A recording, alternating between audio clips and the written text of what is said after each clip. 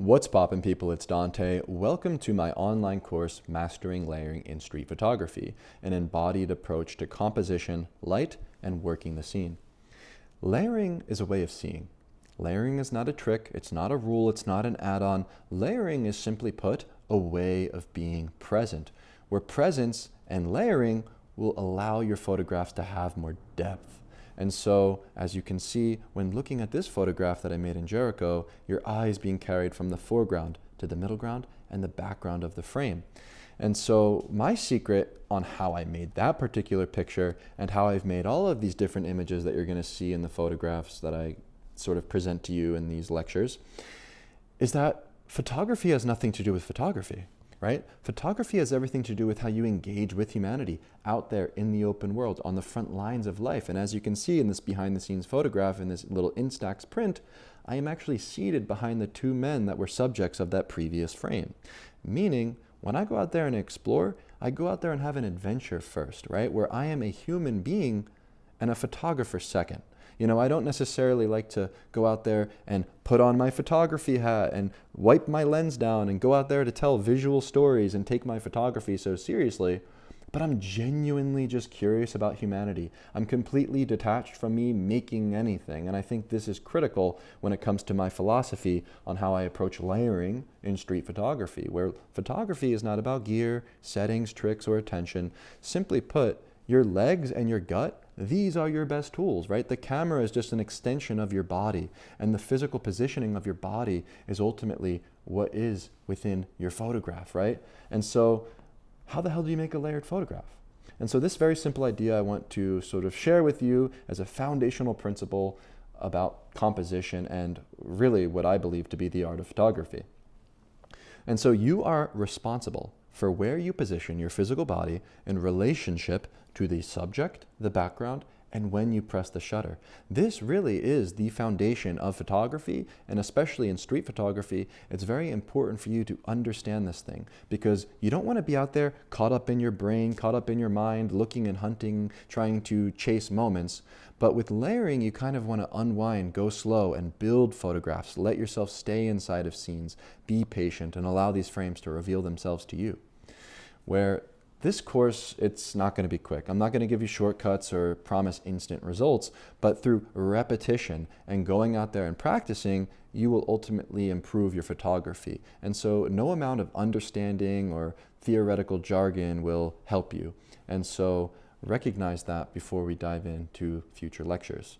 And so I encourage you to go out there and have the adventure of a lifetime. You have to be out there and be present when you press the shutter in order to come home with a layered photograph. You actually have to go out there and live life and experience all of life's complexities. This to me is at the forefront of my practice in street photography.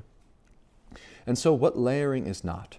Layering is not a trick, a rule, something you add, or something you force. Layering is not about making things look complex. Layering is not about stacking chaos or visual noise. Layering is not about impressing other photographers. Simply put, adding more does not make the photograph better, right? More chaos does not mean the photograph is going to have more depth. Complexity, this is often going to kill clarity.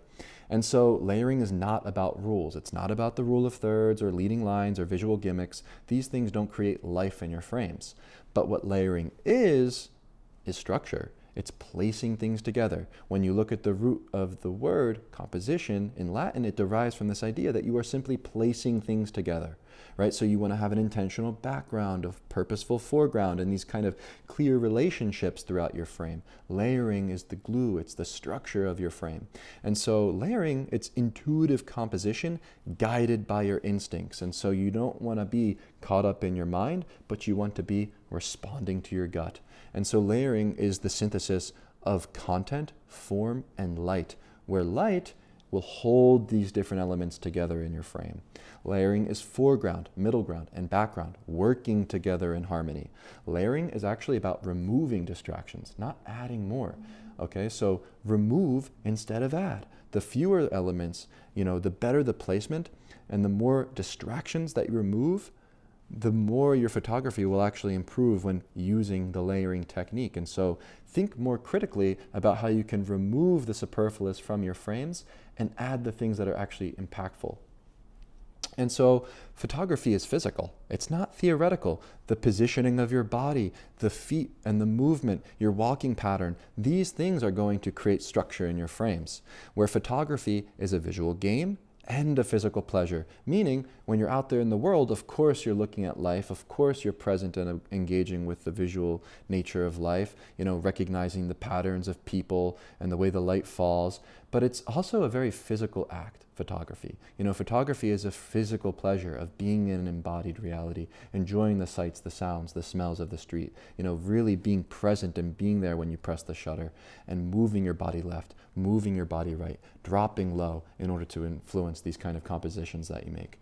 And so layering is all about presence. Layering is all about making sure that when you're out there, you're in the moment. And so don't binge this course. This isn't going to be content for you to consume. I'm not going to give you a checklist of things that I want you to do. I encourage you to take this course one lesson at a time and recognize that practice matters more than theory. Where the street, this to me is the ultimate classroom. I never want to feel like I've mastered street photography. I simply want to be an amateur forever, where the street is a playground. The street is my classroom, and I forever want to be a student of this game, of the streets. And you too should look at photography this way, where it's an endless expanse for you to grow and an endless expanse for you to improve. And so through practicing with repetition and going out there and making the street your playground and making the street your classroom, you will learn with each click of the shutter. And so with layering, you're going to really have to embrace the mundane. The name of the game in street photography is embracing the mundane. You may feel bored at times when you're standing out there at a street corner waiting for things to align, but this is going to be very important for you to think about before entering this practice of layering, is the simple fact that you must possess patience. And so when watching these videos, I encourage you to watch them first, gather the ideas, and then go out there and practice, come back, rewatch the videos, and then maybe you will start to recognize some of these ideas more concretely when you actually go out there and practice these ideas and things. And so the details will then land differently, and your learning will compound throughout this course.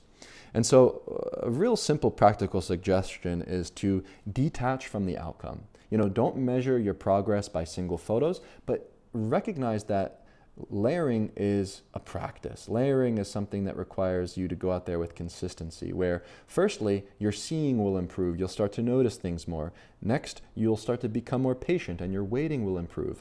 Thirdly, you'll become a little bit more intentional and this will improve, right? And the results, these things kind of come later, right? And so with street photography, especially layering in street photography, it's mostly failure. 99% failure, 1% success. And so don't measure your success by single images alone, but over time through embracing the process and recognizing the different steps that you're making progress within, whether it's your ability to see or your ability to wait, these matter more.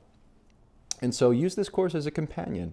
Revisit the lessons, look at the text underneath the different lessons. I'll be sharing with you essays alongside these different modules with behind the scenes video content. There will be contact sheets and photographs for you to look at.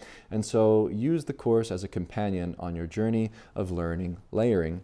I encourage you to watch a lesson, right? Go outside, put it into practice, stand still in one place, and really start to recognize how you can approach the streets with this art of layering. And then come back and rewatch the videos and then apply that new insight to your practice the next day you go out there and shoot. And so with photography, I have a very simple goal, and I encourage you to also strive for this goal. The goal is curiosity, right? The goal with photography has everything to do with waking up with enthusiasm for the day, to go out there in the spirit of play, to practice your photography. And so I find that by waking up this way with curiosity at the forefront, it encourages me to just go out there and press that damn shutter more. And the more that you press the shutter and the more that you chip away at life, the more that you embrace the mundane and bring your camera for the ride, the more the results will come. But it comes with time. And so now go outside. I encourage you to go out there and find yourself at a place where you may have never been before. I encourage you to embrace the unknown. Get on a bus, get on a train, walk a different way. You know, when you go out there with your camera, go out there with an open mind, without any preconceived notions of what you will find. Find yourself at a beautiful scene where you have a nice backdrop and maybe some people moving in and out of the frame, and start to understand how you can make these different relationships from the foreground, middle ground, and background, and start to see more deeply and start to add depth to the way that you look at life firstly, and put these ideas into practice. And so thank you for watching this first video. I will see you in the next one. Peace. What's poppin', people? It's Dante. Welcome to Module 1, Layering Fundamentals. Today we're going to be discussing more deeply about what is layering in street photography. So essentially, layering a structure. You know, I think there's a misconception generally about layering where you think it's all about the complexity and about stacking lots of different things and people throughout the frame. But my idea with layering, it's really just like the foundational principle of composition in photography, where adding structure to life. This is the ultimate goal of the photographer, right? To put order to chaos. And the difficult thing about this is that life is out of our control. Life is spontaneous, but structure, you know, this is something you feel before you see. You know, you're looking at life and you're looking at all of these subjects and moments, but really that intuition, that feeling that you have through looking at the different relationships between the moments that are occurring in relationship to the background and the relationships you can build between the different subjects. This is ultimately the art of layering, you know, where you're not just looking at a single moment, but you're looking about how you can relate these different moments together, right? It's not just about the subject. With street photography, we get all caught up in the hunt, you know, looking for that next best photo, looking for that next moment, looking for drama or something visually interesting. But the beauty of layering is that the art of it all comes down to how you can add structure and build relationships between different things, between different elements. And so layering exists in time, you know, the position that you take in the world, where you stand, how long you stay, and how you observe the scene evolve is ultimately going to be reflected in the result of the photograph you make. And so patience is very critical, and it requires you to make lots of photographs and work a scene. And so what that means is, I oftentimes love watching a scene unfold, and I never leave that scene until the scene leaves me. And so I make lots of clicks of the shutter in order to come home with these kind of images. And I believe that you should too. You should be patient and photograph through the scene as it unfolds. And so if you rush, the layers are going to collapse. And so you really must be patient in order to make these kind of frames. And so when you look at a single moment, you have that sort of visual impact immediately. You see a face, you see a gesture, and your eye moves on. But as a viewer looking at a layered frame, your eye travels throughout the foreground, middle ground, and background, almost like a visual feast. And so before you raise the camera when you're out there and you're photographing at a particular scene, recognize the background firstly. You know, commit to that background, commit to that scene, and be patient and wait. Where here in Philadelphia, I was using this bus stop as my choke point, you know, where I had this understanding of people moving in and out of the scene as I am looking here at Market Street, and we have this shop in the background with the beautiful popping colors, the advertisement on the side of the bus stop, and I had my frame set. I had my background set firstly, and then I was waiting as people entered into the frame. And so this is a very simple technique and a very simple way to look at life while you're practicing layering.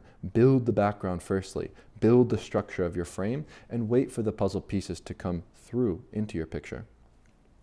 And so when you're making pictures and you're chipping away at these particular scenes, the shutter isn't creating the photograph, right? It's confirming it. You'll feel it in your gut when you click the shutter. I think that the act of making the picture is almost like you're chipping away at life. And then as you watch life unfold, it confirms the moment through the photograph you make.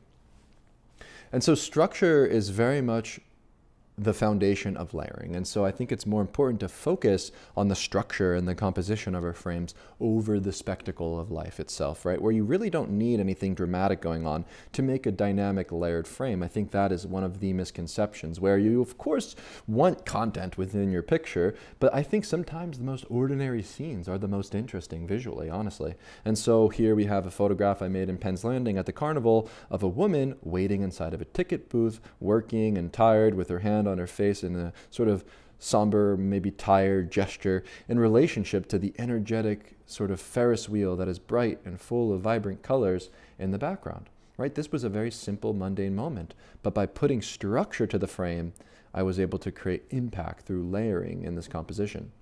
And so layering is a way of seeing, right? You want to make sure that you are patient and not just hunting. If you're moving through the world with intention and recognizing the patterns of nature and human behavior, looking at light, looking at your background, setting your stage with structure, layering will soon become an instinct, but it requires you to slow down and to see deeply. And so from here on out, when you're looking at life, treat every scene as a question. Why layered photos feel alive? So layered photos are going to hold your attention, right? When you look at a frame that has depth in the image, you're going to stay, you're going to explore, and the image sort of unfolds. Where we don't experience life in one instant, right? When you're looking at life, you're not just looking at one person or looking at one thing, but you're enjoying the sounds, the sights, the smells of the street. You're looking at the people and the way they move with their feet. You're looking at the architecture. Maybe a bird flies by, the light hits at a shaft. You know, there is something about all of the complexities of life that I believe we can achieve through a photograph by using layering, for this ultimately mirrors reality. That's why it works. And so depth creates engagement for a viewer. From foreground to background, your eyes will move throughout the frame and the viewer will stay longer. But I also believe layering isn't something that requires visual depth, but we can use layering in multiple ways. For instance, stillness and movement, where here in Baltimore, I photographed this man smoking a cigarette standing against the wall on the right-hand side in relationship to this little boy playing and jumping and leaping against that brick wall in the foreground of the frame, sort of separating the movement and stillness in the picture, adding a different kind of tension and a different kind of energy in the picture, where the static subject in relationship to the moving subject also creates visual interest. Layers are going to slow the viewer down, where the photograph that you look at when it's full of dynamics from foreground to background aren't necessarily going to be resolved instantly, but it's going to have the viewer constantly returning and looking throughout the picture for more details. And so the structure of the frame can carry an emotional weight, where when you intentionally place certain gestures, when you intentionally place certain subjects together, these relationships that you build can carry emotional weight. Here I made a photograph of a baptism in Zambia in the lake, and I dropped to a low angle in relationship to the faces of the tension on the faces of these men who are being dunked in the water by the preacher as his hand outstretched against the blue sky. I created this sort of emotional, impactful photograph through the way I dropped low and structured the frame. And so when a photograph is busy, that doesn't necessarily mean it's alive, right? I think sometimes when you have fewer elements with a clearer purpose, the photograph can then breathe and have more impact for the viewer. And so don't always think about layering as this sort of act of putting together a million different things, but always come back to this foundational principle of composition and structure as the idea that you should hone in on when practicing this technique, you know, where if everything is loud, nothing will speak. And so this is a very simple thought, but less is more, right? And so the difference between single moments and layers is that a single moment, it's all about the timing, right? That fast reaction and immediate impact. Here I made a photograph of this boy throwing a baby stroller against the looming wall, and it was a very split-second moment, and when looking at it, it's a very impactful, immediate photograph, where the difference between single moments and layered moments is not necessarily subtle, but it's very much significantly different, where, you know, there's sort of, there's not like one that's better than the other, but they're just asking different questions, and they sort of engage with your eye as a viewer in a different way. Where a layered moment, it's about sort of building that sort of photograph over time, right? Where you're waiting and you're patient, and sometimes you don't know if it's going to work out. But then when you make a photograph of a moment, like this boy here in Zambia doing a backflip in the sand, I can synthesize that content with the structure of the frame as there's other children playing throughout the scene from foreground, middle ground, and background. And so taking that idea of photographing a single moment, but making the relationship of that single moment throughout the entirety of the picture. And so when I'm making layered frames, I make sure that I am prepared. And so here in Zambia, I was prepared. I made lots of pictures here at this scene when I clicked the shutter. However, I returned to this same location over and over again because I had an understanding that this church is a choke point. People are always gathering at the church, moving in and out of the scene. And so I made sure to approach this scene over and over again until I came home with this photograph. And so street photography requires consistency, repetition, and time spent out there in the world. And so as I was approaching this scene, I was already prepared because I knew when people would arrive, and I knew that if I were to frame the structure, firstly, with the background, using this brick wall, using this church, using this doorway and the blue sky, I was able to create structure throughout the frame, setting my stage and allowing the composition to sort of fall together naturally, right? And so as I was observing this moment, I worked back to front, starting with my background and looking as the children were playing, revealing themselves behind the wall there in the center of the frame. In relationship to this person here against the wall, in the foreground, we have two children that are engaging in relationship to this other child who is moving on the right-hand side of the frame. And these things fell together naturally as I set my stage and I set the structure of the frame intentionally with preparation. And then the way in which the people move throughout the frame, of course, were out of my control. They were dynamic in the foreground with the children's interaction, but then I simply chipped away at the scene through making this sort of frame through structure, through preparation. And so that's the difference between layering and sort of finding single moments, right? Where a single moment, you're simply going to react and move on, make one quick picture. But with layers, it requires preparation. And so when you're looking at these frames, it's not necessarily just going to be a visual punch like a single moment, but a way for the viewer to explore all throughout the different areas of the picture. And so layering doesn't just hit with impact. It unfolds. It's almost like you're chewing a delicious steak and you're enjoying all the multifaceted flavors, right? There's something about a layered frame with its complexity that allows the viewer to sort of have a visual feast.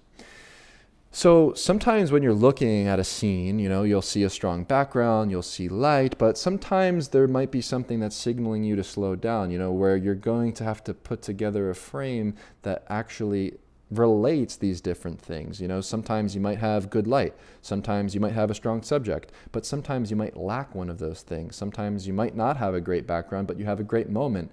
And so really layering comes down to synthesizing those elements, and it really does require you to slow down and to wait and to be patient and to understand your environment. And so I encourage you when you're out there on the street to choose intentionally. You're not always going to be fishing and waiting and trying to make these layered frames. There's not one approach to practicing street photography. You're really going to have to read the scene. You're going to have to either stay or move on and sort of adjust your pace as you're moving through the street.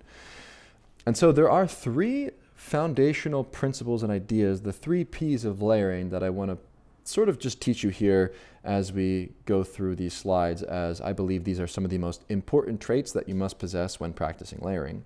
And so patience is the most critical thing, right? Where the longer you stay, the more patience you have, the better your photographs will become, because sometimes things happen that maybe are at the very last second, right? Here we have a scene that I photographed in Mumbai, and there's lots of people, there's a skyline, there's dogs, and there's so much energy in these particular scenes. And so you can't just approach it, make one photo and move on, but you have to let the scene finish. You have to resist moving on, and sometimes time will reveal the structure of your picture.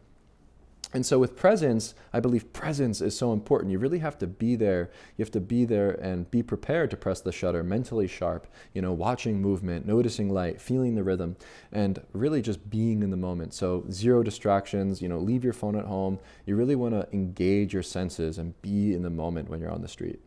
And then finally, position, right? Ultimately, a composition is the result of your physical position. And so where you stand matters, right? The small movements, they do refine the frame. And so you're going to be solving the structure of your composition physically by moving left, by moving right, by dropping low and making micro adjustments with your 2 feet. That's how you compose on the street. It's not through zooming with a lens, but it's through moving your physical body. And so patience is going to give you time. It's going to allow you to work the scene, where presence will give you awareness. It'll allow you to notice different things, light, shadow, gestures. And then position, this is going to shape the layers together with structure. And so all of these are required when practicing this particular technique. And if one of these break, the whole frame becomes weak. And so sometimes you're going to notice a scene isn't working out, but you got to ask yourself, am I patient? Am I present? Am I in the right position? You really have to adjust your physical body and adjust your intention before just moving on, right? And so here in Tel Aviv, I noticed this person sleeping on this chair, and it was a singular moment, right? And so I'm looking at this singular moment on the beach. But then what I did was I moved my 2 feet in relationship to this umbrella. So I filled 1/3 of the frame here on the right-hand side in relationship, of course, to the main subject. But then as I set my stage and I had structure throughout the frame with this signpost, with the horizon line, I was waiting patiently for somebody else to enter the frame. And then finally, we have that person walking on the left-hand side. And so these things come together intentionally through physical positioning, recognizing the different elements that make up a scene and putting these things together and putting these ideas into practice, right? Where I noticed the structure that I could build through the umbrella, the person in the background. I noticed that I needed to be patient to wait for that person in the background. And then I was just simply present and enjoying the sounds of the water crashing, aware of the different things that I am surrounded by, such as that signpost, such as the horizon, the umbrella. And then naturally these things came together before I just simply moved on from the scene, right? If I just made a quick picture of that person sleeping and moved on, I wouldn't have added the structure that creates the dynamics of layers in the scene. And so these kind of mindset shifts and techniques are not hacks, right? These are daily habits. These are something that you must be responsible for. And so I believe that when you apply these things in your technique, when you apply patience, layering is going to simply become natural, and you'll start to see this way with depth. And so the 5 most important principles of layering are all about presence, patience, and position once again, but we're going to now dive deeper into how I apply this in practice on the street through this example here from Baltimore that I made a photograph here of this rainbow here in the background on the streets of Sandtown, Winchester. And so you can see in this contact sheet behind the scenes how I essentially made the frame. And so I, of course, recognized the moment of the rainbow, but then in order to add depth and structure to the frame was looking for a foreground element and then naturally built the frame around that. And so we're going to break down pretty much step by step how to make a layered photograph. And so start with a strong background, right? You want to give clear structure to your frame. And so by utilizing the street and the sidewalk and the way it's moving into the distance there on the right-hand side of this frame, I set the foundation for more layers to enter throughout the frame, using the wall in the foreground on the left-hand side to give structure to the different elements throughout my frame. And so I started to add with intention the elements that I was interested in, of course, the rainbow being that primary interest. And so I had one strong idea here. I didn't have a million different ideas. And so because I was simply focused on including the rainbow, I filled half of the frame with that element, adding it with intention. And then creating separation gives clarity to the frame and gives structure. So here in the foreground, I was observing this man drinking his coffee on the corner. And as he was in front of the wall, I created some clear separation between him and the background, avoiding overlap between him and other elements by positioning my body on the left-hand side so that I can actually emphasize his silhouette against that background, allowing the sort of rainbow and the right-hand side of the frame to have breathing room for that sort of visual relief. And simply waiting for relationships, fourthly, is all about sort of allowing the scene to unfold naturally, right? Sometimes a gesture will occur, sometimes another person will enter the frame, and these things require patience. Right? So I set myself up at a choke point, looking at the rainbow with intention, making sure there is no overlap between my subject and the foreground. And then naturally, as time unfolds and I'm patient at the scene, this man on the right-hand side leaps over that sidewalk with his umbrella in hand in perfect stride. And this is something that you can't really predict, but you can sense the possibility of more things occurring in your photograph. And so you'll stop then when the frame is complete, right? You'll sort of notice when things come together naturally. You know, your click of the shutter will confirm when it is complete. And I find that you'll know when to stop once the scene sort of naturally leaves. And so don't leave the scene until the scene leaves you. And so knowing when to stop photographing, this is also a part of seeing, and you're going to start to naturally pick up on these cues and naturally understand when to simply stop shooting.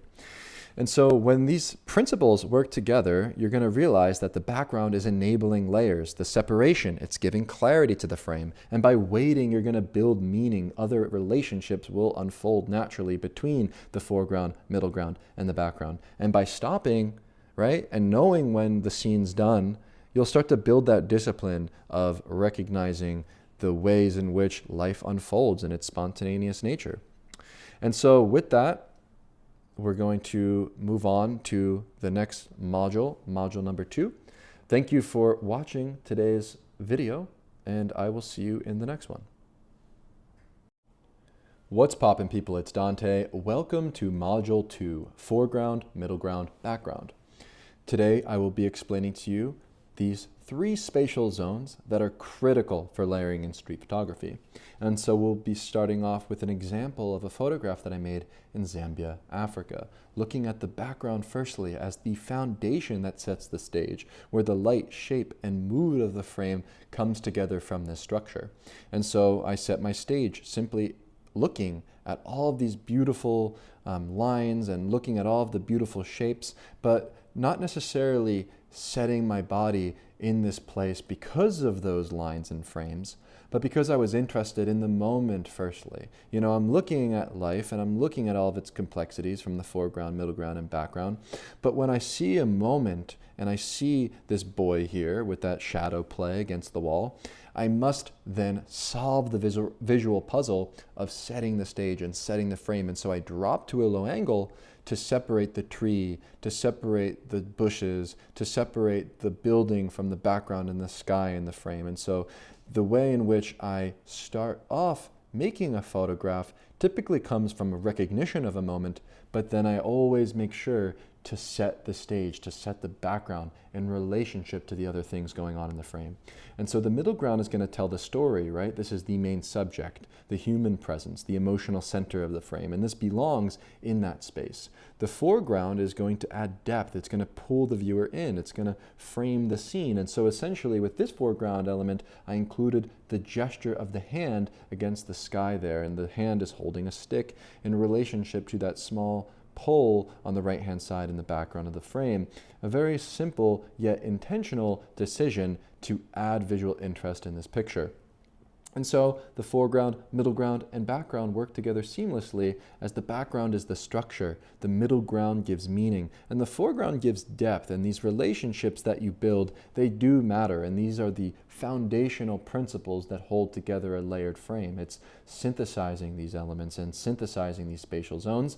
And so as you go out there and you start to observe these moments and things that are fleeting and the spontaneous nature of everyday life, you're going to start seeing like this with the 3 spatial zones, and making sure that your physical position and relationship to those moments create a cohesive composition.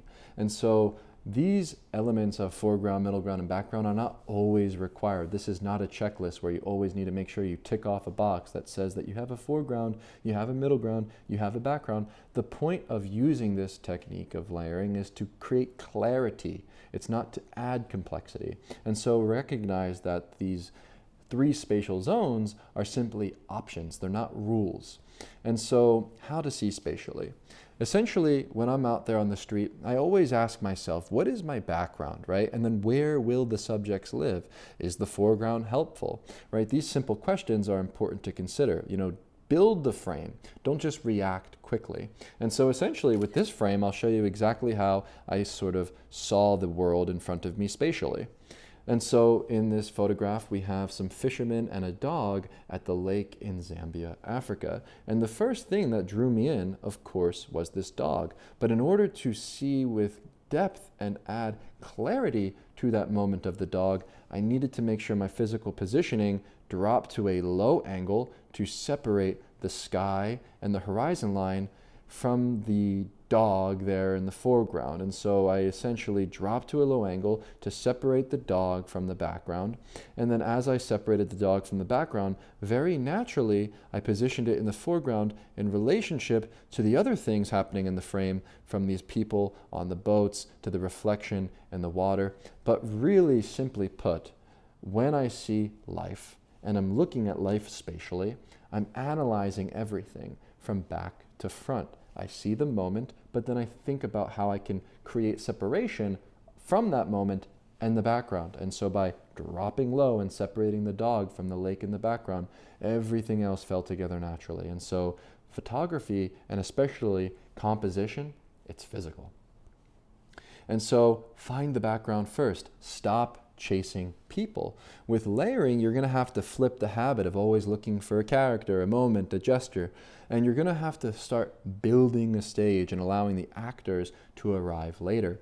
And so the background is the anchor. This is what holds the frame together. It really does determine the readability of the frame, and it sets the energy and the mood of your picture. And I believe that a subject that's interesting isn't going to be saved by weak structure. And so if the background doesn't work alone, it's not really going to help you if you have like an interesting subject in the frame. I think what makes a strong background, it really comes down to a few different things. You know, I ultimately find that light is the thing that really puts a frame together. You know, the way the light casts upon surfaces, people, places, and things, it gives form and shape to an image. And so you might find light on surface, a clean shadow, a graphic shape, a simple structure, and then build your frame around that.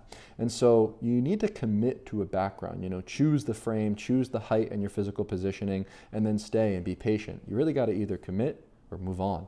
And so with layering, you're gonna start anticipating things very naturally when you're present. You know, what could happen here? Where gestures might land will start to become a little bit more obvious to you. You know, you're going to start being able to time and sort of anticipate moments over reacting and responding quickly to moments, where essentially people, moments, and the things that happen on the street, they're out of our control. But when you set your stage and you find yourself at a choke point with a clean background, you can start to put order to the chaos in your frame. You can start to have control over these moments and start to anticipate the spontaneous nature of life, right? This, to me, is the art of street photography. It's embracing the spontaneity, but then finding a way to put structure to it all. And so here in Mumbai, India, I was walking through Dadavi and discovered this beautiful playground with lots of children and chaos at the scene. And so the first thing that I did to make this frame was I dropped to a low vantage point. I dropped to a low angle to separate the subjects from the background, right? So we have this background of the blue sky, and I dropped to a low angle at the children's level to separate the subjects from the background in the frame. And then when I sort of dropped to this low angle and put my body in this place where there's lots of energy and chaos, I simply allowed the chips to fall as they may, allowing the other children within the frame to sort of fall together naturally through my physical positioning. And then finally, I noticed how this one boy was playing with a toy gun, you know, throwing it in the air, gesturing everywhere, and it was a very chaotic moment. But because I had the stage set, because I was present and had the background clearly visible, I had my body in the right position, the timing of this moment of this boy throwing the toy gun out from the left-hand side of the frame fell together very naturally through anticipation of me being there, being prepared, and watching the gestures and anticipating where they could land. And so this is another example from Mumbai, India that I will share with you that is a very good example on how I use the background as structure, but also use it as a way for me to control the outcome of the photograph. And so you can see in this photograph I made of this bird at Bandra Fort flying perfectly within that empty doorway on the right-hand side of the frame. And you might look at this and think that it was a very lucky moment, but actually, as I will share with you, the behind the scenes of this particular moment as I'm photographing, you know, you'll see a POV video from my GoPro. I was exclaiming out loud at the end when I was making the picture that I was actually anticipating to make these relationships between the man in the window, between the people in the foreground, and this bird flying in the background. And so watch from my POV, and then I will explain to you how I made this photograph with intentionality.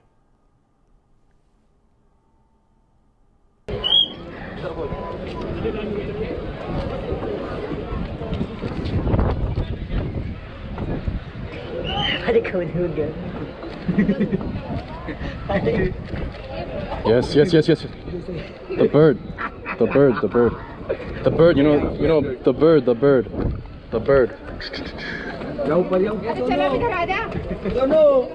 I want one, and then the bird.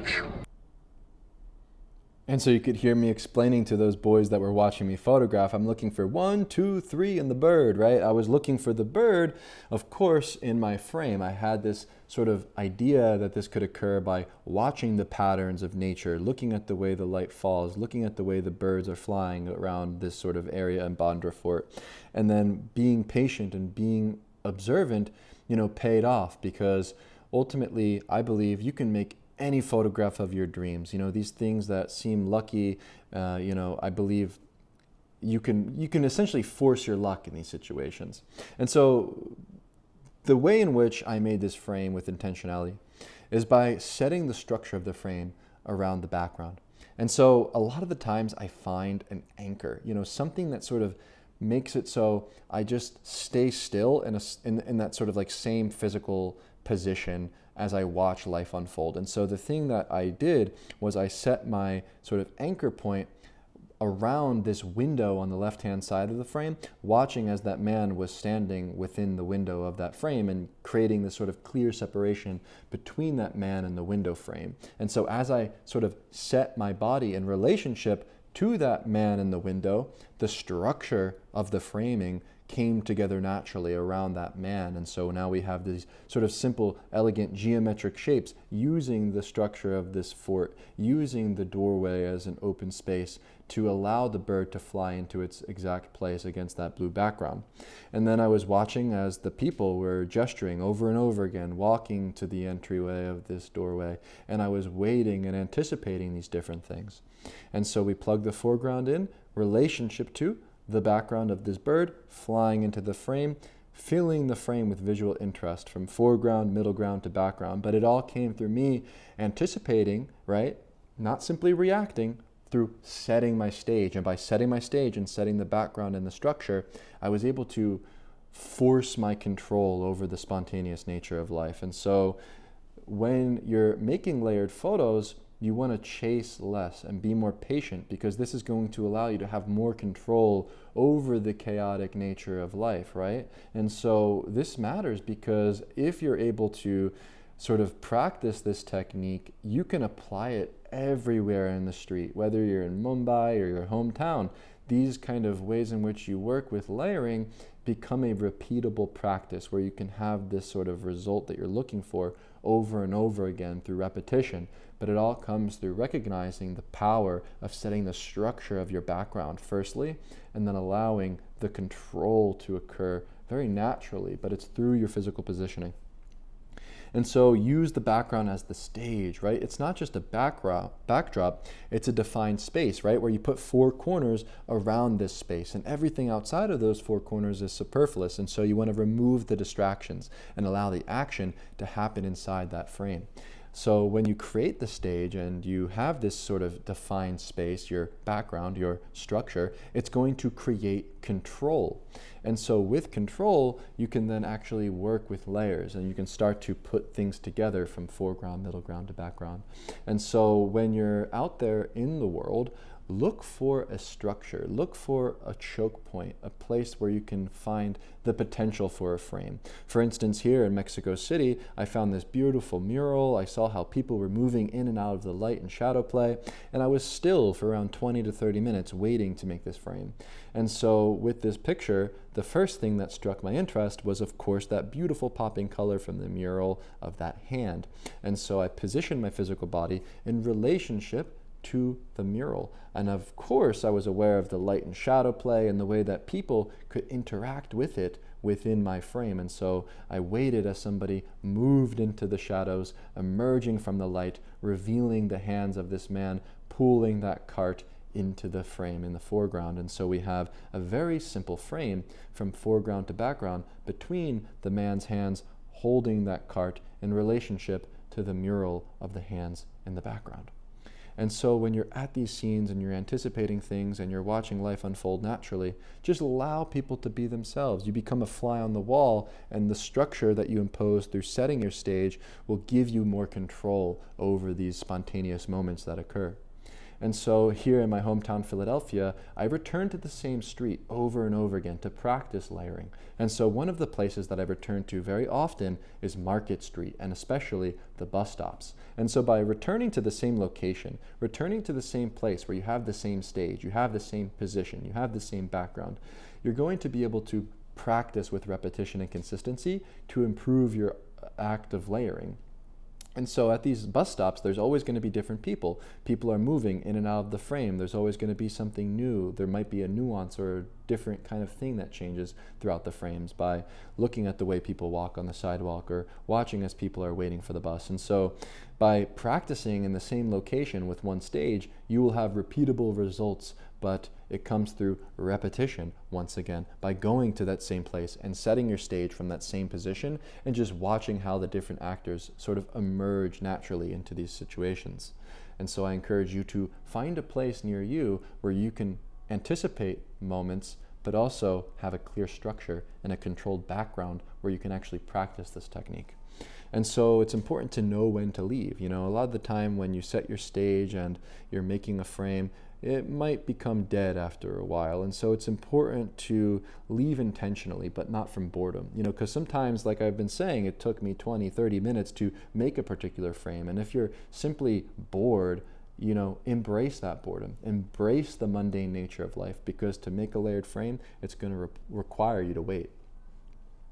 And so now we're going to be discussing how to use the foreground intentionally, right? Where the foreground, it's not just decoration and you're not just adding it for more complexity. It should serve a purpose, right? I don't think that we should just plug in a foreground for the sake of it, essentially. The foreground must do something or it will do nothing, right?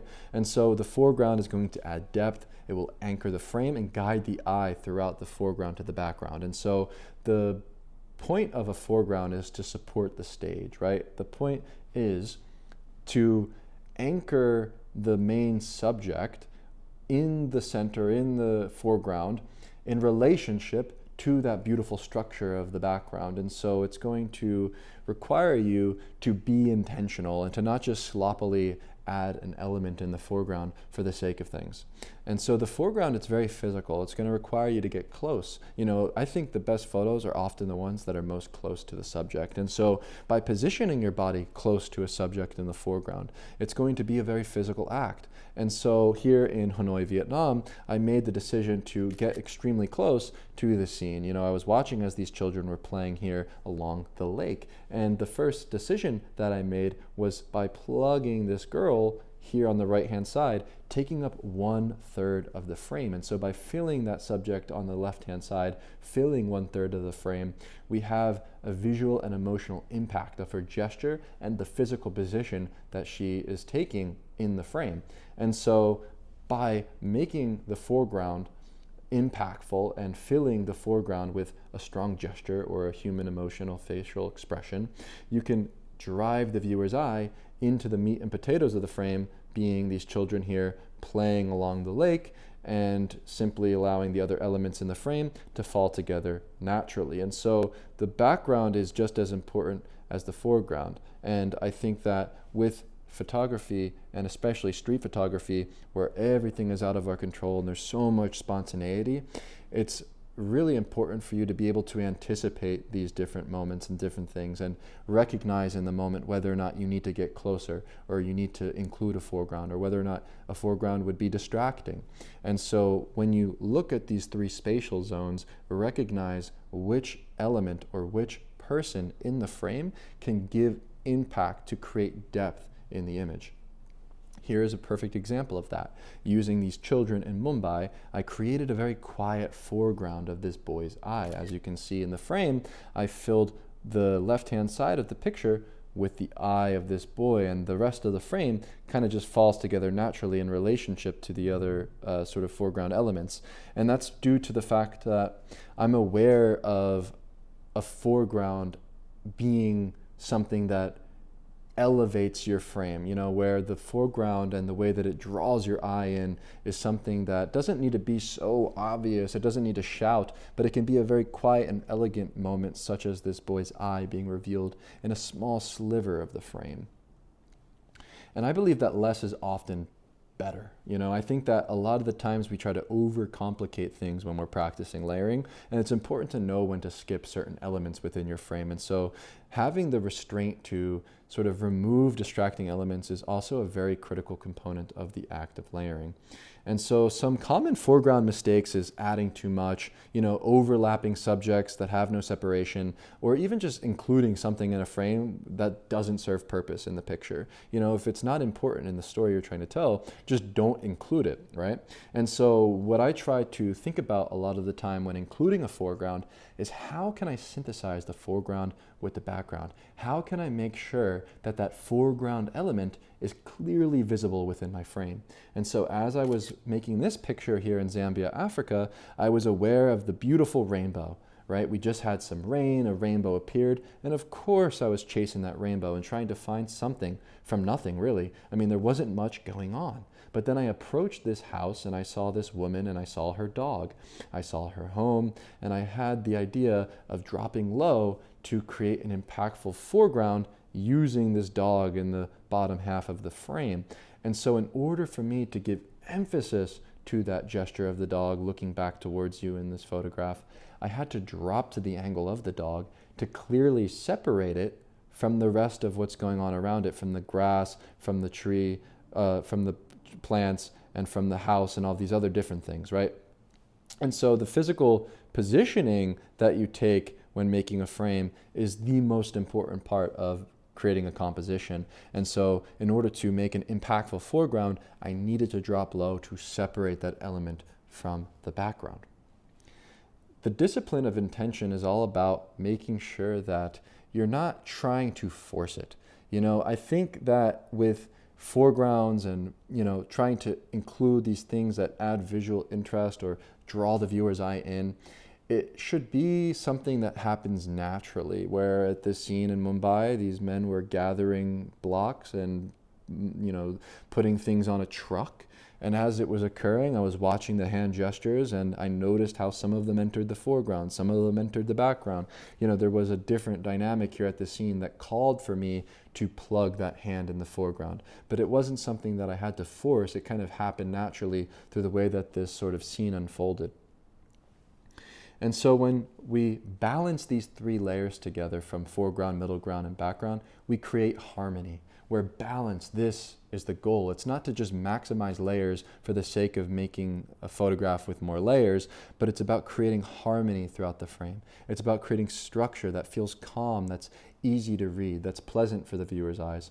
And so I believe, though, that balance doesn't necessarily mean that there's equality throughout the frame. That doesn't necessarily mean that there's only one layer, right? But the other layers in the frame support the balance that you're trying to make. And so avoid visual confusion where the hierarchy in the frame matters when creating layers in your frame. For instance, here in Baltimore, we have a simple moment of a man smoking a cigarette with his son on the right-hand side playing against the railing, and I made sure to drop to their angle to separate the man with the cigarette in relationship to the boy to create hierarchy between these two different people within the frame, from the foreground to the middle ground, and then using the crushed shadow area as a clean background. So balance is all about creating harmony. It's about making sure that the things within your frame, the gestures, the people, have their own clear individual space that support everything else that's going on in the frame.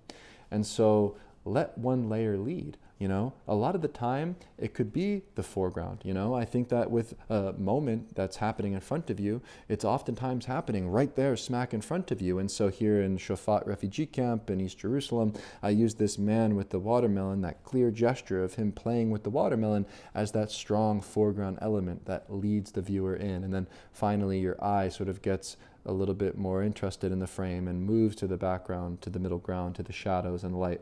And I believe that it's important to choose intentionally when you're at a scene and recognize which one you want to include firstly. And so if you're making a picture, you want to make sure when you're using layers that these aren't competing with each other. You want clear separation. You want to make sure that the depth is created naturally, that you're not forcing anything. And I think that when you're making a layered frame, it's important that not one part of the frame is stealing the attention of the viewer. And so separation is very important, and making sure that there's a hierarchy to create harmony. And so this is going to preserve the balance. And one of the things and elements that I believe puts this all together is light, and the way the light casts upon the space. It gives shape and form to the faces and the moments. And so using light is a very simple way to create structure, balance, and harmony in a frame, as it will give each person a defined space.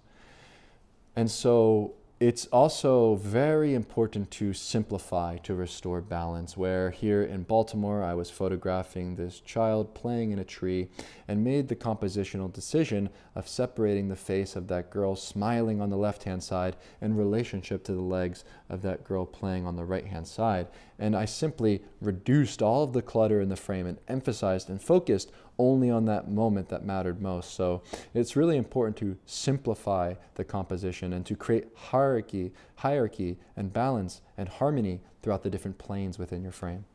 And so balance isn't necessarily something rational, right? It's not something that you can really calculate by looking at the composition like it's a rule of thirds, but you really have to feel the potential of a space. And when you go to a location and you're photographing, trust your gut, right? Trust your intuition and the body and the way that you physically position yourself in relationship to these different moments. I find that that is extremely critical, where you don't want to always be so rational, right? You want to feel the sort of essence of a moment or a scene and sort of respond naturally through your intuition. And so now I'm going to give you a step-by-step method for layering in street photography. Firstly, slow down and scan. Look at the light, look at the shadows, look at the different things that are occurring at the scene, right? And so when I'm approaching a scene to photograph, it's usually something visual or something emotional that strikes me that makes me go and actually try to achieve a photograph of that thing. And so here at this scene in Zambia, Africa, I'm observing as these children are playing against this empty frame. And the first thing that drew my eye in was this shadow on the wall. And so essentially, I made sure to find the background that supports that thing that caught my eye visually, which was the shadow. And so I essentially used the wall, I used the poles, and I used that doorway as a structure to sort of hold together the content and that thing that visually interested me, which was the shadow in relationship to the children playing. And then finally, thirdly, you want to choose your position, right? And so by looking at that shadow as the thing that was visually interesting to me, that became my anchor. Right? And so I chose my position to create this composition in relationship to that shadow, the background, and of course, trying to synthesize the middle ground. And so fourthly, you want to wait for the middle ground, these sort of like spontaneous moments, the side characters, the other things going on in the frame, they kind of come together naturally, and you're going to have to be patient to allow these things to occur and sort of let the scene build up. And then fifth, we're going to be deciding on the foreground, right? And so the obvious foreground for me making this picture was this boy who was hanging on this pole and was very much close to my lens. And I believe that, this of course is an option. You don't always need to add a strong foreground in your frames, but I oftentimes find that when you're in a situation like this where there's lots of children playing or there's lots of action, that it's very easy to plug a foreground element in. However, the light and shadow play at this particular scene is what elevated it from a mundane moment of a child playing, as his eye is revealed in the light and shadow play. And so watch for relationships, right? So sixth, I want you to watch for the way in which the foreground interacts with the background. Look at the way the light and shadow play casts upon the scene, right? Look at the way that people are moving or people are still. The alignment of these things really do matter and set your photograph apart from a flat image to a layered image. And so seventh, I want you to shoot deliberately. right? You're going to want to respond when something clicks. When you see the moment unfold, make sure you're photographing through the moment, right? You don't want to just press the shutter once and move on, but you're going to want to shoot deliberately as things are unfolding naturally. And a lot of the times I'm making lots of frames. And so you can see here in this contact sheet, we have lots of frames made. And so know when to stop, right? You want to make sure that you're milking the scene until it's pretty much beat, right? You want to make sure that as you're photographing, you're watching for relationships, you're observing, and you're moving your body in relationship to those things that you're interested in, whether it's the shadow or the element in the foreground of the gesture, right? And you're going to want to make sure that when the scene sort of naturally dies down, that you know when to leave and when to stop photographing. And so my simple mantra is that I don't leave the scene until the scene leaves me. And so this becomes a repeatable method, right? This sort of art of layering is a repeatable method that works anywhere, right? This becomes an instinct over time. And as you practice and as you go out there with repetition, you're going to start to enter the flow state where you'll start to just recognize these patterns. You'll start to recognize the three spatial planes of foreground, middle ground, and background very easily, right? And so where you stand, ultimately, this is the photograph, which is interesting, where composition is extremely physical. And so here we have a scene that I photographed of a bus stop in Philadelphia, in my hometown, just right down the street. And so I was very much interested in the light and shadow play here. I was interested in that geometric shape of the way the light casts upon the pole, firstly. And so I moved my physical body and I positioned my physical body in relationship to that light on the pole in the foreground. And then as I was observing the scene and building the structure of this frame, I noticed that sign on the left-hand side and made sure that I separate that sign cleanly against the blue sky to sort of serve as my anchor point that allowed me to relate the foreground to the background of the frame. And so I was aware of light and shadow, aware of the people and the way they were moving. And as this man emerged on the right-hand side of the frame, I clicked the shutter as he enters into that space and creates this strong silhouette effect, filling up 1/3 of the frame. Finally, waiting as people aligned in the middle ground of the frame, we have this man and his simple gesture in the light, sort of looking downwards in the center of the frame.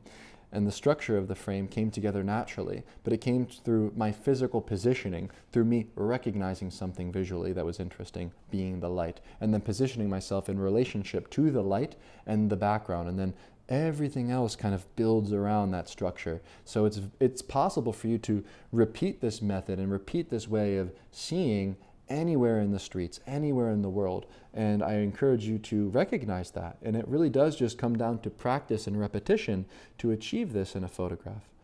And so hopefully some of these tips helped you, because I believe the art of layering, as much as you can study and read and watch this video and look at my examples and things, is going to come down to actual real practice. So I encourage you, now that you've finish this module here about foreground, middle ground, and background, to go out and to find a place where you can put this into practice.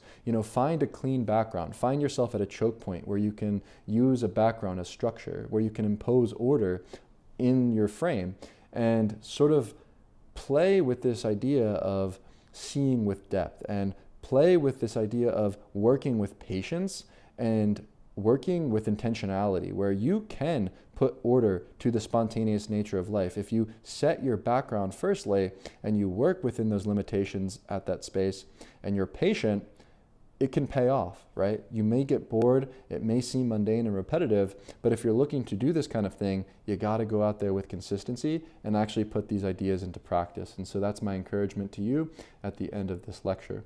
And so thank you for watching this one, and I will see you in the next one. What's poppin', people? It's Dante. Welcome to Module 3, Composition for Layering. And so the first fundamental principle I want to express to you is that composition is physical. Composition happens with the body. It's not in your head. As much as we have two eyes that allow us to see, composition derives from your physical body and your physical positioning. When I made this photograph of these children running down the sidewalk here in Baltimore, in order to put order to the frame and to make sense of the chaos, I had to drop to a low angle to separate the subjects from the background. And so your physical movement and your physical position is going to shape your image. Where composition is very simple. Composition is a result of where you place your physical body in relationship to the subject, the background, and when you click the shutter. Where composition starts with your 2 feet. It starts with where you stand, and every small step changes everything. And so in order to separate the different elements within your frame with layers and depth, you're gonna have to start to move. You're gonna have to recognize the physicality of photography, firstly. Where the physical position that you make determines the compositions that you take, right? Where the frame that you create on the street, it derives from movement. We have to recognize this firstly. Where you're walking, you're observing, you're slowing down, you're shifting, you're responding, and that physical act of moving through the world is going to influence the photographs you make. And so here we have an example of a photograph I made of a boy doing a wheelie on his bicycle, riding along the streets of Philadelphia. And in order to capture this very quick, fleeting moment and add depth and layers to this single individual moment using that background of the skyline, I needed to be quick, on my toes, and drop to a low angle physically in order to put order to this chaotic frame. And so we have in the foreground of the frame the hero, the subject of my interest, being the boy doing the wheelie on the left-hand side, separating him from this beautiful background of the skyline on the right-hand side, adding depth and layers to this frame. Finally, we have this beautiful blue sky separating that subject from the background. And so when I made this composition, it was a very split-second quick decision through my intuition to change my physical position, dropping to a low angle, separating the moment from the background. And so when you're photographing, remember, you're physically moving through space and time, where your height will change the composition and influence the things that you create. When you're dropping low, raising the camera, these different micro adjustments and movements can strengthen the form of your frame, can simplify the frame, and influence the compositions that you make. And so when you're layering, a lot of the time you're going to set your stage, you're going to be still and waiting for alignment. And so when you stop moving, this is a choice, right? Where you can now anticipate moments that are occurring in front of you. So here in Penn's Landing, another quick fleeting moment of a scene that I made of some boys doing some tricks on their bicycle.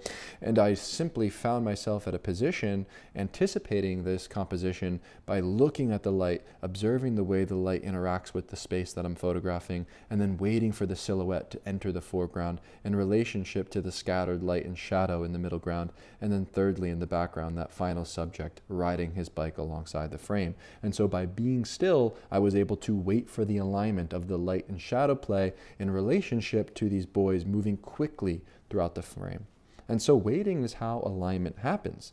And so I find that these rules and these sort of like ideas in photography, like the leading lines, rule of thirds, these are all very basic ideas that I don't believe teach you anything, right? Where you have to actually go out there in the street and make photographs without these things in the forefront of your brain. Because if you do have these ideas in your brain, it's going to cause hesitation and make you miss moments. And so stop trying to impress instead of express at the end of the day. All these sort of techniques and things that are extremely superfluous, where you must be in embodied reality and aware at the moment that you press the shutter. This is where the art of composition comes together. It's while you're out there on the street, feeling the sights, the sounds, the smells of the street, moving instinctively, moving your 2 feet, right? Where repetition, this is going to influence your intuition. Your body learns first, right? This, to me, is what it means to practice in embodied reality. It's a physical experience photography. Your intuition is going to essentially create your composition. I think it's that gut second. That's when you press the shutter. That's the moment where everything comes together. So when it comes to making photographs and creating strong compositions, make sure that you're aware of your physical position and the way in which you move is going to subtly change and influence the composition that you make. So trust your body. Now, with geometry and structure, this is a very critical thing to consider when it comes to layering in street photography, because geometry and form, this is already present in the world, right? This isn't something that you're going to impose or create. You simply recognize it through the way that lines, shadows, and shapes kind of form in the spaces that you're photographing. It's not necessarily something that you have to force or impose. The cities are full of structure when you're photographing. And so here in Jericho, I was photographing a simple scene of this this boy playing with a tire, and I made sure to compose this picture by utilizing the structure of this construction site to my advantage, creating a frame within a frame on the right-hand side, framing the main subject within that window. Finally, we have on the left-hand side the boy here in the foreground, adding depth and layers to the image with the structure of this composition coming together through the way I position my body in relationship to these different shapes, to the construction site wall, to the window frame and the boy outside of that window. And I believe when you're looking at life and all of its complexities, you're going to be drawn to the moment. You're going to be drawn to that boy playing with a tire, drawn to that subject that interests you. But in order to create a strong layered frame with composition at the forefront, you're going to have to synthesize that content with the formalities of composition and look at the way in which you can put together a frame with structure. And so these sort of geometric structures that you find isn't necessarily something that you create. You recognize it in the moment when you're making a frame. So structure, this is what holds layers together. When you have a strong form, when you have a strong shape, when you have a strong background in an image that comes together naturally through the way that the geometry interplays, it's really going to help the moment within your frame be legible and readable and make the image more intentional and impactful. And so I believe that a lot of the best layered photographs are easy to read. You know, I find that simple shapes can be a powerful tool for you to make the photograph much more impactful. So sometimes I find a shaft of light, sometimes I find a background with a nice wall. I think that a lot of the simplest photos that we a lot of the most impactful photos that we make are oftentimes the most simple photos. And this is one of those things in layering that I believe goes overlooked, because with layering, you always are going to be thinking that the composition needs to be extremely complex. But really, layering, once again, it's all about structure and just putting order to a frame. It doesn't mean that you're stacking chaos for the sake of stacking chaos, but using the formalities of composition to elevate something mundane. And so layered photographs, they don't have to be complex, right? And when you're looking at the world and you're finding yourself in tune with the different shapes and these geometric ideas that you can sort of put together in your frames, they come together naturally, and they sort of influence the way that you position your physical body in relationship to the moments that you're shooting. For instance, here in Baltimore, I was hyper aware of the background and the way in which the light was casting upon the sidewalk, and the simple shapes that were formed from the curb to the stairwell to the windows in the back. And I was observant of the boys and the girls and the way they were playing in the street, and simply positioned my physical body in relationship to that simplified background, using geometry, using the formal elements of composition to synthesize the interesting moment within the frame.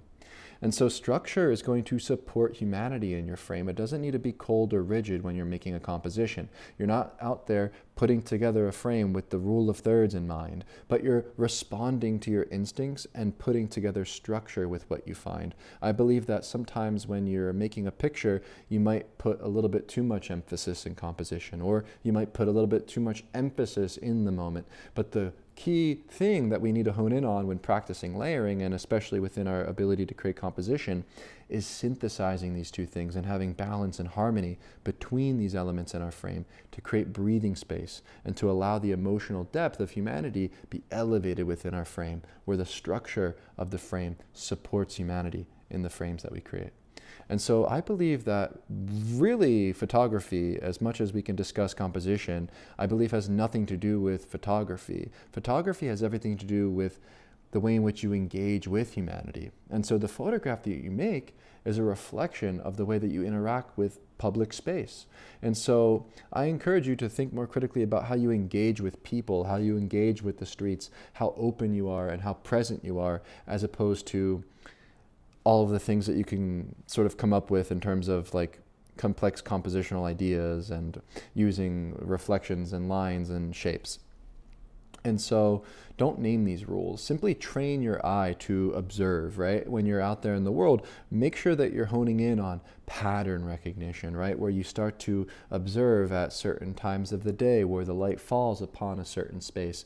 And the more that you become in tune with these very simple things, the more that you're going to be able to train your eye and start to notice geometry and how to impose structure within your frames. And so it's really important to seriously think more critically about how, when you're out there on the street, you can hone in on the intuition and remove all of these decisions from your brain. You know, I think it's important to recognize the physicality of composition and photography generally, where you're moving through the world while simultaneously seeing. You're not seeing firstly and then moving, right? You're actually out there walking, moving, observing, waiting patiently, and seeing, and then clicking the shutter when things align. So photography, as much as it's a visual game, it's also a physical pleasure of being there in embodied reality.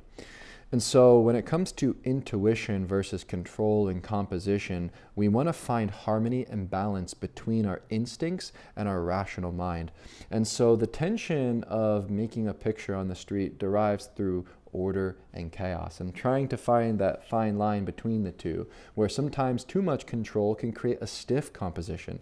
Too much intuition can create too much chaos. And so strong work is going to live in between, with harmony between these two things. And so a composition, once again, it's a result of your intuition, that gut instinct to press the shutter. And so when I dropped low to make a photo of these women here in Zambia, Africa, I knew that positioning my body at that angle would allow these subjects in my frame to become heroes, elevated against that blue sky in the background, using structure to create stability and to help elevate this mundane moment to uplift humanity to a new height. And so with intuition, it's all about timing. It's about feeling. It's not so rational, right? Intuition is going to be that thing that guides you on the streets. You know, when you're out there and you're walking, should I turn left? Should I turn right? You know, that gut instinct is going to guide you. And then when you see a moment, when you see something unfolding, that moment you press the shutter, it shouldn't be something that you're thinking about so critically, but it should be something that you're almost intuitively responding to through your feeling, right? And so intuition is critical, but you have to have a fine line and balance between the rational mind and the intuition to create something cohesive. And so I think that what happens with beginners is you're going to start to impose control way too much, right? You're going to always try to line things up just right. You're going to be overthinking, second guessing, and lacking that trust within your gut. But in order to overcome this hurdle and overcome this block of putting too much control, you really need to let go and sort of let the chips fall as they may. And don't take yourself so seriously when you're making pictures. Don't think about life so rationally when you're on a street corner trying to put together your frame. Of course we want structure. Of course we want to have a sense of control, but you also have to let go simultaneously.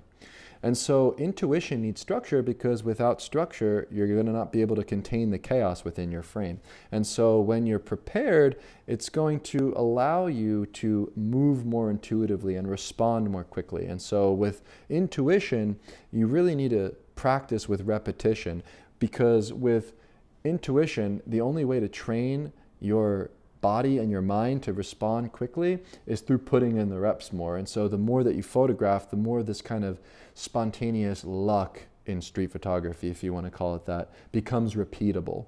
And so it's something that requires you to be out there consistently with repetition. And so I believe that luck, it's something that you can force. You know, when I get lucky on the street, it's not because I was lucky, but it's because I was prepared.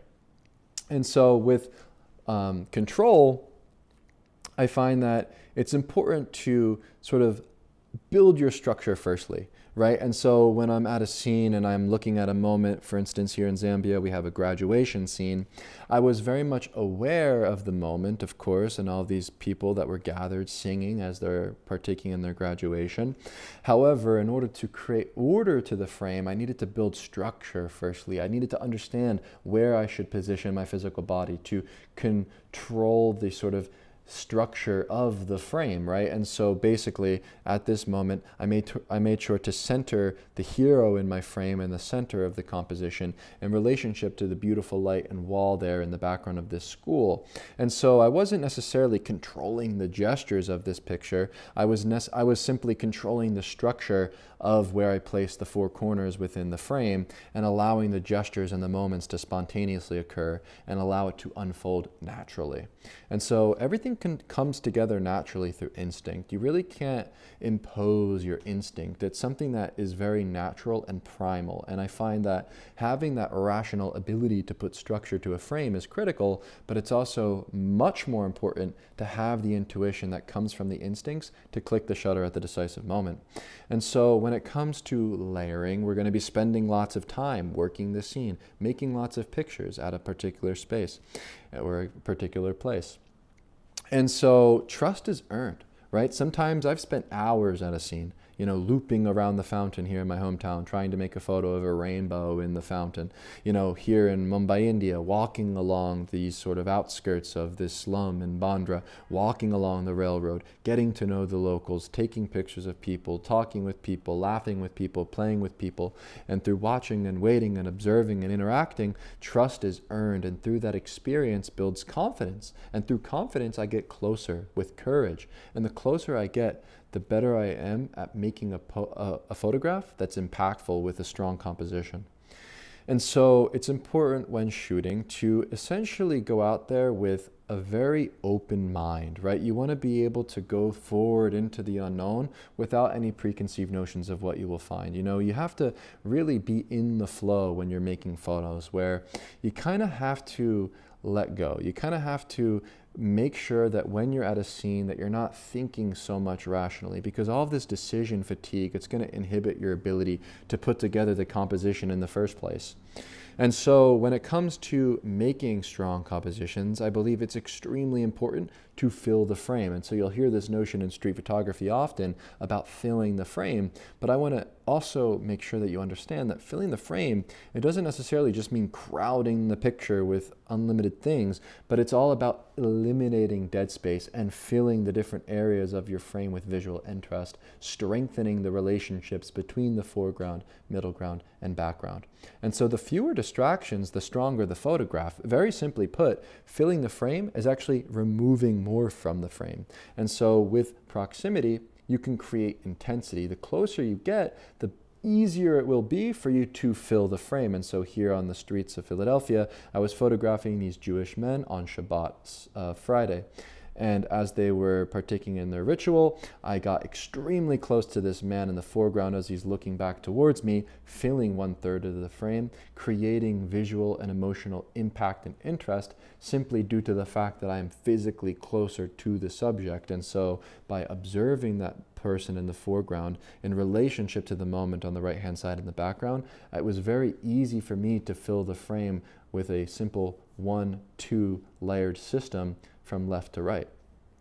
And so when you're observing life and you're making pictures and you're trying to create a strong composition, it's important to be observant of the edges, right? It's important to be observant of what you're putting within the four corners of the frame and what you're excluding from the frame. And so you want to make sure that you contain the frame, that you make sure that everything is orderly and tight around the edges. And so if the eye doesn't know where to go, the photo is going to fail. So the order that you impose in your photographs is all about using space intentionally. It's all about giving the subjects within your frame balance, where the eye can rest when looking throughout your picture that supports the structure. And so here we have a photograph that I made of some children playing in the tree here in Penn's Landing in Philadelphia.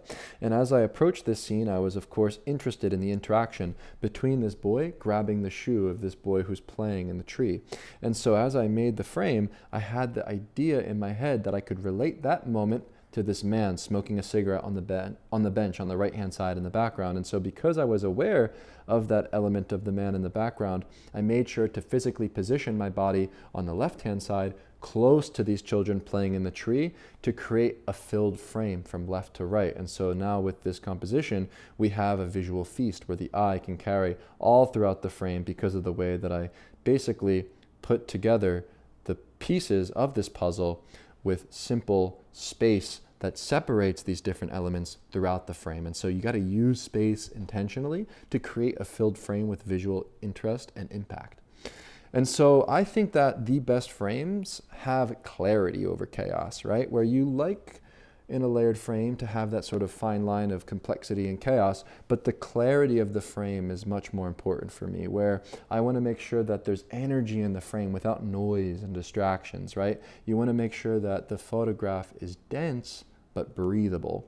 And so you can solve these problems visually and physically by stepping closer, right? By shifting your position, by changing your height, by waiting for other subjects to enter the frame and waiting for people to leave the frame. And so think about photography like visual problem solving, and it's up to you to position your physical body in relationship to these things that are occurring on the street in order to put together that visual puzzle.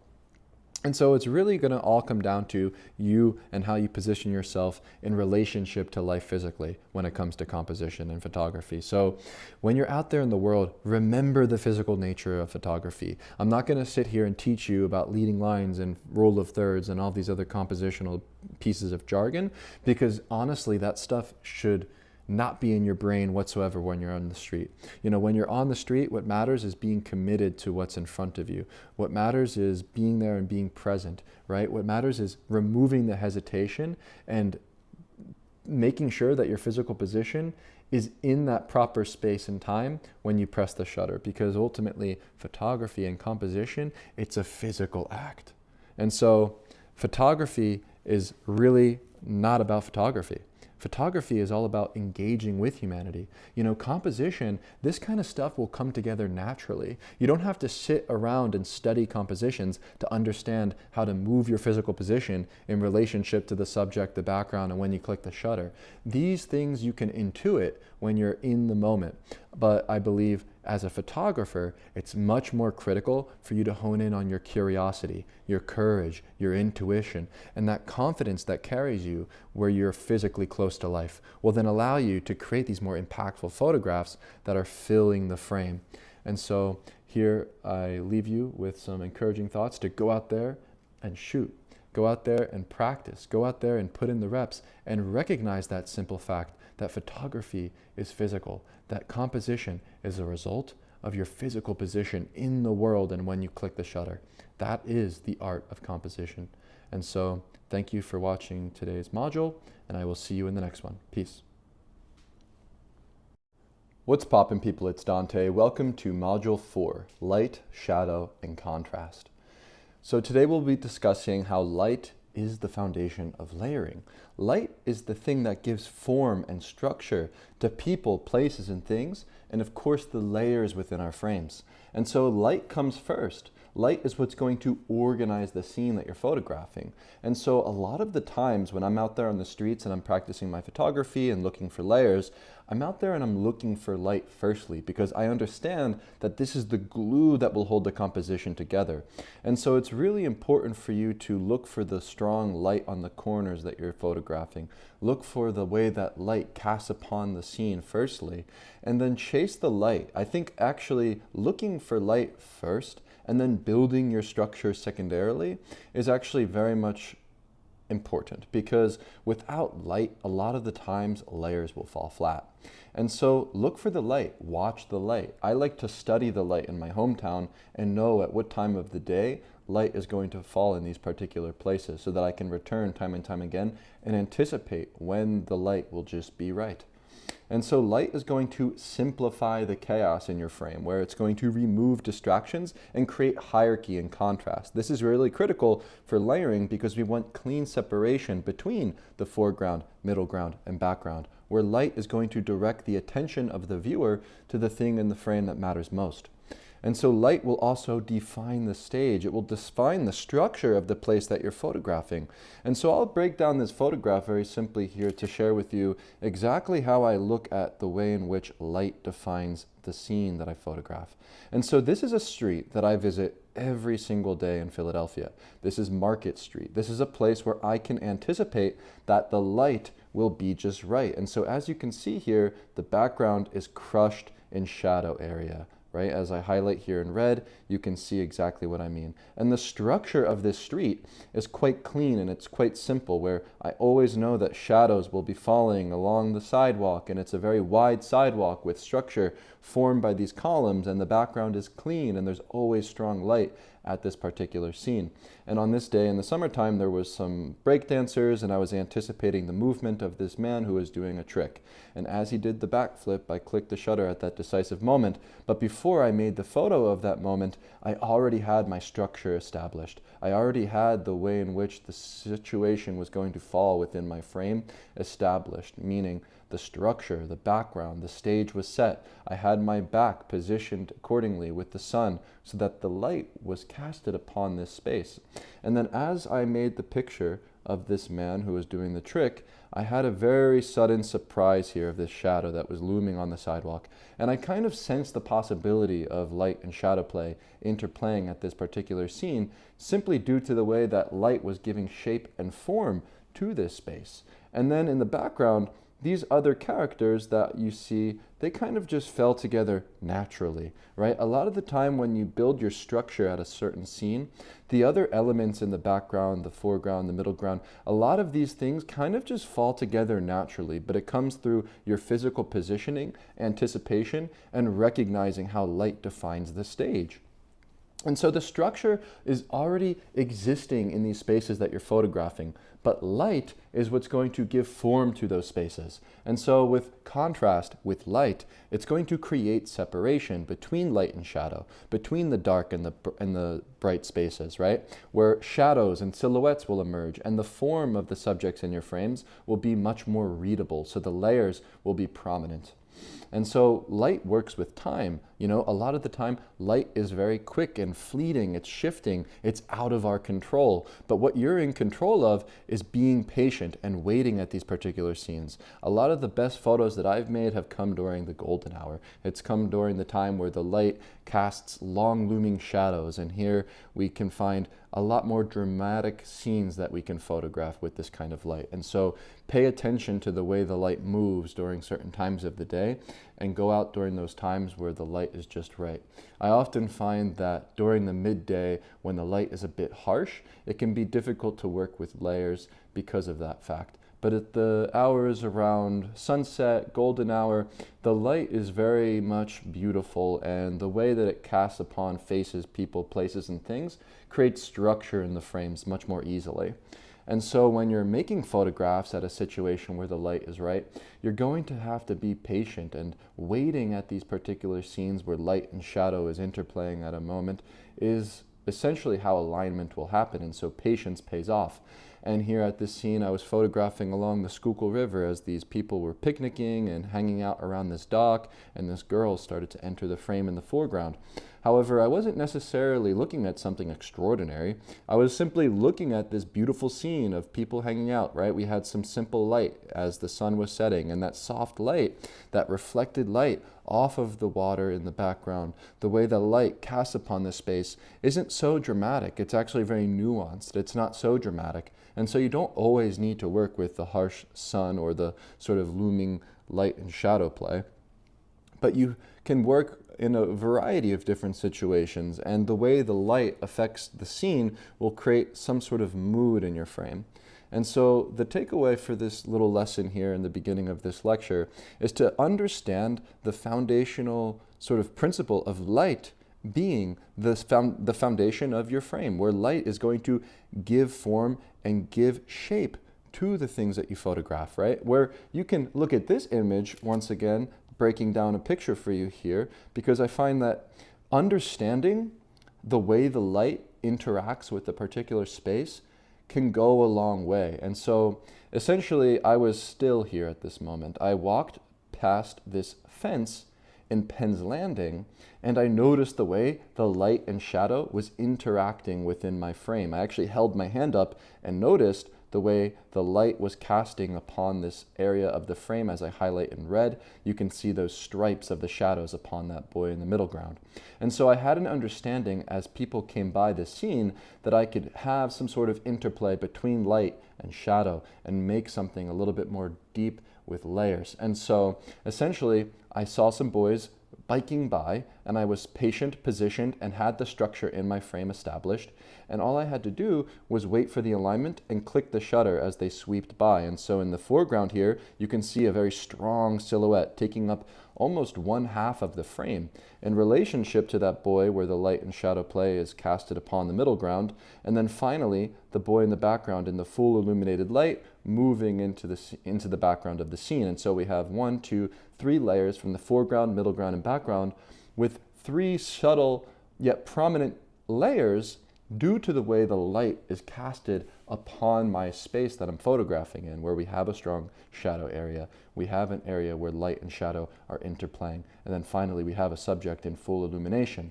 And so you can see exactly how contrast and structure is formed through light in this example here. And so now we're going to discuss how to use shadows as foreground elements, where shadows become active tools that we can use, right? Shadows aren't just empty space. You know, a lot of the time I see a shadow and I think about how I can use it to activate a space and create a visual anchor in my frame. And so use shadows as a way to activate the scenes that you photograph, right? Where sometimes shadows can simplify a frame. Using that dark crushed shadow area can give emphasis to the important and prominent characters within your frame. And so with shadows comes depth, comes separation between the foreground, middle ground, and background, where the subjects in your frame begin to pop. And so the way the light casts upon this scene here in Jericho, as I photographed these boys playing against this wall, allowed structure to naturally give shape and form to this surface here. And so you can see I'm looking at the shadows. You know, the first thing that caught my eye were these 2 shadows that I noticed casted in the foreground of the frame. And so I was playing with that idea of plugging these shadows into the foreground and seeing how I could add layers and depth from that element firstly. And so as I positioned my body close to those shadows, a boy emerged around the corner with a rock. He actually threw the rock at me, and it actually kind of hurt, I remember. And then this, they were playing at this scene. And then so I have this sort of foreground established with the shadows. I have this boy emerging in full illumination in the midground with that strong gesture. And then I have an understanding of my background. I have an understanding of the way the light is casted upon the background and the way that these shadows are casted upon the ground there. And then finally you can see that boy who's emerging in the background and shadow area. And so you can see the way that the shadows in a frame can become an active space. You know, they can add drama and depth to your frame from foreground to background, depending on the way in which the people are positioned within the light. And so we have shadows in the foreground, full illumination in the midground, and then finally a silhouette figure in full stride deep in the background, drawing the viewer's eye from front to back. And so shadows can seriously allow the subjects to pop, and it becomes this way for you to create instant layering in your frames, where light will reveal the depth for you in the pictures that you make. Here in Baltimore, I photographed this man in the window frame, and I used this idea of framing him within a frame, creating depth very naturally within this picture by positioning him in the foreground of the frame in relationship to the shadow area that's casted along the midground, and then revealing a shadow in the background where these edges and borders form the composition very naturally, and framing this subject within this doorway, within this window frame, allowed for the light to illuminate in a particular way that creates depth and mystery throughout the frame. And so when you go out there and you're making pictures, it's always important to recognize your physical position in relationship to the light and shadow that you're working with. And so a lot of the times I use the sun to my back so that I can have the long looming shadows in front of me to work with. And so depending on your physical position, you can start to play and tinker with the way that light and shadow interacts at a scene. And so similar to that way in which I photographed at Penn's Landing of those boys on the bicycle, I was looking here at this scene as this man was emerging from the subway station underground, and I was playing with the way that light and shadow interacted with his face, waiting for that moment of a small sliver of light to interact with his facial expression and kind of have this very small nuanced effect of light and shadow casted on his face. And so by positioning your body at a space where light is casted, by positioning your body in a way where you can sense the interplay between light and shadow play, you can also add more dominance to these shadow areas in the foreground of your frame. Shadows will create mystery in your pictures, right? They'll leave questions for a viewer, create mood and tension. And so I believe it's important as a street photographer to suggest rather than explain. And so using shadows is a simple way to achieve that goal of creating engagement for the viewer's eye. And so with that, I encourage you to avoid weak shadows, avoid those kind of muddy grays, those accidental darknesses that appear in a frame. You know, you really want to make sure that the shadows that you use sort of have a function and create depth in your picture. And so strong light in the foreground or strong shadows in the foreground in relationship to light in the background instantly create that separation and contrast that we're looking for to allow the layers in our frame to be activated. And so use shadows as a tool. Use it intentionally. Use it to simplify and separate the subjects throughout your frame, adding depth and mystery. And so now we'll discuss contrast for separation and clarity. And so why contrast matters is quite simple. In order for a picture to be legible, contrast must exist. In order for somebody to be able to travel from the foreground to the middle ground to the background of your frame, there must be some separation that creates the clarity. And so make sure the composition is easy to read. When you're layering things, it's really chaotic, there's so much spontaneity, but when you actually separate your subjects using light, it gives clarity and contrast to your frame. And so contrast is not just about light, right? You can use, of course, light and shadow, but there's also sharpness versus softness, still subjects versus moving subjects, a clean environment versus a chaotic environment. There's a variety of ways that you can use contrast in your frames to create separation. Light just happens to be my favorite way of achieving this. And so when you have contrast in a frame, it's going to create hierarchy, right? And so with this picture, I photographed these boys who were actually sitting on top of their bicycles as a house fire was emerging from the background. And you can see the background is activated quite naturally due to the way the light is casting from that area where the smoke is emerging on the right-hand side. We have this subject revealing herself with her face covered, walking down the sidewalk, and that hierarchy between these boys in the foreground, you know, on their bicycles in relationship to the smoke in the background was created naturally through the way the light casts upon this space and creates natural hierarchy and contrast, separating the subjects from the foreground to the background in order to create order from the chaotic scene.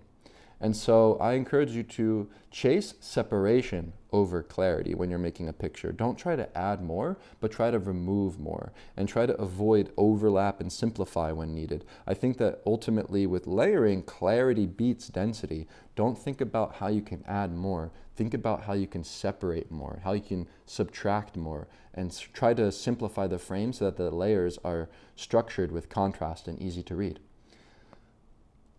And so when you're photographing a scene, you're going to, of course, be observing the different ways in which people are moving in and out of a moment, right? Where people are gesturing with their face, people are moving their hands. And the way that you separate these subjects throughout your frame creates contrast and isolates the meaning and the gestures throughout your frame. So it's very important to create this visual hierarchy between the different subjects where the facial expressions, the gestures should be legible throughout the frame. And so when I see a scene with light and shadow, I use contrast as a timing tool. Sometimes a shadow will cast upon a boy's face and I'll click the shutter at the decisive moment where I can sense the possibility that there will be some sort of separation between the light, between the shadow. You know, sometimes somebody will step into the light, sometimes somebody will step into the shadow. And it's important to wait for alignment and use contrast and use the way the light is casted upon a space as a timing tool for you to click the shutter. And so you want to press the shutter at that decisive moment where the alignment occurs. And I use light and I use contrast as a timing tool, where I use contrast as a way for me to give emphasis to what matters in the frame and crush in the shadow area what is unimportant in my frame. And so you want to avoid muddy contrast because then it'll create a little bit too much sort of overlap where you're not going to be able to necessarily determine where your eye wants to travel from the foreground to the background. And so you really want to make sure that you avoid muddy contrast because then there will be equal weight all throughout the frame and it will be very difficult to decide where your eye wants to travel throughout the picture. And so contrast is going to create separation, and with separation comes clarity, and this is how you're going to achieve deeper layers that are easy to read. And so now we will be discussing building layers with light, firstly. And so when you're out there and you're shooting and you're hunting for your photos, think more so about the condition that you're photographing in, not necessarily the human or the thing that you're trying to photograph. I think it's very important to find the light firstly and build the structure before the subjects are in your frame. And so it's important when you're out there to be patient, to wait in these situations where there's nice light, rather than simply running and gunning and chasing. And so find the background firstly. This is a technique that we will use when we're practicing layering over and over again in order to create the structure when we find the light. And so with light, you have layers. Sometimes a shadow will cast upon the foreground, adding depth to the frame. There will be a mid-ground area that is in the light and a background that could be crushed. There's something that happens when you put yourself in a position where there's people moving and nice light.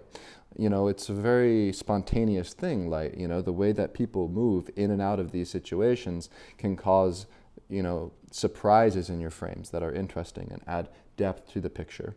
And so when I find a strong situation with nice light, I use the light to make my structure. You know, I like to find where the light stops, where is it strongest, what shape does it make, and I work within those zones when I'm on the street so that I can add layers to the frame. And so when you're making a picture and you find the light and you have your structure, simply let people complete the frame. You know, people will enter the structure that you make. You just have to position your body in relationship to those moments, the light, and of course the background, to create the separation for the observer of the image, right? So you want to make sure that patience becomes power, that you're actually waiting for the alignment when you find light. You have to really be there and be present in the moment and notice the nuances of light at these different scenes and simply allow life to unfold naturally within those spaces that you're photographing. And so with light, you will have consistency, right? I think that when you find light and you understand the way that people interact with light, it becomes a repeatable process, right? Where you can always find yourself at a corner looking at light and understanding where you should position your physical body in relationship to that light to give yourself a recognizable style. And it will help you because you'll stop wasting your energy photographing in certain scenes where there isn't necessarily strong light. And so with light, it will also signal the end of you working a scene, right? Sometimes when you're photographing, the light will fade and disappear. Subjects will lose interest in those areas where the light is activated, and contrast will collapse, and the scene will then be finished. And you will then know it's time to move on when the light fades away. You know, there's countless times where I have photographed out on the streets in certain corners and pockets of light where once the light disappears, I'm done for the day. And so you don't always need the perfect strong contrast in your light, but I do think it's important to find the different nuances of all sorts of light, whether it's reflected light, partial illumination. Really what it comes down to with layering is that the structure matters most. So when you build your structure around a scene, the light that you're working with can also just add a little bit more to the picture, right? Where this photograph that I made in Philadelphia on the street, on Chestnut Street here, was very simple. I was watching the way that the reflected light was affecting the people that were on the sidewalk and waiting here at the bus stop. And so you can see the prominent subject in the midground of the frame illuminated in the light. But one of the things that I did before making this frame was make sure I have some structure here. And so I made sure to plug in my foreground that cartoon on the right-hand side of Ariel on the right, in relationship to this woman's lips and this sort of advertisement of the storefront on the left. And you can even see a little shadow of the man there. And so I created depth, I created layers with this picture by creating my structure and then recognizing the way that the reflected light from the building was creating a more soft experience, a more sort of partial illuminated experience with this photograph where the light is a little bit different than that harsh light. And so you don't always need that perfect strong light during the golden hour, but find the structure and allow the light to build around it. And so when I'm out there shooting, I always make sure to find the light and then I build the structure. And so think more critically about that when you're on the street. Chase the light. Don't chase the moments necessarily.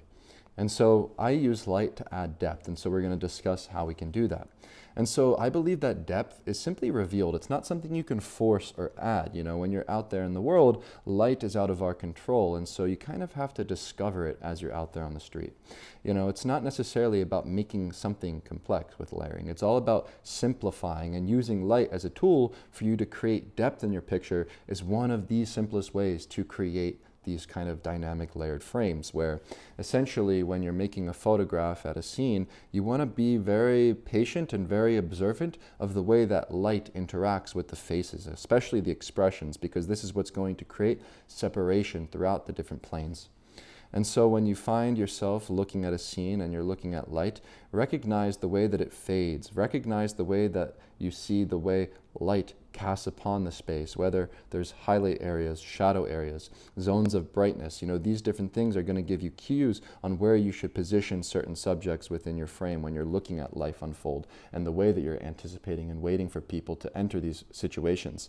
You know, when I was making this picture of this man in Mumbai working, I was aware of the way the light was illuminating through the scene from those small holes. And so we have all these casted beams of light, and we have this moment of him throwing that piece of wood into the fire, and I was aware of the way the fire was casting the light on his face and waiting for that sort of timing where the highlights were illuminating his face.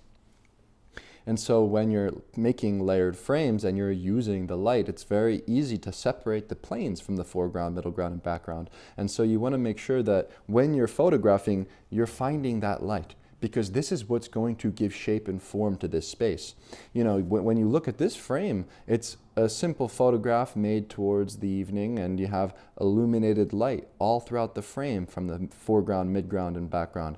And because of that, the facial expressions are very visible. There's no shadows casted on the faces that make it too difficult to read. And so the separation was created through clarity, through contrast, because of the light and the way they are positioned throughout the frame. And so when I'm photographing, I don't shy away from allowing the light to enter my lens, of course. I like to shoot towards the sun. I like to have backlit, side-lit subjects, but it really depends on the time of day. It depends on the situation and if it calls for these kind of things. And I believe it's important to play with all different types of light. My favorite in particular tends to simply be the golden light, sunrise, sunset. And so with this approach of using light, it's going to allow you to simply add depth without clutter in your frames, where the fewer the elements, the cleaner the frames. I believe that it's very simple. With light comes structure, and then with structure comes clarity, and with clarity comes contrast, and the layers are very legible. And so when there's fewer distractions in the frame, the stronger the photograph will be. You know, it's very simple. So when you're out there on the street, make sure you're recognizing the physical nature of photography, and you're positioning your body at that right space, at that right time where the light is casted upon that particular scene that you're shooting, and allowing the light to reorganize your scene. And so pay attention to light, and pay attention to the way that your body and the position of your body, whether you're facing the sun or having the back to your sun, is going to give control to the depth in your picture. And so recognize that light is what is going to help you simplify the frame. You know, without light, it's very easy to have a cluttered and chaotic frame. But with light, you can have structure and contrast form very naturally. And so let light lead you. Now we're going to discuss light and storytelling. And so light will shape meaning in your frame. It's not just illumination, but it can also help guide interpretation in your picture. And so I believe that light carries emotional weight. It really can define the narrative tone of your picture. You know, with this photograph, if I didn't have that strong illumination, this man's eye would not be revealed, and it wouldn't have had that sort of intense emotional sort of feeling in the picture. And so I made this picture on Market Street of this man who was hanging out with his little rooster here, and I dropped low and I was watching the way the light was casting upon his face and the shadows interacted at this scene. And then because he looked up towards the sun, I captured the moment where the eye and the whites of his eye is very prominent, and without light, it wouldn't have emphasized that gesture. And so recognize the power of light and how it can influence the mood and the emotional weight of your frame. I believe that light sets emotional tone. Here we have a scene that I photographed of these girls doing each other's makeup in Mumbai, India, and we have that sunset beautiful pink light, right? It's a very elegant frame. It's calm, that kind of soft light creates this more intimate experience in a picture, where if the light was actually strong and there were too many shadows in this frame, it wouldn't have that same mood in the picture. And so with harsh light comes this sort of like tense and confrontational experience for a viewer, where backlit scenes can create mystery. With shadows comes privacy, and these different times of day and these different qualities of light can really set the emotional tone of the picture. And where light can also direct the attention, right? So bright areas will pull the eye towards those gestures, where dark areas recede, and contrast creates focus and clarity throughout the frame. And so with light, you can reveal and conceal. You can illuminate what's important in the light, such as this dog and his eye, and crush out in the background the shadow area that leave a little bit more mystery for the viewer. I believe that light is very important when it comes to making a narrative. When you use light, it really helps you emphasize what's important in the frame, right? We have this simple scene of this man sitting on a step outside of his home smoking a cigarette. But the way that I made the picture, it really emphasizes the dramatic, tense experience with that harsh light, where half of his face is crushed in shadow and half of his face is illuminated in the light. And you can clearly see him with the cigarette in relationship to the boy on the right-hand side, who is playing and joyous and has a different mood. And so that sort of tension of harsh light was created here very naturally through the way that I separated the different layers throughout this plane.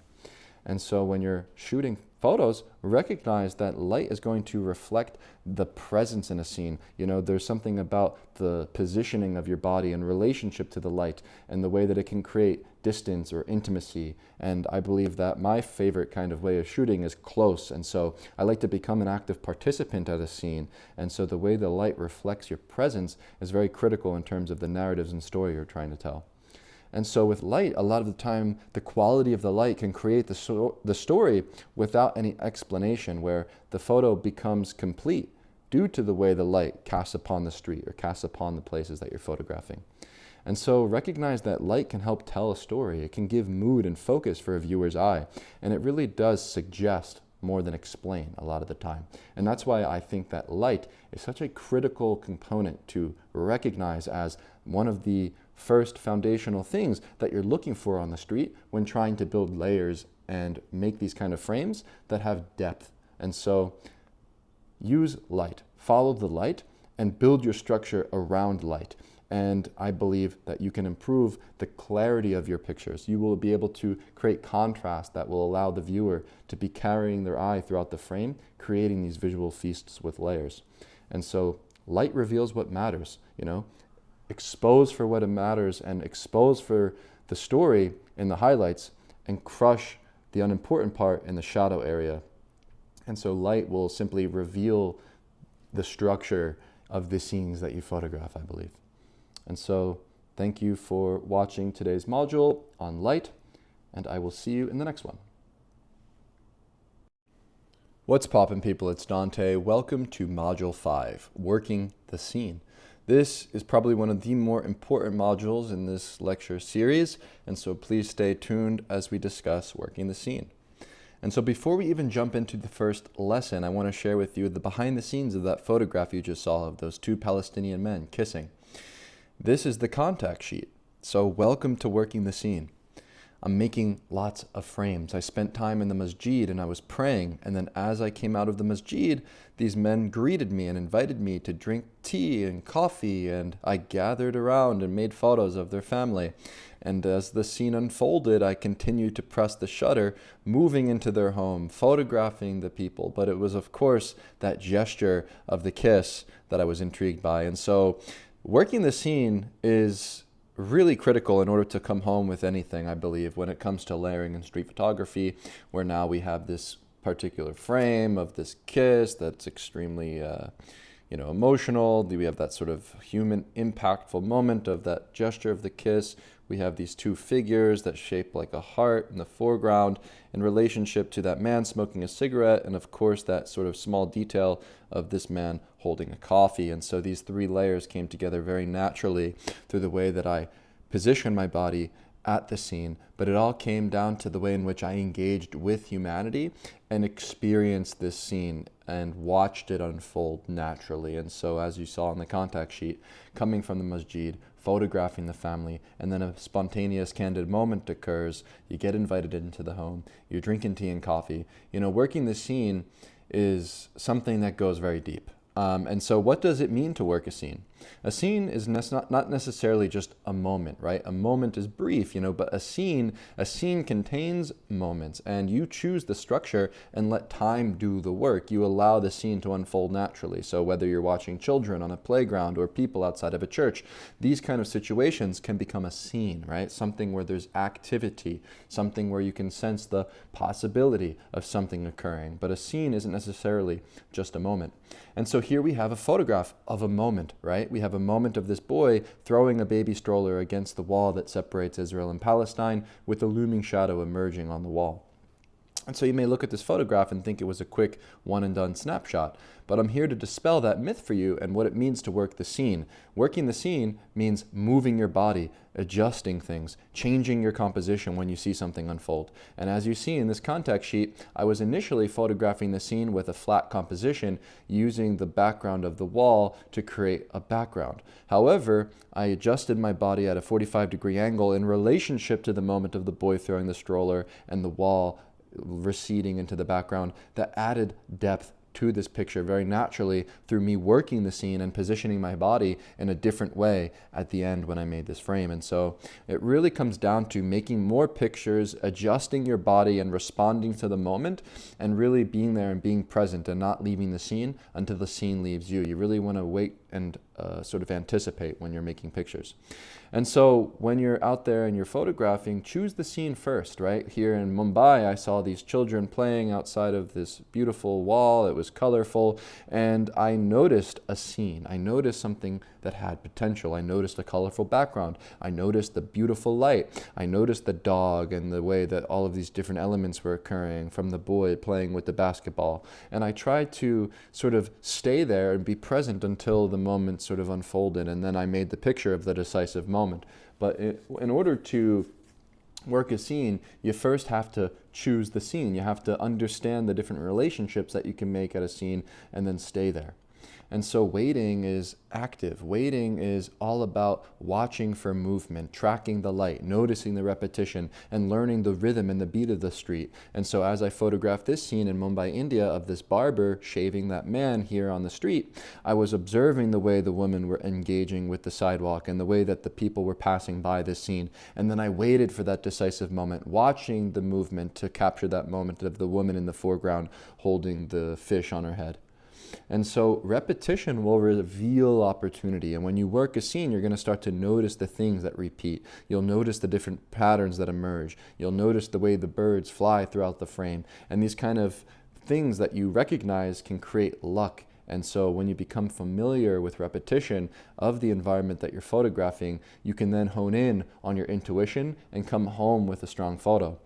And so the frame improves over time as you're working a scene, where your physical positioning will refine the composition, whether you get close, step back, move left, move right. The timing of your click of the shutter will sharpen that sort of instinct when you press it, where I believe that all photography comes down to is your awareness and your physical positioning. And so a lot of the best photos when you're working a scene come later on in the sequence, when you start to really feel the scene and adjust your body.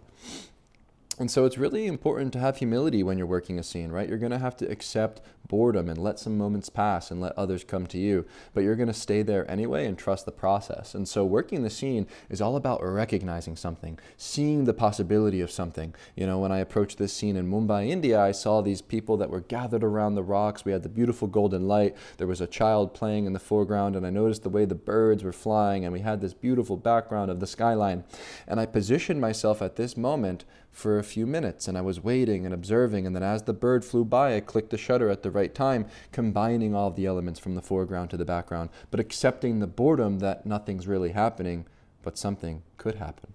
And so this will build consistency. You'll start to approach the street, working the scene, and miss fewer frames, right? You're going to start to have a stronger language and improve faster when you actually go out there and understand that you must be patient in order to build a constant sort of flow of layered photos. It's not necessarily something that you can just go out and hunt and take one picture and move on, but working the scene is all about staying present and allowing these things to unfold naturally. And so make sure that when you're out there, you're choosing a scene and you're committing to it and you're patient and you accept boredom, and then you respond when the moment happens, right? You have to really find yourself throwing yourself out there on the front lines of life, engaging with life, engaging with humanity.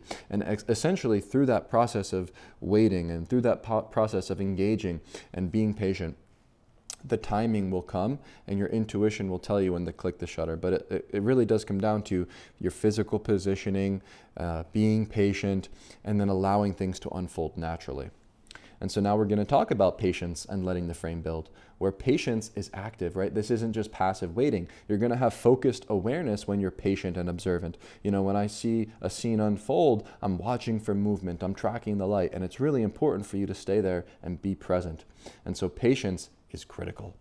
I believe that rushing will kill layers because you'll start to have incomplete gestures. There will be overlapping elements and there will be unresolved frames. But when you have patience, you can allow the different pieces of the puzzle fall into place. And so let the frame assemble, right? Allow the background to hold the structure, the light to define the space, and the people will enter naturally, okay? So alignment will happen more so than not. You might believe that you have to force something, but actually if you're just patient and you wait, the scene will unfold exactly how it was supposed to be. And so you really can't force these kind of layered shots. You really have to be patient. This is the most critical component that you must possess in order to make a layered frame. And so micro adjustments, these things matter. Those half-step movements, those small shifts of your body, the way that your height changes, these will refine the photograph without having to completely reset the composition. And so those small micro adjustments matter when working a scene. And you really have to trust your gut through waiting. You'll have to start to recognize patterns. When you're out there and you're looking at life, anticipate. But this comes through patience and being observant. And so you really have to trust the process and be patient. As you can see, I made this photograph of this scene here in Baltimore, observing a bus stop, one of my favorite places to practice street photography. And I was observing as this man was smoking a cigarette, of course, but I was really interested in that boy who was leaping onto the brick wall. And so I was essentially, as you can see in the contact sheet, moving my body around the scene. In the beginning of the contact sheet, I'm photographing flat. I'm photographing straight on of the moment, similar to the way that I approached that scene of the wall in Jerusalem. And so with this moment, I adjusted my body in relationship to that pattern of these boys playing and that man in the foreground smoking. And so this came through patience, through pattern recognition, and then clicking the shutter at the moment where things align as the smoke emerges from the man's face. And so this is the result of the photograph that came through patience, working the scene and clicking the shutter more than less. You really have to take a lot of photos, and don't shy away from shooting through the scene and allowing it to unfold naturally. Don't be afraid to take a lot of photos. And so you'll start to understand when to leave a scene as the light collapses, the pattern breaks, the energy fades, and the scene will simply resolve or dissolve on its own. And so recognize that you don't have to sit there for the entirety of the day, right? You'll, of course, notice the patterns sort of collapse, and then you move on and go to the next scene. And so you really want to have focus when you're shooting layers in street photography. You really need patience and allow these layers to sort of separate naturally. But you're going to want to stay at that scene that you're photographing until you start to see the clarity, and then you move on. And so now we will discuss practicing at choke points, a very important topic to discuss in order to influence the way that you will go out there and work scenes. And so essentially, what is a choke point, right? A choke point is essentially movement that is constrained in a particular place, whether it's a bus stop, a corner, a place where there's a market. There's a lot of different places that you can find a choke point in the streets, wherever you may be. And a choke point is essentially a place where you can predict the paths of the people walking. When you're at a street corner, you have a clean background, you set your structure, you observe the people as they move on the sidewalk, and you can essentially anticipate through these sort of observations that you make with the natural repetition of what's going on at these scenes. And so a choke point is essentially just a place where there is energy, a place where there is movement, a place where there's people, a place where people must pass through. And you can find yourself at a bus stop, in a marketplace, on a street corner. There's a variety of places where you can practice working the scene at a choke point. And so a choke point can become a visual gym where you can go back there over and over again to practice working the scene, to practice layering. And I believe that choke points work because there's less chaos, right? You can start to refine your timing, and you can start to understand the patterns that emerge as people gesture, as people move. And those sort of repeatable chances, it's a way for you to really hone in on practice and repetition. And as you go back to these similar locations, layering becomes visible, and you start to understand how to work from the foreground, middle ground to the background. And so in my hometown, Philadelphia, I returned to bus stops, and this is where I've essentially honed in on the practice of layering, as returning to the same bus stop over and over again, understanding the relationship between the foreground, sidewalk, and background, so that I can create depth and layers in my frames. And so a choke point will simplify the process for you, right? Where you'll have a fixed background, you'll have limited entry points from the left to the right. You'll understand that these fewer variables can actually create easier separation for you to make a complete layered frame. And so when you're out there and you're photographing at these choke points, of course you want to follow the light, right? Where the light can influence the way that the energy of the street sort of comes together in the layered frames that you make. Where if you're at a doorway and there's a beam of light entering, that can help you with your layering technique. That can give shape and form to the thing that you're photographing. And I believe that light plus a choke point equals energy. And so you want to really find yourself at a choke point that has strong light that will allow for those layers and depth to simply emerge naturally through contrast and separation. And when you're working a scene, you want to stay longer than comfortable, right? These patterns will emerge over time, and your timing will improve the longer you stay. And so as you go out there and you work a scene, your confidence will build. You'll become more comfortable with standing around with your camera, anticipating these moments rather than hunting and reacting quickly. And so I don't leave the scene until the scene leaves me. This is my mantra when it comes to photographing in the street, where repetition will train the eye. By going out there and repeating these same sort of photographs at these same sort of scenes will allow you to influence your ability to create layered frames. Here in Zambia, Africa, I was photographing along the lake and observing the repetition each and every morning of the boys bathing in the lake. And I went back time and time again, honing in on the composition. And as I continued to return to this location, I started to see what works. And I started to train my eye, and to return to this location over and over again allowed me to hone in on the layers and the way that I can compose a picture at this same scene by repetition, by training, by going out there with consistency. And so as you go out there with repetition and return to these choke points and work a scene, your growth will accelerate, right? You'll be putting in more reps, you'll have better timing, and the stronger your visual language will become when you go out there and you shoot. And so really, photography, especially layering in street photography, it all comes down to consistency and repetition. And you can start to repeat these kind of compositions wherever you may be in the world through recognizing the repetition that requires you to sort of achieve mastery, by going out there and letting the world sort of funnel, letting yourself sit at a choke point and just watch life unfold. And so this is the art of working the scene. It's all about staying, being patient, and observing life naturally. Now we will discuss movement, positioning, and micro adjustments. This is incredibly important in order to make a strong and coherent layered photograph. It really does come down to your physical positioning that will determine the result of the image in your frame. And so where you stand will decide the overlap between these different planes from the foreground to the background. Separation is really critical when layering, and so those simple micro movements are going to be the thing that creates the clarity in the photograph that you make. And so you'll be able to recognize what is most dominant, what is most important throughout the frame. And so these big moves that you make can also reset a scene. It can break the rhythm, and sometimes you'll lose patterns. So just be aware of your movement, be aware of where you're standing, and a lot of the time it really is just a micro movement to the left or a micro movement to the right that can help you influence the way that you put together a frame. And so micro adjustments are essentially those half steps, right? Those small changes in height, whether you're leaning forward, backwards, down, or up. These kind of adjustments will really influence the composition, because at the end of the day, the composition is a result of your physical position. And the micro adjustment will work because then you'll start to understand where the edges lie and where the four corners are and what's outside of the frame. And these relationships between the elements within your frame will start to make themselves come together very naturally. Where here I made a very small micro adjustment to relate these different elements in the frame, from the foreground of this child and mother embracing in a hug to this small detail of that person there playing with their dog in the bottom right corner of the frame, where this relationship was built through a small micro movement, through me adjusting my body in relationship to these things to create depth throughout the frame.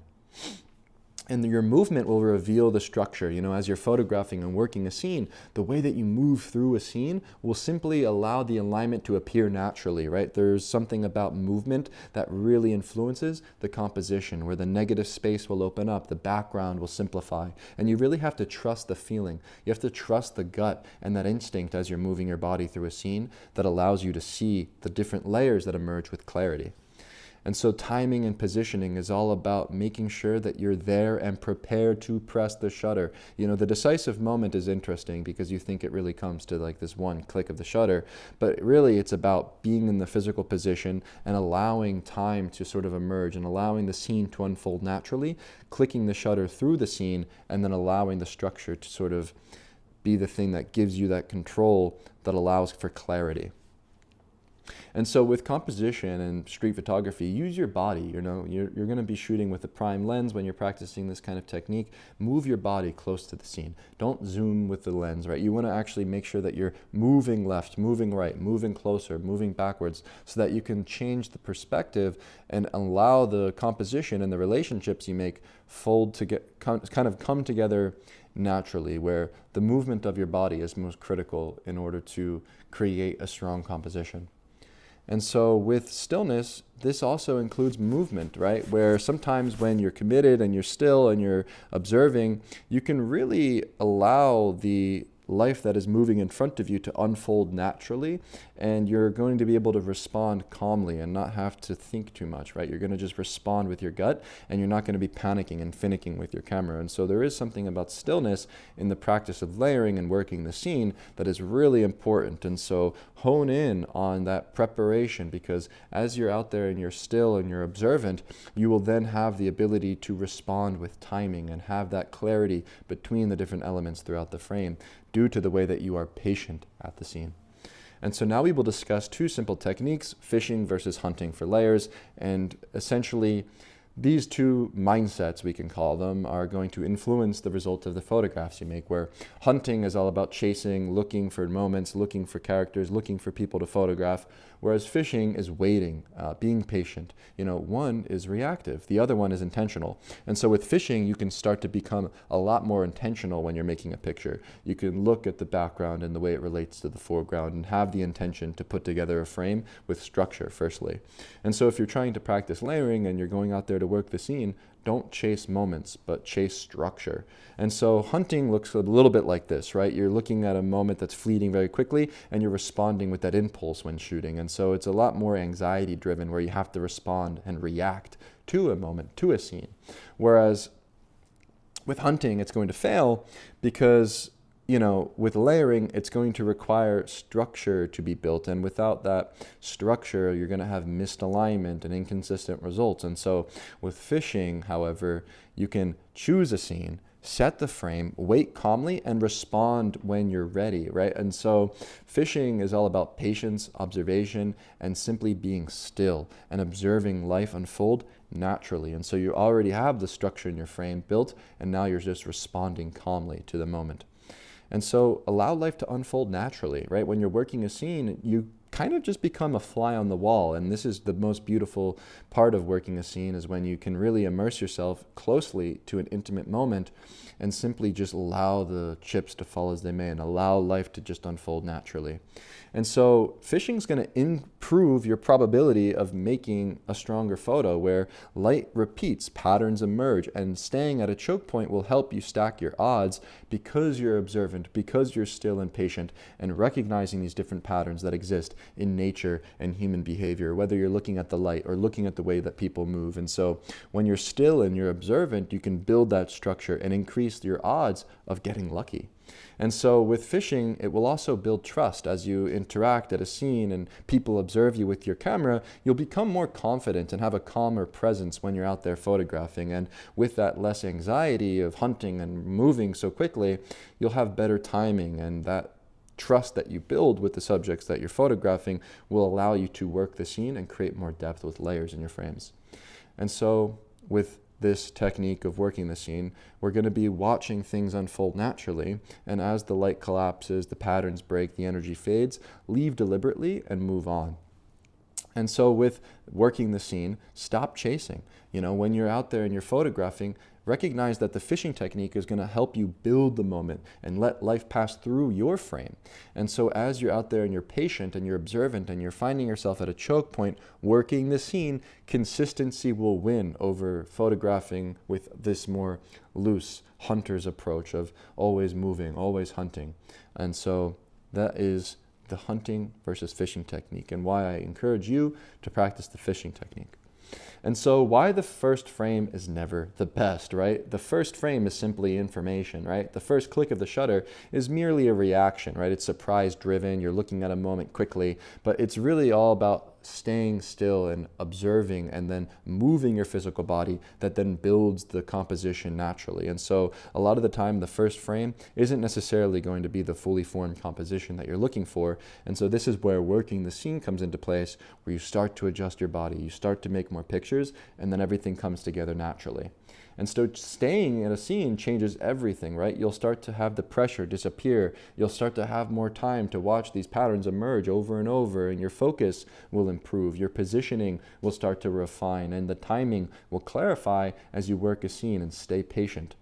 And so with repetition, you will be able to improve the frame as you make pictures. So here we have a scene of these children playing along this empty frame in Jericho. And so I'm photographing these gestures of these boys playing, climbing, moving all throughout. It's a very chaotic scene. But because I stayed patient and I made lots of pictures, through repetition, the clarity between these different elements were able to emerge very naturally. And so as you can see in the contact sheet, I'm making lots of pictures. I'm making sure that I'm shooting with repetition, moving my body in relationship to the subjects in the background to clarify what's most important in the frame. And so the first frame will teach you. You'll start to learn what overlaps, what needs separation, where the light works, and what to wait for. It'll teach you when you should move or how you should move and position your body. And so allow the scene to sort of unfold naturally as you click the shutter throughout your movement. And see here in this contact sheet, I'm photographing this boy with his donkey in relationship to the trash that is burning with the smoke and the mountain in the background. And so I, of course, noticed this boy with the donkey, but as I photographed the scene, he was hiding from me. And then as he emerged from below and he sort of kind of gestured on top of the donkey, I clicked the shutter at that right moment. But it came through me being patient and observant and putting together the foreground in relationship to the background, and then allowing that gesture to sort of emerge naturally through clicking the shutter with consistency in order to reveal the depth within this frame. And so people will leave too early when shooting because you get bored, you're restless, maybe you have false confidence, chasing novelty, going for the hunt. But when you want to improve the layering technique, you really need to stay put and accept that mundane nature of life, accept boredom, allow the scene to unfold, and really embrace that mundane sort of approach of shooting with the fishing technique. And so when you're photographing and you're making lots of pictures at a scene, it's going to be a little bit difficult for you to then come home and choose the best frame. But you'll notice how to make these decisions very naturally because there will be strong separation throughout the different elements in your frame. The photograph will feel resolved and look clean and easy to read. And so don't overshoot, because if you're overshooting and you're making too many pictures, you're going to start to miss the alignment. The light is going to be, collapsing. And sometimes when you're making lots of pictures at a scene and you're overshooting at a particular moment, it's going to be a lot more difficult for you to clarify what you were trying to say in your frame. And so the first frame that you make, it's information, right? You're clicking the shutter at a moment and you're sort of trying to resolve that moment. And so you stay patient, you refine, you move your body. And as you work the scene and the patience that you possess pays off, you will start to put order to the chaos in the pictures that you make. And so this is a very important idea to hone in on, that really with this kind of street photography, it's very rare that you're going to press the shutter one time and have the moment sort of appear. It's going to take lots of clicks of the shutter. And so now we're going to discuss forcing your luck. And so when I make pictures, a lot of the time it's not luck, it's preparation. And so here we're going to look at an example of the rainbow fountain photograph that I made here at the Logan Square Fountain in Philadelphia.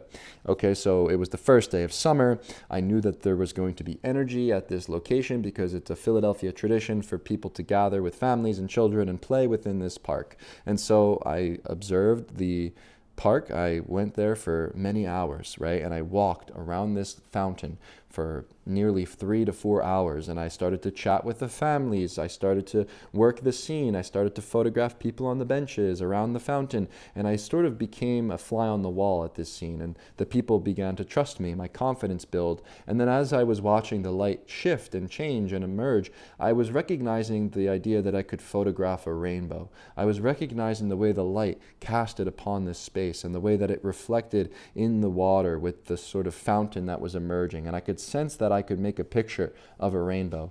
And so I was looking at the mist and the sun's angle, and I was watching as people move through the scene, and I basically forced my luck of making this frame because I was aware of the patterns. I had confidence and trust at this environment, and I spent lots of time with patience and went forward with courage to make this frame. And so I'm going to share with you behind the scenes video of me making a picture of this moment. And listen to me speak out loud how I'm going to photograph a rainbow. I'm going to photograph a rainbow. Somebody is going to leap in front of it, and I'm going to capture them in a glorious position. And I've basically manifested this photograph from my dreams, in a way, where like I had the determination and I had the clarity that I could make this frame. And so these kind of moments that may seem lucky really come through preparation and being confident and courageous and working the scene. And so watch this behind the scenes video and see how the photo was made.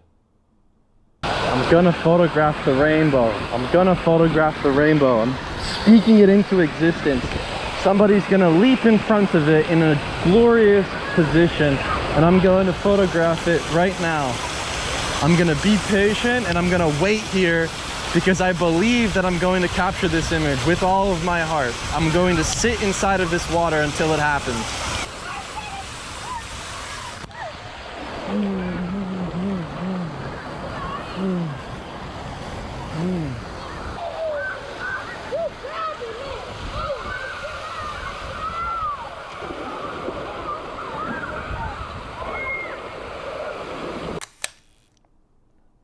And as you can see, working the scene pays off as I forced my luck. I had the idea that I could make a photograph of this rainbow in relationship to the children that were playing. And so one of the most spontaneous things that occur when working a scene and being patient is that sometimes things kind of pay off in mysterious, miraculous ways where we have this rainbow, right? We have this arch of the rainbow that relates to this arch of the water in the top left corner of the frame. And so as much as I was aware of the different elements like the rainbow, the children, I wasn't aware of the relationship that the rainbow could play with the fountain itself. And so sometimes these little moments, they kind of surprise you, and you can force your luck through being patient, through working the scene and being prepared to click the shutter. And so belief is what's going to keep you there. When you have that commitment, you're going to be able to make these conditions sort of work in your favor. And so confidence and mindset plays a big role in forcing your luck. And I believe that you can pretty much photograph anything of your dreams if you put your mind to it, seriously. And so the environment will also create luck for you, right? We have this moment here that I photographed at Penn's Landing where there's lots of people gathered throughout the frame, shadows throughout the plane. We have this beautiful background of the Ferris wheel, and the head of that woman sort of overlaps with the Ferris wheel beautifully with the sort of bridge and this golden light.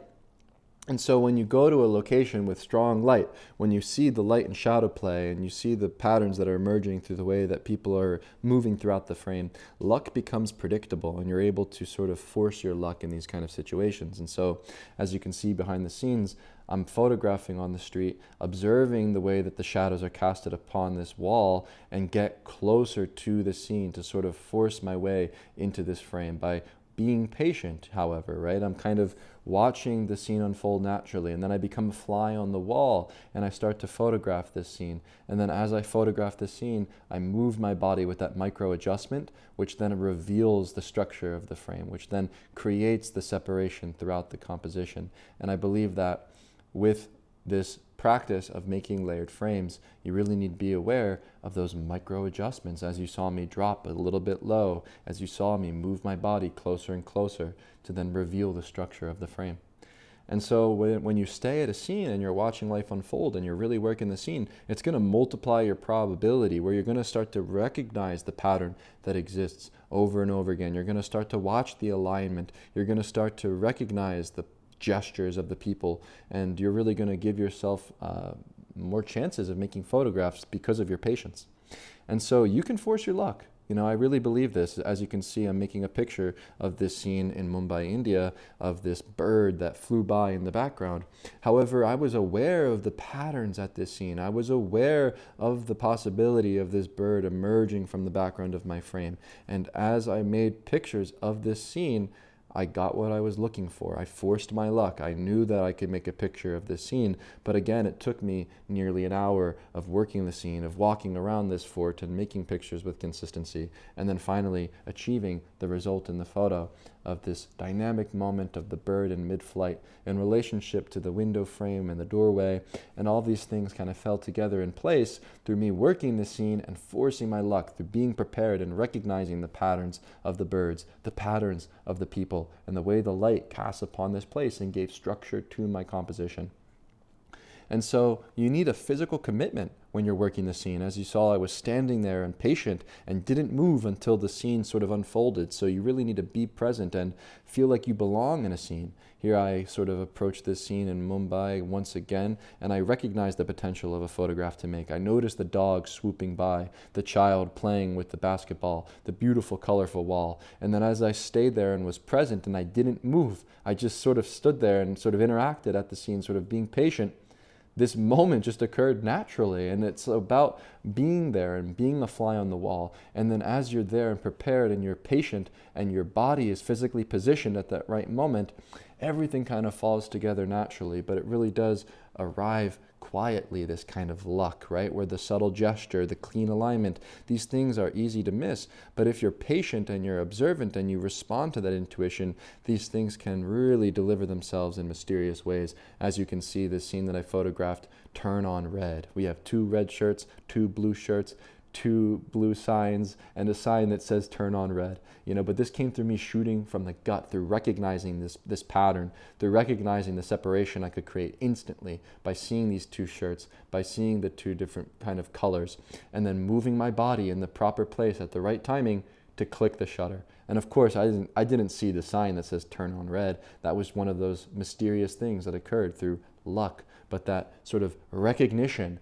that sort of preparation by moving my body into the position and responding to my gut is what puts together the frame and allows these sort of lucky moments kind of conspire quietly.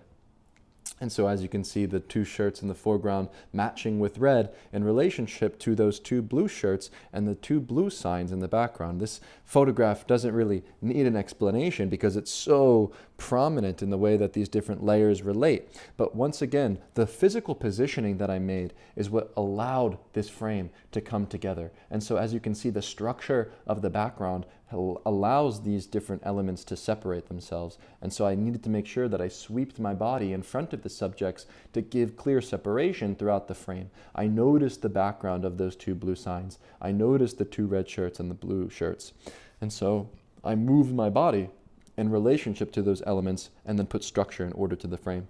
And so we're not forcing people when we're making these pictures. There's no manipulation, no forced moments. We kind of just respect that these moments will unfold naturally. And so we make sure that when we're at the scene, we kind of just sit there and we're prepared and we just allow life to unfold when we press the shutter.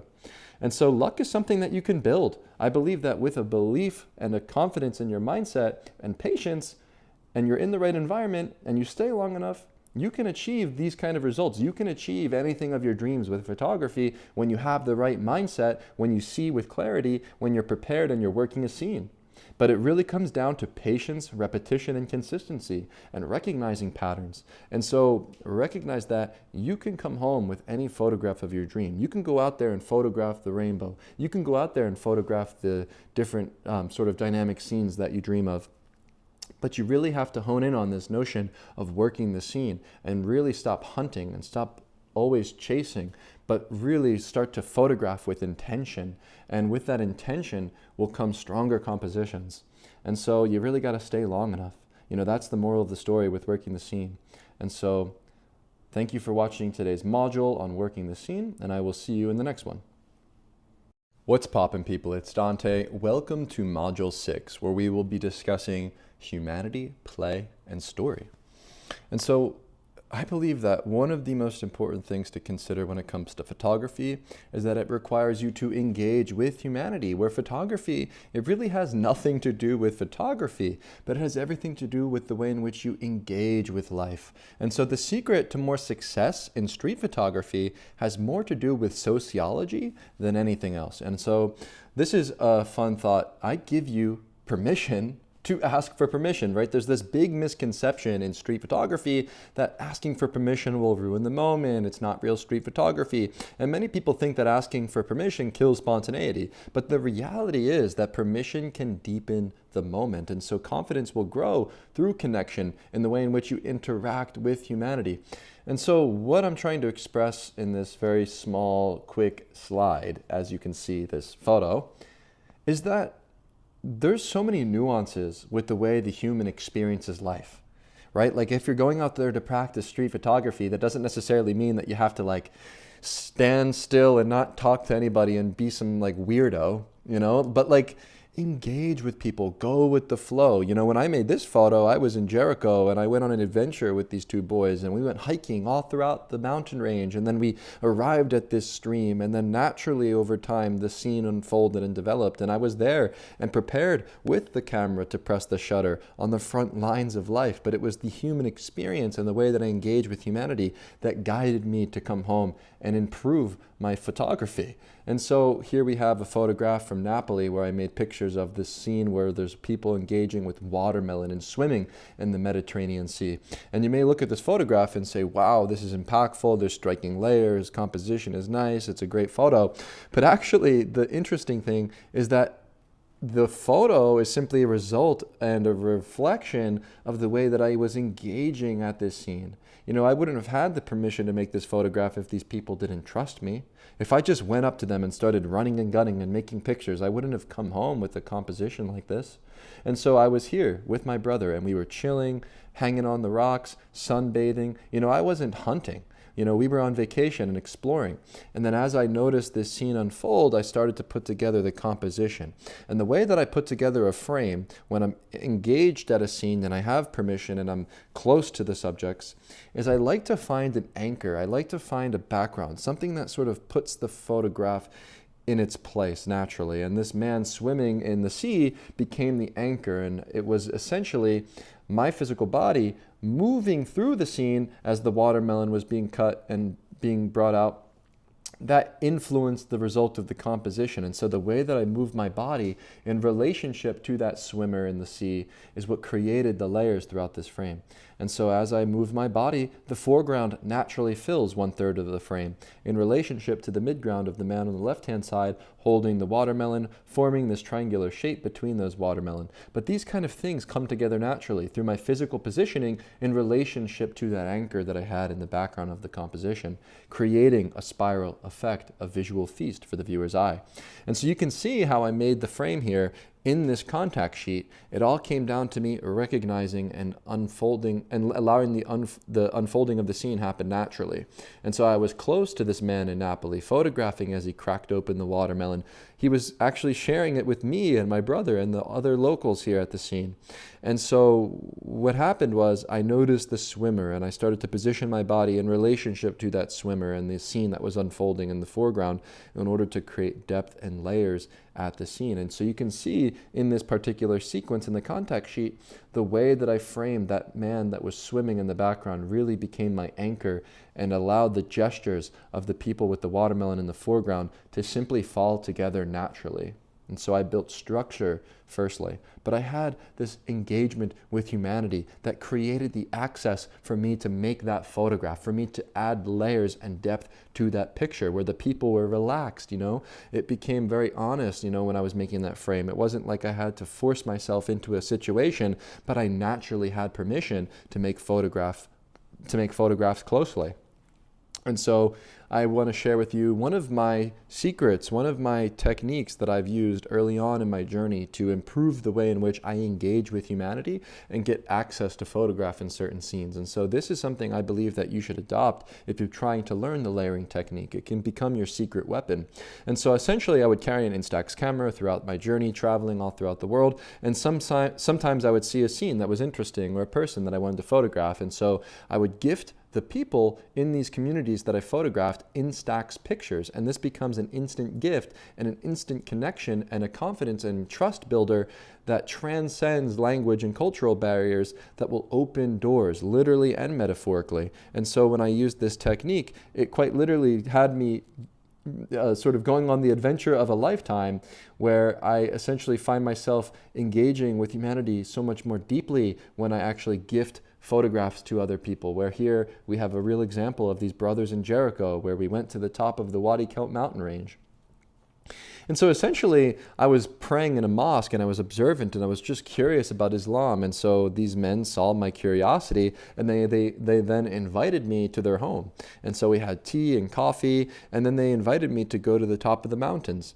And so as I sort of spent time with this group of brothers, through me simply having that curiosity of engaging with their community and then giving them Instax prints as a gift, they took me on this journey to the top of the mountain, and I had the experience of a lifetime. محمد ما ذكرتن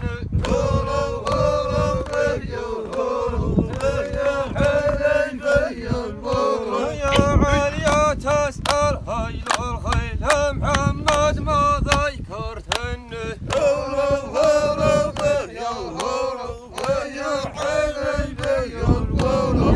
محمد ويدع يا عليا سود الحي وفرد يسن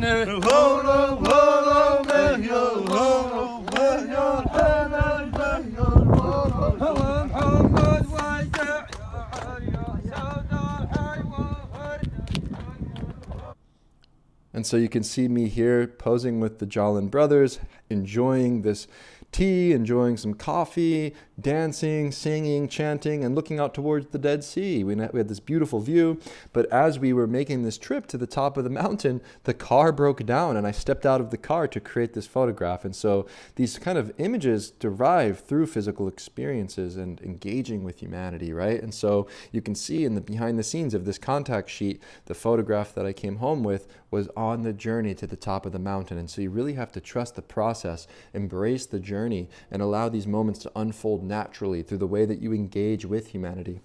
And so I have this adventurous spirit that allows me to go out there and make these kind of photos. And so as you can see, the photo that I made includes the car in the foreground of the frame. And this is what allowed me to add depth and layers in this composition. And so we have a simple scene here of this car in the foreground in relationship to the people in the midground and the sky in the background. But this came through me being there, being prepared, engaging with humanity, and then recognizing very quickly, in order to add depth and layers to the scene, that I needed to include that shape of the car in the foreground of the frame to draw the viewer's eye and create this visual feast. And so be a human first and a photographer second. Recognize that you are a person, right? You're not just a camera with legs, okay? So recognize that your participation is more important than extraction, right? You want to have presence over distance, and closeness. This isn't necessarily just physical proximity, right? You hear this notion of getting close in photography, but really it's an emotional quality that you can possess by engaging with humanity, being a human first and a photographer second. And so asking for permission will allow you to work the scene. When you have permission, it's really easy for you to then work the scene and make these kind of layered frames. But these kind of ways in which you can gain permission don't always have to become this thing where you're, asking somebody, hey, I'm a street photographer, can I make your picture, right? It comes naturally, right? I think that what happens is you kind of don't have to force anything. Your body language says everything. You're not directing, you're not forcing these moments. You simply just have comfort in the scene that you're photographing. And so it's not necessarily you interrupting the moment, but you're simply being engaged at the moment when you press the shutter. And your presence, your body language, the way that you are holding yourself together is ultimately going to give you that permission. So you don't always have to explicitly ask, hi, I'm a street photographer, can I take your picture? You can have that sort of presence through body language, through the way that you hold yourself with confidence, and then having the permission kind of just comes naturally, and then you're just there with your camera as a fly on the wall. And so engagement will improve your layering because then you don't have to rush. When you have permission and people are allowing you in their space, you'll have more time for things to unfold and enter your frame. And so recognize that fear, this is the barrier that you must overcome. Fear is good. If you feel fear, it's important for you to recognize that you're probably doing something right. And then overcoming that fear through courage is going to allow you to break the barrier and get closer to humanity and make pictures, where your courage is what's going to add depth to your frames. Fear, this is going to flatten the images. And so the more courageous you become, the more confident you become, and the more you can overcome that fear of getting close to humanity, the better the photos will become. The more time you can spend at a scene, working that scene to come home with a layered frame. And so engagement, this is a practice, right? Standing calmly, having confidence, making eye contact, letting people notice you. This is important for you to hone in on as you go out there and practice street photography, because really when you're in a new place, especially a different country, you're not going to be able to express yourself with language, but you're going to use your body language. You're going to use those subtle cues of being a human that then influence you and your ability to come home with a layered frame. And so if you're standing on the corner scared and fearful, you're not going to be able to do this kind of photography. And so first and foremost, you need to think about sociology and the way that you engage with humanity so that you can actually go out there and practice layering. And so layering needs humanity. Layering is something that requires you to gain trust from the subjects. It's something that makes it so when you're out there and you're making these pictures, they feel the photographs you make, they'll feel more alive because you had this emotional closeness to the subjects. You had this sort of physical proximity in relationship to the emotional proximity that then allows for these layered frames to come together very naturally. But, building confidence takes time. I think that the Instax technique, this is something that you can sort of pull out of your sleeve in order for you to improve your confidence and your courage. And so I encourage you to take this sort of first lesson here and really try to apply this to your practice so that when you're out there in the world, you can start to really become more comfortable in order to start working the scene and working the layering technique. And so my secret is embracing the spirit of play. So that's what we're going to discuss today, right? The ultimate secret that I have up my sleeve is that I don't take myself seriously, right? I have fun when I'm on the street. I don't go out there and treat myself so seriously when I'm practicing photography. And I don't think that you should either, because the less serious you take it and the more you embrace play, the more these kind of photographs will come to you naturally. You're not going to have to force anything. And so this is a moment that I have as an example from Shuafat refugee camp in East Jerusalem, this Palestinian refugee camp, right? We have this man playing with a watermelon. And essentially, it's interesting because when I arrived at this location, there's this gigantic looming wall. You go through the checkpoint. The Israeli soldier looks at your passport and looks at you up and down. You go through the metal detector with your camera. You enter through the barbed wire fence, and then you're there standing at this wall. And now you're locked in, basically, right? You're in this space. It's a quite dangerous space.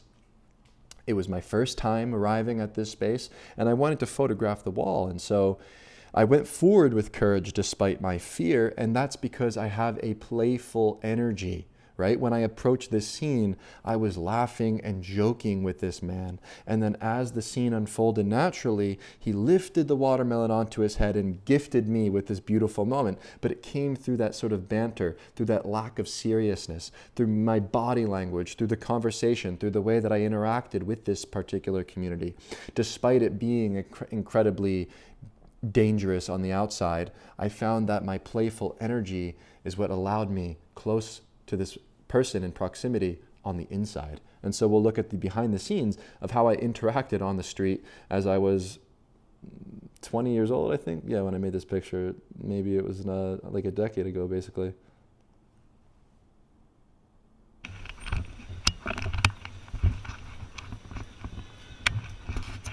Hi.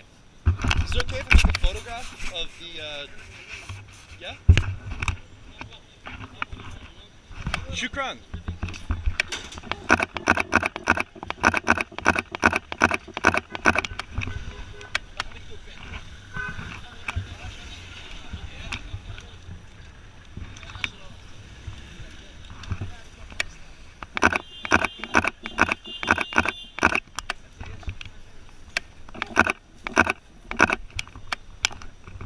The sun, it's beautiful. And the green, the color, nice, yes.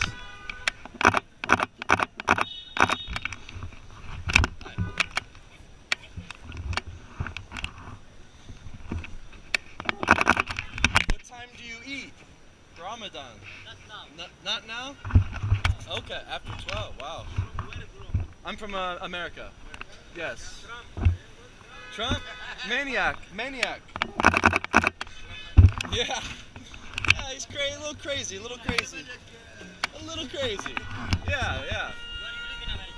In America, I live in Philadelphia. Yes. Oh, nice.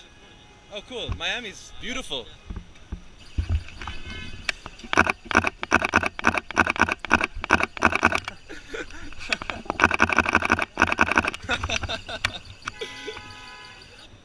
Forza Saida.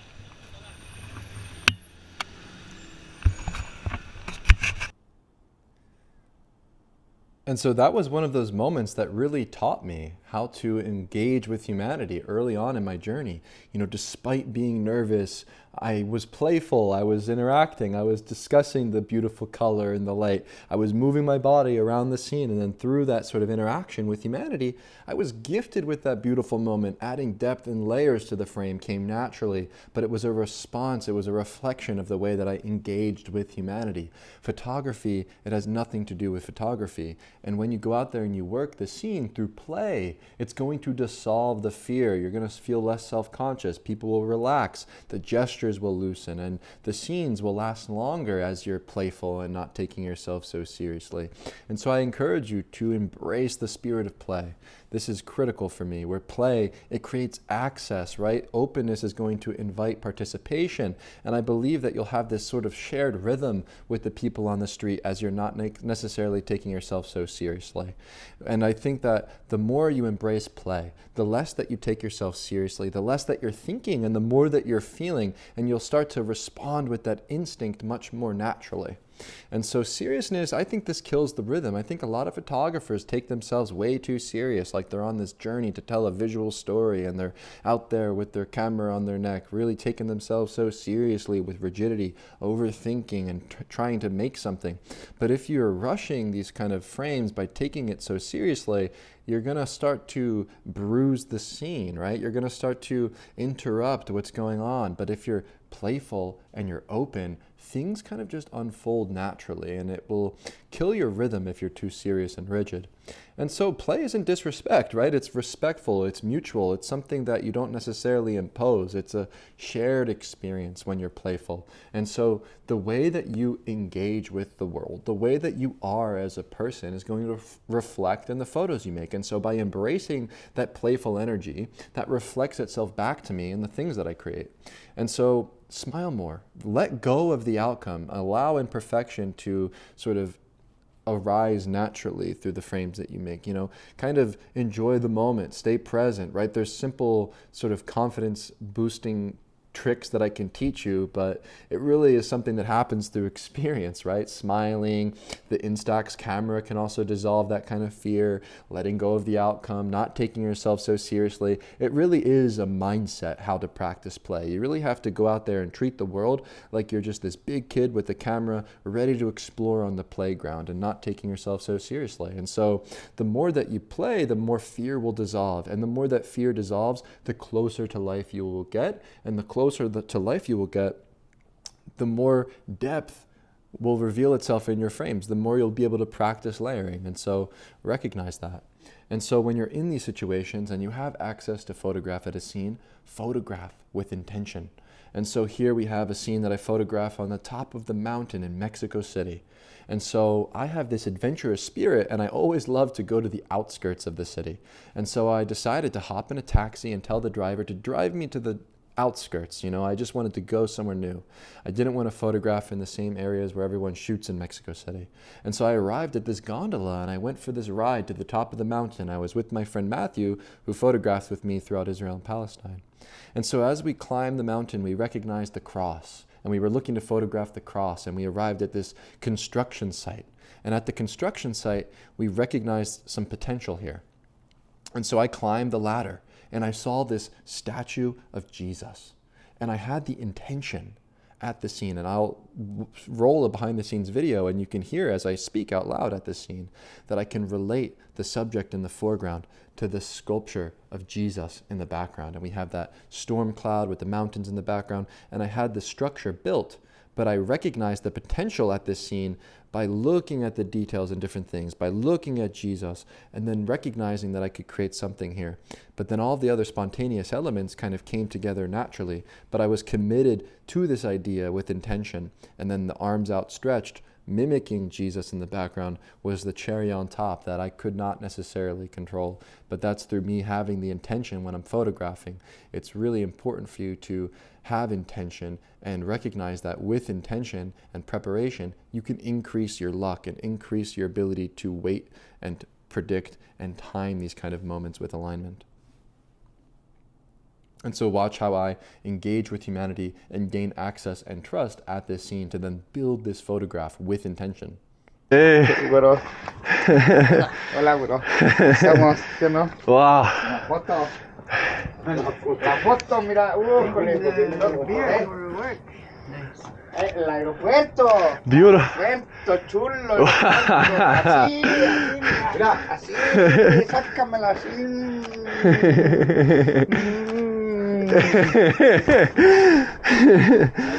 Wow.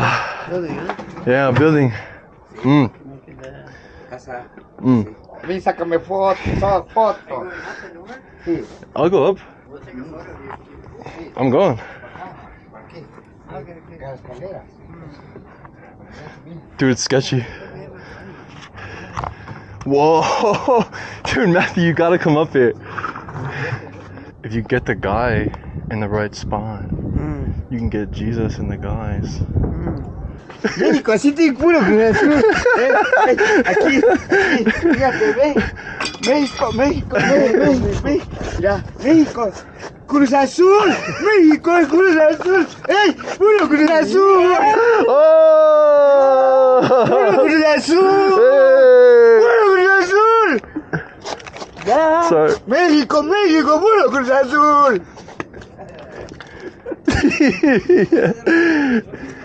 Bro, gracias. Oops. And so you can see the way in which I engaged at the scene, handshaking the man afterwards, engaging with this person is what ultimately gave me the access to make this photo. And so with intention, though, anything is possible, it feels like, where this kind of moment was just gifted to me, right? We have this sculpture of Jesus in the background, position my body in relationship to that statue, creating that, using that statue almost like an anchor point, kind of like how I used the sort of swimmer in the Mediterranean Sea from that photo in Napoli to sort of guide the structure of the frame. So I used that statue of Jesus as the anchor, and so I set my stage. And what happened after building that structure is a miracle, right? This man outstretching his hands with his gesture on his face, looking very mysterious, mimicking the gesture of Jesus in the background. But that structure of the frame, I set that stage very naturally with intention through recognizing the possibility of the interactions between the background and the foreground. And then everything else kind of fell together naturally, right? We have this dog that swooped by at the bottom left corner of the frame. We have that bag that sits right underneath his armpit on the right side with clear separation throughout the different things throughout this picture, despite there not being strong striking light. And so the cherry on top of this picture, of course, is the gestures mimicked between the statue of Jesus and the man with his arms outstretched. And so this is something that you really can't force, but with intention and preparation, anything is possible. And so essentially, intention is choosing what matters and including that in the frame and removing what's not important from the frame. And so with this picture I made in Penn's Landing, I was obviously intrigued by this Ferris wheel, but there was the element of the woman in the foreground that was in the ticket booth that was important for me to include. And so I basically narrowed the attention to those two elements to create these relationships, okay? And so intention will create coherence in the frame. You'll start to recognize the alignments and things that can occur at a scene, whether it's a rainbow, a Ferris wheel, a sculpture, a man swimming. All of these different things that you see on the street can become, something predictable. You'll start to see the repetition at certain scenes and recognize the alignment that can become much more intuitive over time with intention. And so, as you're photographing on the streets, it's really important for you to be patient, and essentially when you have intention, you'll start to have a clear expectation of what is possible. When you notice a moment of somebody repeating a gesture and you have the sort of intention of making a picture of that gesture, you'll start to slow down, you'll be less bored, and you will become more patient because you actually have a goal, you have something that you're trying to photograph and achieve at a scene. And so intention, it's not necessarily control, right? You're not manipulating the scene or staging the scene. You're really just in the moment and present and so hyper aware of the possibilities of alignment that the result of the photograph almost feels like a miracle sometimes, but it's through being patient and observing these patterns and watching the alignment. And so let reality finish the idea. You want to sort of invite the moments. You don't want to force anything. And so reality will surprise you as you photograph with intention. And so recognize that play plus intention will allow these moments to sort of emerge very naturally. The more playful you are, the more you can engage with humanity. The more you engage with humanity, the more access you have, the more you can be patient with confidence and have the intention to make a particular strong layered frame. And so when you're making pictures, choose what matters, include what's important, and remove what's unimportant. Prepare the frame with structure, wait with purpose, and let life complete itself naturally, and let the moments unfold in front of you. With patience and preparation and intention, really anything is possible, but it really comes down to how you engage with the world. And so now we're going to discuss content versus form in layered images and what this means. So what is content? Content is essentially the moment, the gesture, the emotion, life unfolding, right? This is always unpredictable. This is the spontaneous nature of the streets, right? Those fleeting gestures, those moments that are occurring, right? We have this man smoking with his cigarette in the foreground, right? The content of the frame. What is form? Form is the structure of the frame. It's the placement of the different elements between the foreground, middle ground, and background. It's the shape, it's the balance, it's the light. Light gives shape and form to the structure. And so essentially, this is created through your physical positioning. Think of composition.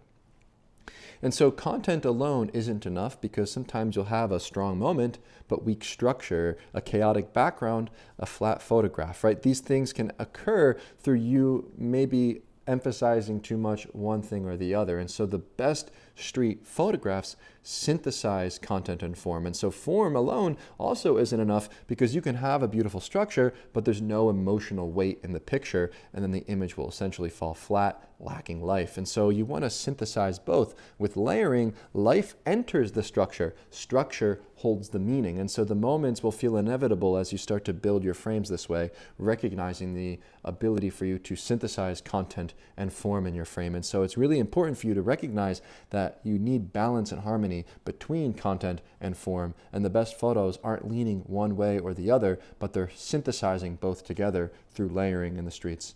And so the goal of the photographer is to put order to chaos. Where the street is chaotic, the content is out of our control. But the photographer who is the person who imposes order to these moments through recognizing structure, through your positioning and your patience.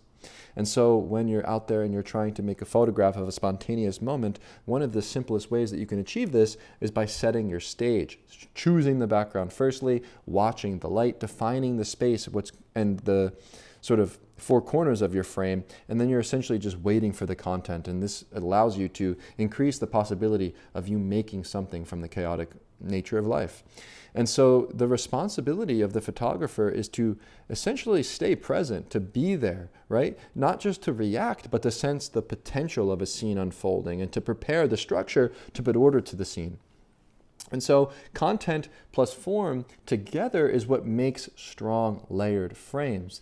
Neither alone is enough, and layering is what's going to unite both of these together. And then essentially, as you combine the content with the formalities of composition, meaning will emerge naturally. And so make sure when you're out there and you're practicing layering that you're not too caught up with composition at the forefront. You know, of course we want structure, but we also need content. And so the best photographs synthesize these two things. And this is where play comes in. This is where engaging with the world comes in. And the more that you engage with life and find yourself out there on the front lines of life, playfully engaging with people, photographing with intention, you can easily synthesize content with form because you have confidence and access to make these kind of frames with closeness.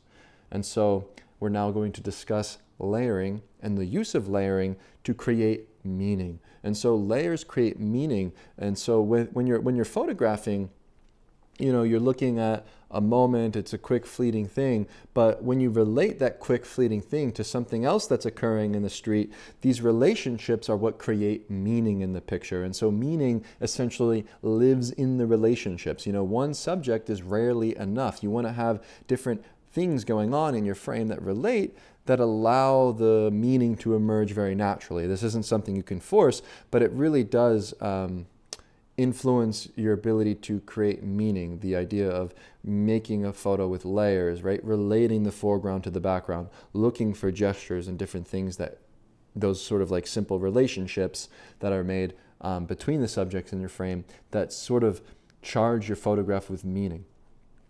And so meaning, it lives between things. It lives between elements, between people, between gestures, between moments.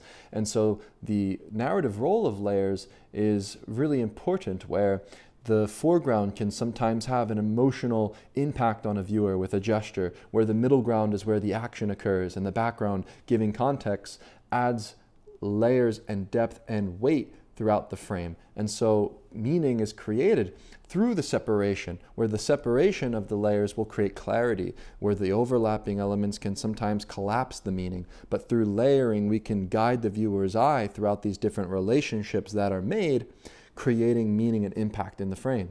And so one of the simplest ways to create meaning in a frame is through the use of juxtaposition, where there's unrelated elements that combine together that create tension or irony in a photograph. And so these kind of moments create meaning without explanation, and essentially the viewer will complete the idea in a picture. And so with that picture you see here of this man here holding this newspaper, it's charged with meaning simply due to the fact that we have this face of Muhammad Ali, and this was the newspaper cover when he passed away. But the thing that I did was make a micro adjustment and movement to relate the way that this man is holding the newspaper in relationship to the suit that he's wearing. And so the relationship between the face of Muhammad Ali, the placement of his face on top of the man holding this newspaper, is what gives this photograph weight. You know, not only is it the character in the frame that is interesting, but it's also this sort of ironic tension between the gesture and the way that I physically position these two elements together in relationship to the background on the right-hand side, synthesizing this composition with layers using juxtaposition. And so proximity will suggest closeness, distance will suggest separation. And so the distance that you have towards your subjects will also create these different relationships naturally. And so contrast, it will reveal meaning, you know, whether or not subjects are stationary or moving, that sort of motion around stillness, that sort of way in which these different things interact within a composition, those relationships that build will also hold meaning. And so avoid forcing meaning. You know, these things aren't something that you have to sort of force in a picture. I think that a lot of the time, if you're trying to make a statement or you're trying too hard, the photograph sometimes falls flat, right? But you gotta allow life to unfold naturally and allow the meaning in your frame to emerge through the way that you relate different subjects throughout the composition, from the foreground, middle ground, and background. And those different relationships cause tension in a picture, creating story and meaning. And so let meaning emerge. Embrace ambiguity, right? Not everything needs to be resolved. Not everything needs to be an open-ended or like a concrete kind of picture, but it can be open-ended that allows the viewer to sort of interact with the picture as the sort of different planes and the different relationships that are made sort of linger with the viewer. And so I think that it's important to embrace ambiguity because it will add depth over clarity alone. And so layers are meaning tools, right? Layers are what's going to help you form these relationships between the different elements within a frame that naturally give meaning and weight to your picture, that naturally tell a story. You don't necessarily need to force these things, but by layering different elements and relating different people throughout your frame with intention, meaning will emerge naturally.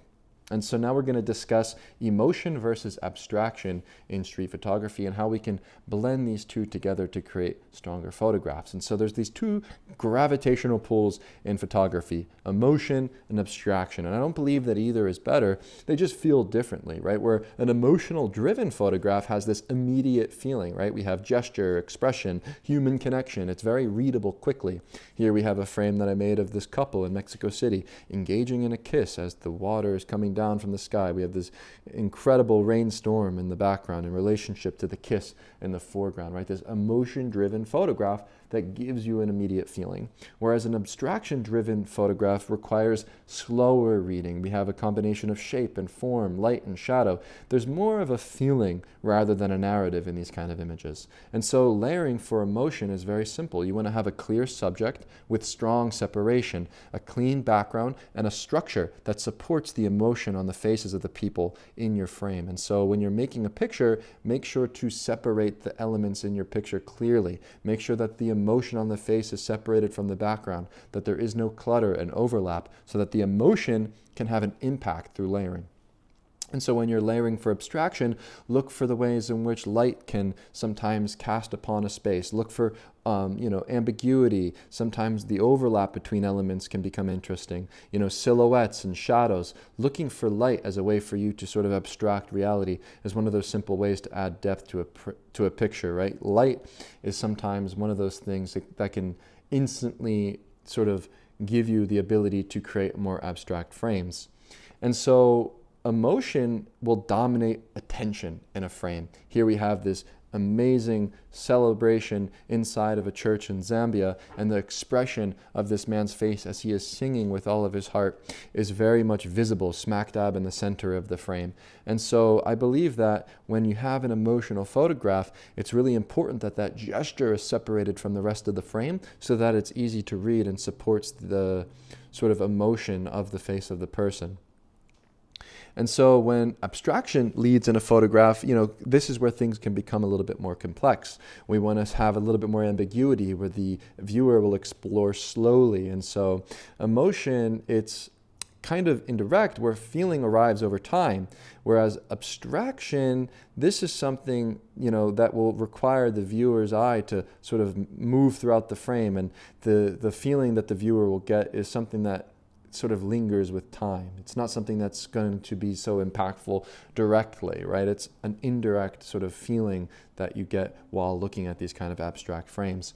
And so the way in which we can start to make photographs with more intention is by having clarity of our vision, right? And so I think that sometimes emotion and abstraction can clash, but it really depends on the scene. It depends on what you're trying to achieve. You know, I think it's interesting sometimes to blend these things. You know, I think that it's important to have the ability to photograph with intention. And when you see something with clarity, then you can start to build the frame. And so here we have this boy who's seated inside of this little shop here. And of course we have some abstraction going on, right? We have this triangular shape of light. We have the reflection of the buildings. We have some elements here that are a bit more abstract and allow for light and shadow and reflection to give visual interest in the frame. But I combine the gesture of this boy and his facial expression looking up towards the light to add more emotional weight. And sometimes the simple gesture of a face, the simple sort of like facial expression of somebody, you know, these things can add emotional depth to a picture. But it's important for you to have clarity of what you're trying to achieve.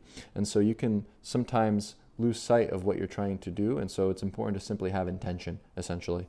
And so you can use these things together, right? Emotion and abstraction together can create strong street photos, and both can coexist.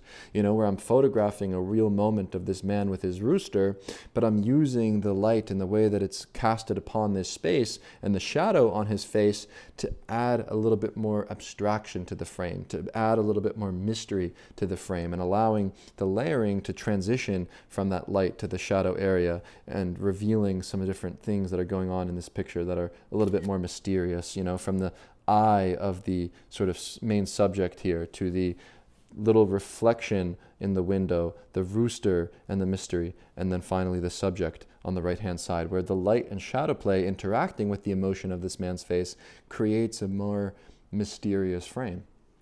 And so emotion is all about immediacy. You see a moment of somebody gesturing, you see a facial expression that is strong and prominent, it's going to give an immediate response to a viewer. Where abstraction, it can linger with the viewer, where the viewer's eye will carry throughout the frame. And I believe that layering is a way for us to bridge these things together, where we can use light and shadow, we can use reflections, and we can combine that with the human elements within our frame to essentially combine both emotion and abstraction, content and form to create stronger street photographs.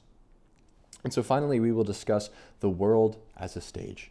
You know, the world is a stage. I think that when you consider life this way, it's very interesting. You know, especially with layering, you know, we want to have structure in our photographs. And so when you recognize that, you know, the stage being, you know, whatever it is that you're putting within your frame, is already arranged, right? There's already things going on, but it's really up to you to sort of set your stage, right? It's not necessarily like life is like, or like the world is like this backdrop, right? But it's like when you're photographing and you're using layers, you're allowing the life that's unfolding in front of you to happen naturally, right? Your job is to simply just notice these things. Your job is to simply notice the world this way.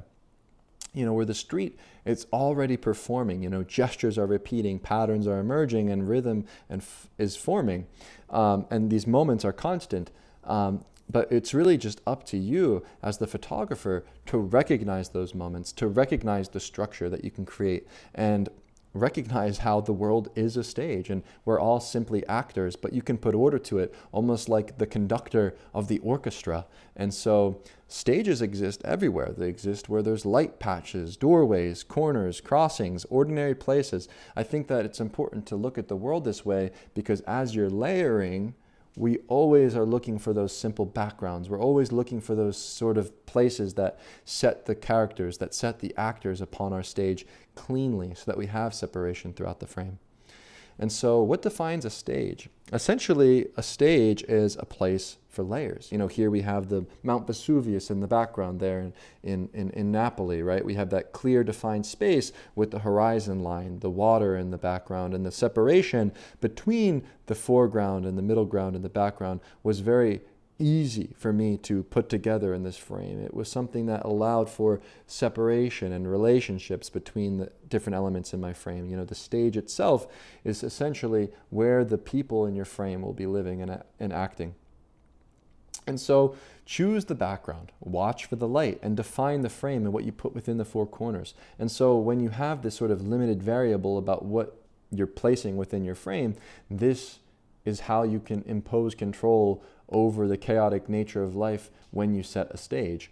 And so stop chasing for the actors, but find the stage, right? When I was photographing here at this scene, I was intrigued by the beautiful fog in Penn's Landing. I was looking at the bridge and looking at the light and looking at the fog in this beautiful scene. And then naturally, as I was intrigued by this stage, people actually just emerged in the scene, and I allowed the scene to breathe and I allowed people to enter. I wasn't hunting for any particular subject or trying to make something extraordinary from these people's gestures. I was simply looking at life, looking at the scene and allowing the people in the frame to come naturally, and then the scene kind of just fell together through me recognizing the stage firstly. I wasn't chasing the actors. And so you can repeat this kind of technique of layering by returning to the same places over and over again. You know, here is the same location, a different angle, however, but it's the same exact place, right? The same backdrop, the same sort of situation, you know, where the people are standing in different ways now. And so when you go back to the same location over and over again with repetition, this will reveal the play. This will reveal the way that actors dance upon the stage. And I think that it's important for you to go back to the same locations, find these stages in your local hometown that you can sort of work with to influence your ability to practice layering. And so one of the best locations for me to practice layering was here in Penn's Landing, because I knew that I have this stage, right? This consistent stage, this consistent place where I can always come back to and have, like, you know, basically just clean separation between the background and the foreground and the different people that enter the frame. And so it's important to really stay consistent and go back to the same places with repetition and see the different ways that you can make frames in these places. And so you're simply going to bear witness to whatever happens within the stage. You're not out there imposing anything. You're simply observing life, and the control that you have over the scene, the control that you have over the moment happens naturally through your physical positioning and what you include and exclude from the frame. And so it's important for you to be present, right? This is more important than you being clever in the way that you can compose or do a visual trick. I think that with presence, you will start to have intention with your compositions. You will start to sense the world this way as a stage, and you will start to put together this visual puzzle of the different people throughout your frame with layers and depth. And so prepare space, find a stage, find a place that you can return to time and time again. Wait patiently, let life enter, and remember that the curtain always rises, and there's always another time for you to go back and to try again. And so when you find yourself practicing with repetition by returning to these same locations with your stage, you can really start to hone in on that intuition that guides you to make these kind of layered frames. And so I encourage you to practice, to find places nearby that you know you can return to time and time again that give you that ability to set the stage and then wait for the actors in the play. And so thank you for watching this module. I will see you in the next one. What's poppin', people? It's Dante. Welcome to Module 7, Advanced Layering Tools. And so the first lesson is to get close. Closeness is presence, not pressure. You might think of closeness as your physical closeness to the subject, but I believe it goes beyond this to an intimate presence between you and your subject. And so here we will look at the photograph I made of my own grandmother here on the rooftop. And so as my grandmother and family were sunbathing, I decided to physically get close to the gesture that interested me. I filled one half of the frame with that prominent gesture. By getting close to the subject, I was able to give emphasis to the foreground element in the picture, separating that gesture from the middle ground here on the right-hand side. And so when I'm making decisions physically, by positioning my body close to that gesture, the rest of the frame kind of fell together naturally from the right-hand side to the background where we have the structure of the buildings there, in relationship to the small details and elements that make up the vibrancy of this composition, from the lips to the nails to the colors and gestures of the faces and the cloud there looming in the background. And so physical closeness will give your photograph more impact and allow you to fill the frame with interest all throughout the different planes. And so closeness will simplify the layers, where the foreground will assert itself and the middle ground will support that gesture in the foreground. And so the background simply becomes an atmosphere where the stage is set. You don't really need a lot of complexity to create a photograph with layers and depth. Sometimes simple gestures can become structure in your frames, where I'm looking at a gesture of a man washing his face on this boat in Zambia in relationship to the man gesturing, moving the oar and pushing the boat along in the lake. And so these different hand gestures, postures, and expressions can become anchors in the frame that give structure and shape and allow everything else to follow. And so emotional proximity is just as important as physical proximity, where the physical closeness will, of course, create visual impact, but it's the emotional connection that you have while you're making the picture to the subjects that the viewer will feel. And you'll feel that sense of trust and stillness within the frame because you actually belonged in that space where you were making that picture. And so closeness isn't just aggression. You know, closeness is calm movement, small micro adjustments, you know, keeping a respectful distance between you and what you are photographing. And you simply allow people to remain themselves, right? You don't need to impose yourself into a scene, but you simply want to belong there, not invade. And so the background sometimes will simply fall together naturally. It's not necessarily something that you need to force, where the hierarchy becomes clear when you separate the subject in the foreground of the frame. And so really hone in on making a picture that is impactful, not only physically, but emotionally. And so by having the confidence and the ability to connect with the people in your frames, you can really emphasize the hierarchy between the different planes. And so courage is important. This is the most important trait that a street photographer must possess. The ability to get closer to your subjects by overcoming fear with courage is what's going to separate a weak photo from a strong photo. And so essentially closeness is going to strengthen layering because it will simplify the structure. It will allow you to fill the frame with visual interest all throughout the composition.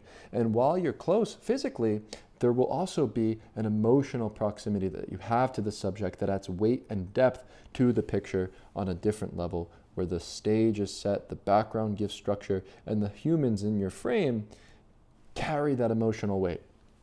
And so lesson number 2 is all about juxtaposition. Here we have a photograph I made of Muhammad Ali on the newspaper as he passed away. And this newspaper man is holding that newspaper in the perfect place in relationship to his face. And so we have this juxtaposition that is a very simple but elegant frame, simply due to the fact that this subject in the frame carries emotional weight. There's history to Muhammad Ali, but the way that I have this photograph come together with the overlap between that newspaper and the face of the newspaper man, that gesture of that man's hand, the relationship built between that bow tie and the suit that the man is wearing in the actual moment where he's sort of physically in real life wearing that same exact outfit that Muhammad Ali is wearing, right? Where this kind of tension, this overlap, this juxtaposition is a very simple yet elegant way to create layers and depth and meaning in a frame. And so we have the left-hand side of the frame filled with that prominent gesture, that emotional weight of Muhammad Ali on the cover of the newspaper during his passing, in relationship to that subject on the right-hand side who is eating. And it's a very simple way to break a frame up from left to right, using the rule of thirds here in a way, but it's not so perfect. It's just a way to separate the frame, right? It's a way to add depth and layers throughout the frame. And so we have the structure, that construction site of the building on the left-hand side in the background, you know, the different elements of the fence and the sort of construction site that sets the stage and structure of the frame, holding the glue together of the juxtaposition from the foreground to the background. And so juxtaposition is essentially creating relationships between different elements, right? We have these red shirts and we have a sign that is describing to turn on red. We have blue signs in the background relating to the blue shirts of the other woman, right? Juxtaposition is relating these different moments and different elements that are kind of out of our control and not necessarily connected, but you kind of put order through the way that you make these relationships in your frame and allow the meaning to emerge naturally. And so I think that sometimes the most quiet frames speak the loudest, right? You know, I don't necessarily think that when you're making a photograph with juxtaposition that you need to relate the elements so obviously. I think subtlety goes a long way. And so you really don't need much chaos. You can simply work with one dominant element and one supporting element to create visual structure. And so I think it's important to avoid noise, avoid clutter, and allow these different relationships that you make throughout your frame to emerge naturally.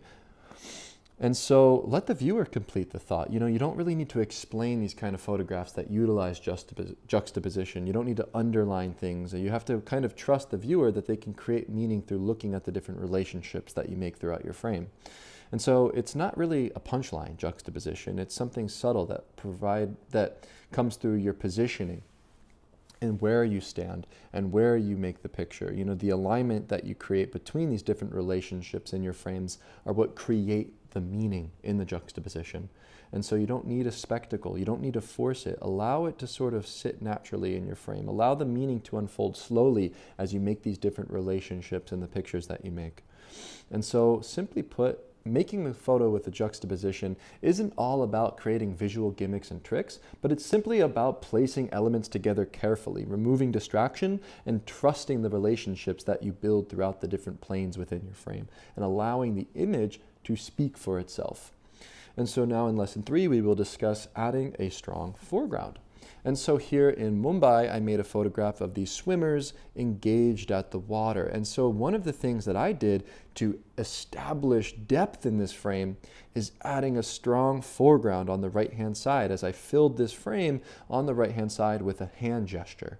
And so I was simply photographing the swimmers originally, but then shifted my body with a micro adjustment to include the hand on the right-hand side, adding depth and guiding the viewer's eye to the midground, where we reveal that subject sitting on the side of the water in relationship to the other people that are swimming throughout the frame. We have this boy's arms outstretched, that prominent gesture that echoes the gesture of the hand in the foreground, giving this photograph structure through the horizon line, the skyline, and the beautiful lake and the ocean that they're swimming in. And so these relationships that you make between the foreground, middle ground, and background can be emphasized by including a strong foreground that can then sort of set the viewer's eye up for a visual feast, where the viewer's eye now can gradually move throughout the frame. By including that prominent foreground element of the hand gesture, I was able to increase the impact of this photograph. And so foregrounds matter because they give the eye an entry point, right? When you have a strong foreground element, we can allow the viewer's eye to carry throughout the frame and sort of strengthen that hierarchy between the different planes, between the foreground, midground, and of course the background. And so it's important to recognize that sometimes all you really need is one strong element in the foreground, like a gesture, a hand, a facial expression, and then the chaos can become organized around that gesture. And so the foreground is a complement to the composition. Depth will happen through separation, right? When you have a strong foreground, you can create distance between the midground and background. And so the layers will become more clear, and there will be a separation between these kind of elements in the structure that you create in your composition. And so the foreground doesn't need to be big. It can be subtle. It can be a small hand, a shadow, a partial figure. Small but dominant gestures in the foreground go a long way to add depth in your frame.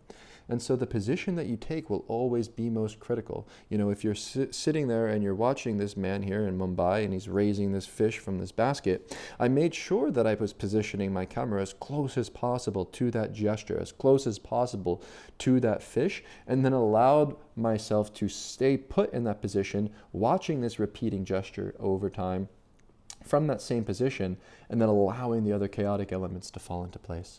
And so the foreground will anchor feeling. The viewer will feel present when engaging with a picture with a strong, prominent foreground, and the photograph will feel more alive, improving a stronger engagement for the viewer.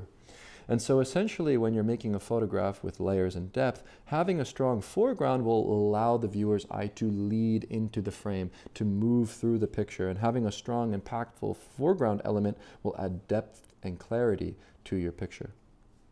And so layering can be extremely simple. It does not need to be complex. Check out this photograph that I made of these two Palestinian youths. It's a very minimal scene with clear relationships from the foreground to the background. We have one Palestinian boy on the left-hand side holding that bottle with a tense facial expression in relationship to the boy on the right-hand side sitting on the empty bed frame. We have a structure of the background, the Palestinian flag graffitied on the wall, and a simple scene, a simple stage that I used to hold structure between these different relationships that I made. From left to right, a simple moment, a simple gesture goes a long way, and you don't need so much complexity to create layered frames. And so 2 layers are enough. You have one strong subject and one supporting element. Clear separation, these relationships, they will carry the meaning. You don't need to add complexity to practice layering.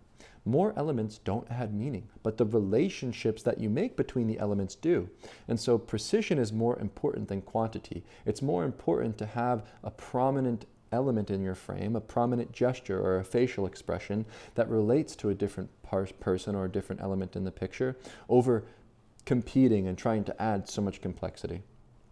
And so body language creates structure. Watch for gestures, watch for the way that people are sort of oriented in your picture, and approach the streets and approach the people within your frames as almost like when you're looking at a gesture and it's unfolding, you really need to be able to sense and anticipate that sort of structure naturally. You'll start to notice how people's sort of posture changes, and you'll notice body language, and those different gestures and different elements can add structure to your picture.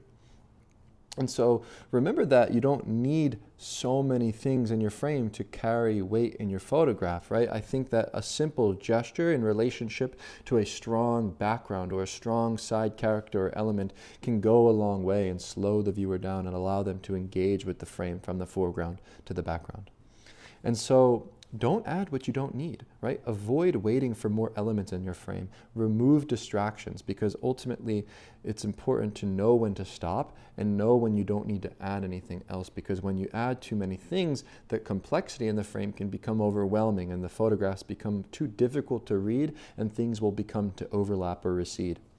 And so restraint is confidence. Trust what's there is what you need. Don't force yourself to add too much complexity. You really want to allow that sort of confidence to show for itself when you're making a picture of a moment. You don't need to go out there and look for the most complex scenes, but recognize that layering is all about structuring the different elements and making these relationships appear naturally through your composition. And so layering, it's simply put, not complexity. 2 elements can be enough. You want to make sure that you're thinking more about structure and clarity over chaos, right? Remove more from your frame. Create separation. Create relationships between the different elements throughout your plane, and you can create stronger layering photographs. And so now we'll discuss reflections and how reflections can create mystery. Here we have a scene that I photographed of these bikers gathered outside of City Hall in Philadelphia. And we have reality split in 2 through the mirror of that bike. And so essentially layering with reflections can create these dual spaces, unresolved tension, and visual interest for a viewer. Where layers without clutter is all about not adding too many subjects, but allowing the sort of depth in the picture reveal itself naturally through the reflection. When I photograph through these mirrors or I use reflections in my photographs, I'm not trying to make it so complex and cluttered, but I'm using these things intentionally to add depth in the picture. And so there can become a very beautiful sort of abstraction through using reflections, where mystery can appear through ambiguity, where the viewer will question what is real, what is reflected, where am I standing? And this uncertainty in these kind of mysterious reflection frames creates ambiguity, creates interest for the viewer. And so I find that reflections oftentimes slow the viewer down, right? Your eye will start to move and travel throughout the different planes within the frame. And so your position is everything with photography. And so where you position your body in relationship to these reflected surfaces will essentially allow you to control the overlap, control the separation. And so those small movements matter when creating a layered frame.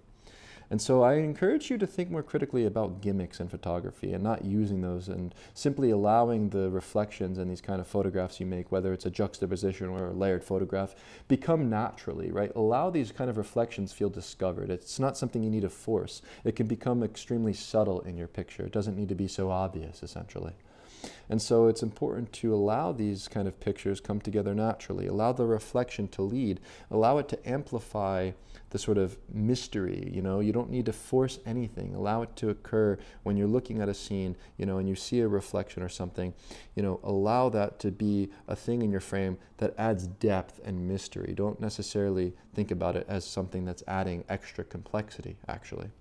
And so I believe that the art of using layering in your photographs are all about adding depth without clutter. It's about creating ambiguity and slowing the viewer down. And so one reality becomes two when using a mirror, when using a reflection, and it can become an interesting way to add depth without clutter in a picture. You can really guide the viewer's eye throughout a frame through using reflections in the layering photographs that you make. And so with lesson number 6, we will be discussing allowing the scene to breathe. This is extremely important. Essentially, you want the scene to feel like you can actually look throughout the picture, right? You want it to be super clear with the hierarchy between the different planes from foreground, midground, and background. And so you don't want to necessarily clutter the frame with a million different things, but if you have a complex frame with lots of different people and lots of activity and motion and movement, you want to have harmony between these different planes. You want clear separation so the viewer's eye can be carried throughout the frame. And so here we're going to look at a beach shower scene in Tel Aviv where I was photographing at a dog beach. And so essentially I knew that I could make an interesting photograph here because I could sense the possibility of something. I knew that if I was on the dog beach, dogs could be passing by my frame, adding a little bit more added complexity. I noticed the structure of the background and the people gathered here. I noticed the way that there was a shower. I noticed these people engaging in play with the sand on their legs and sunbathing. And I simply stood there at this choke point, patient, and waited as the dogs entered the frame and clicked the shutter at that decisive moment, leading the viewer's eye to the background on the left-hand side as that couple is engaged in a hug and a kiss, bathing or drying each other off with towels. And so the structure was set initially. I had my backdrop set. I was visually interested in these different elements of people at the scene. I was looking at the dogs and the way they moved through the beach. But because I had myself positioned at this particular choke point with structure, I was able to put order to the chaos in the frame and allowing myself to sort of find myself at this choke point, and setting my stage influenced my ability to put together order in this frame and creating clear hierarchy and separation throughout the various different planes in this photograph, which has lots of depth, which has lots of chaos, but there's clear separation and hierarchy and relationships between the different people throughout the frame. And so breathing space will create clarity in your frame. It'll give the subjects room to breathe, and so avoid overlap. Allow the gestures to finish. Allow the layers to become visible. Contrast is key. And so not every moment needs tightness. You don't always need to be close. As much as we started this module off about getting close, sometimes stepping back can help. Waiting improves separation. And so doing less can strengthen the image, resist crowding the frame with a million different things, and recognize that you don't always need to be close, but there's various ways to work within the 3 planes of foreground, middle ground, and background. And stepping back can help. And so separation improves readability for a viewer. Here in Jerusalem, I was photographing in the Old City, and I noticed the way that the movement of these people outside of the Western Wall became very visually interesting and engaging. And as they were stepping around this scene, I stayed put and I set my stage using the backdrop to my advantage to create clear separation between the feet, between the gestures and the way that people move throughout this frame. And so recognize that separation is what's going to improve the readability of your layers. And so patience, this is going to create calm images. There's going to be a time where you need to stay put and watch as a scene unfolds patiently in order to create separation and allow the frame to breathe. And so space is not a weakness. It's not a bad thing to have negative space. This negative space can direct attention for the viewer's eye to be carried throughout the frame. Space can add weight. It creates balance. It supports the main subject that you are photographing. And so know when to stop. You can see when a scene is already complete. You can simply walk away away confidently when things kind of unfold naturally. And so trust your stillness when working a scene and know when to stop photographing so you can let the scene breathe. And so not every photograph needs your presence. You don't always need to be up close and personal. Layering isn't always about adding complexity. It's about giving space and creating separation between the different relationships that you make. And so allow the moments to finish naturally and walk away calm and confidently as you make pictures, and recognize that layering, it's all about making sure that the relationships have clear hierarchy. It's not about adding complexity. And so thank you for watching this module, and I will see you soon in the next one. Peace. What's poppin', people? It's Dante. Welcome to Module 8, Editing, Practice, and Mastery.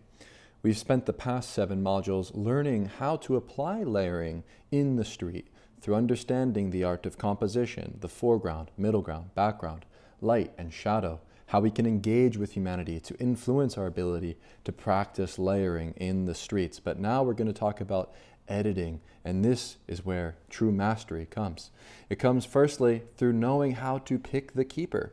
And so essentially editing will reveal your skill, right? Anybody can get lucky, but editing is what separates luck from ability. And so essentially editing is the art of selecting, the art of picking which photograph is the keeper photograph. And so when you're looking at your images, you must understand how the layers work together.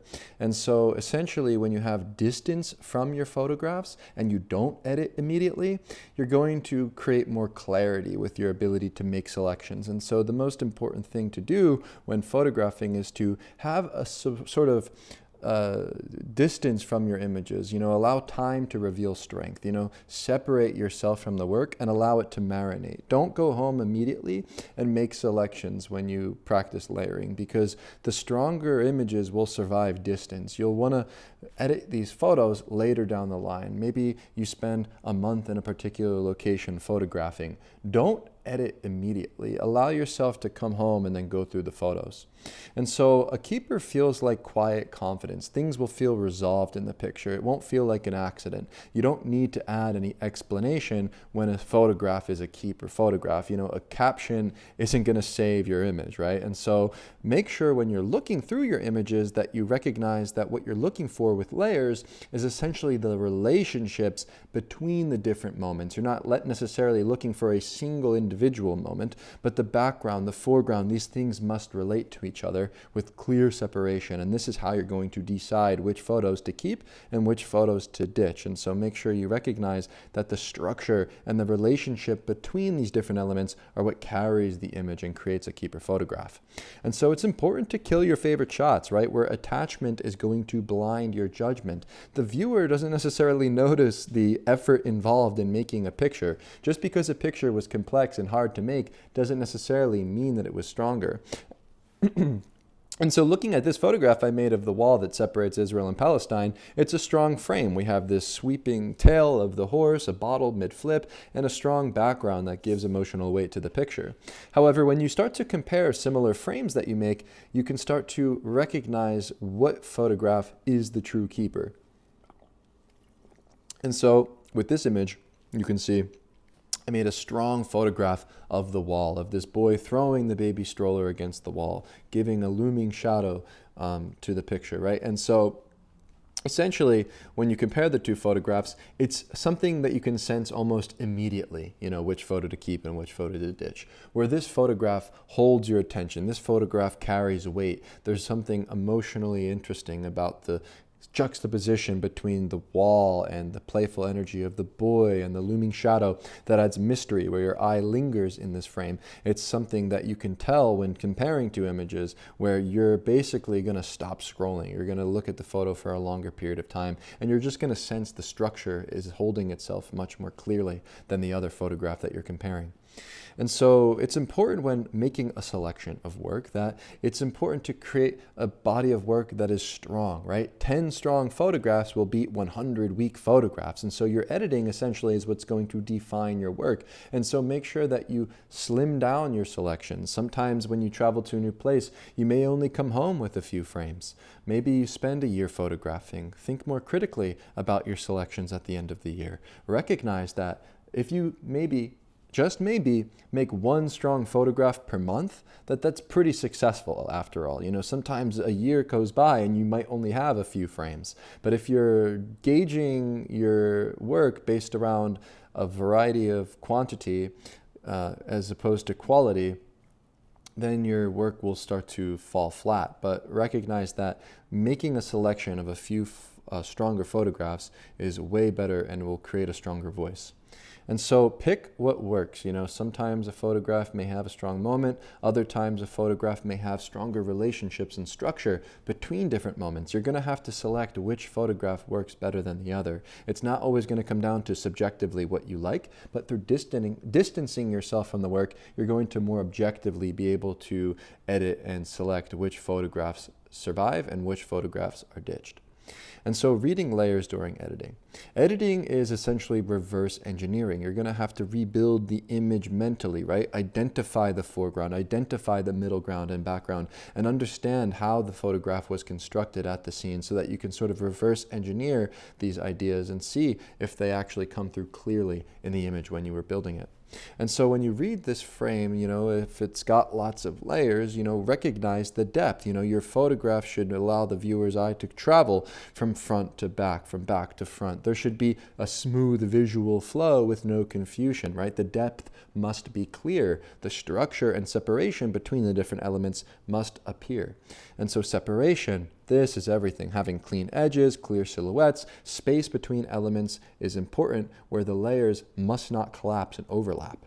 And so each layer must earn its place, right? The foreground will add weight. The background will support the subject, where the middle ground is where the juice of the photo lies, right? So remove weak layers. When you're editing through your photographs, recognize that each layer must earn its place and must support the bigger picture. And so visual hierarchy matters, right? Where does the eye go first? Where does it go second? The viewer should have this natural guidance throughout the frame. You should feel the hierarchy very naturally when looking at the picture and recognize that order and structure is much more important than clutter and chaos. And so simplicity will reveal strength in your frame, right? Where busy frames collapse. So a lot of the times, the best layered photographs actually simply have clear structure and strong relationships between each other. And so I implore you to think more critically about how you can subtract the superfluous from your frames and reveal with clarity what actually comes through with your intention and what you were focused on when you made that photograph. For instance, here we can compare similar frames, right? Looking at different photographs that you made of similar situations or at similar scenes is a really good way to understand which photograph is the keeper.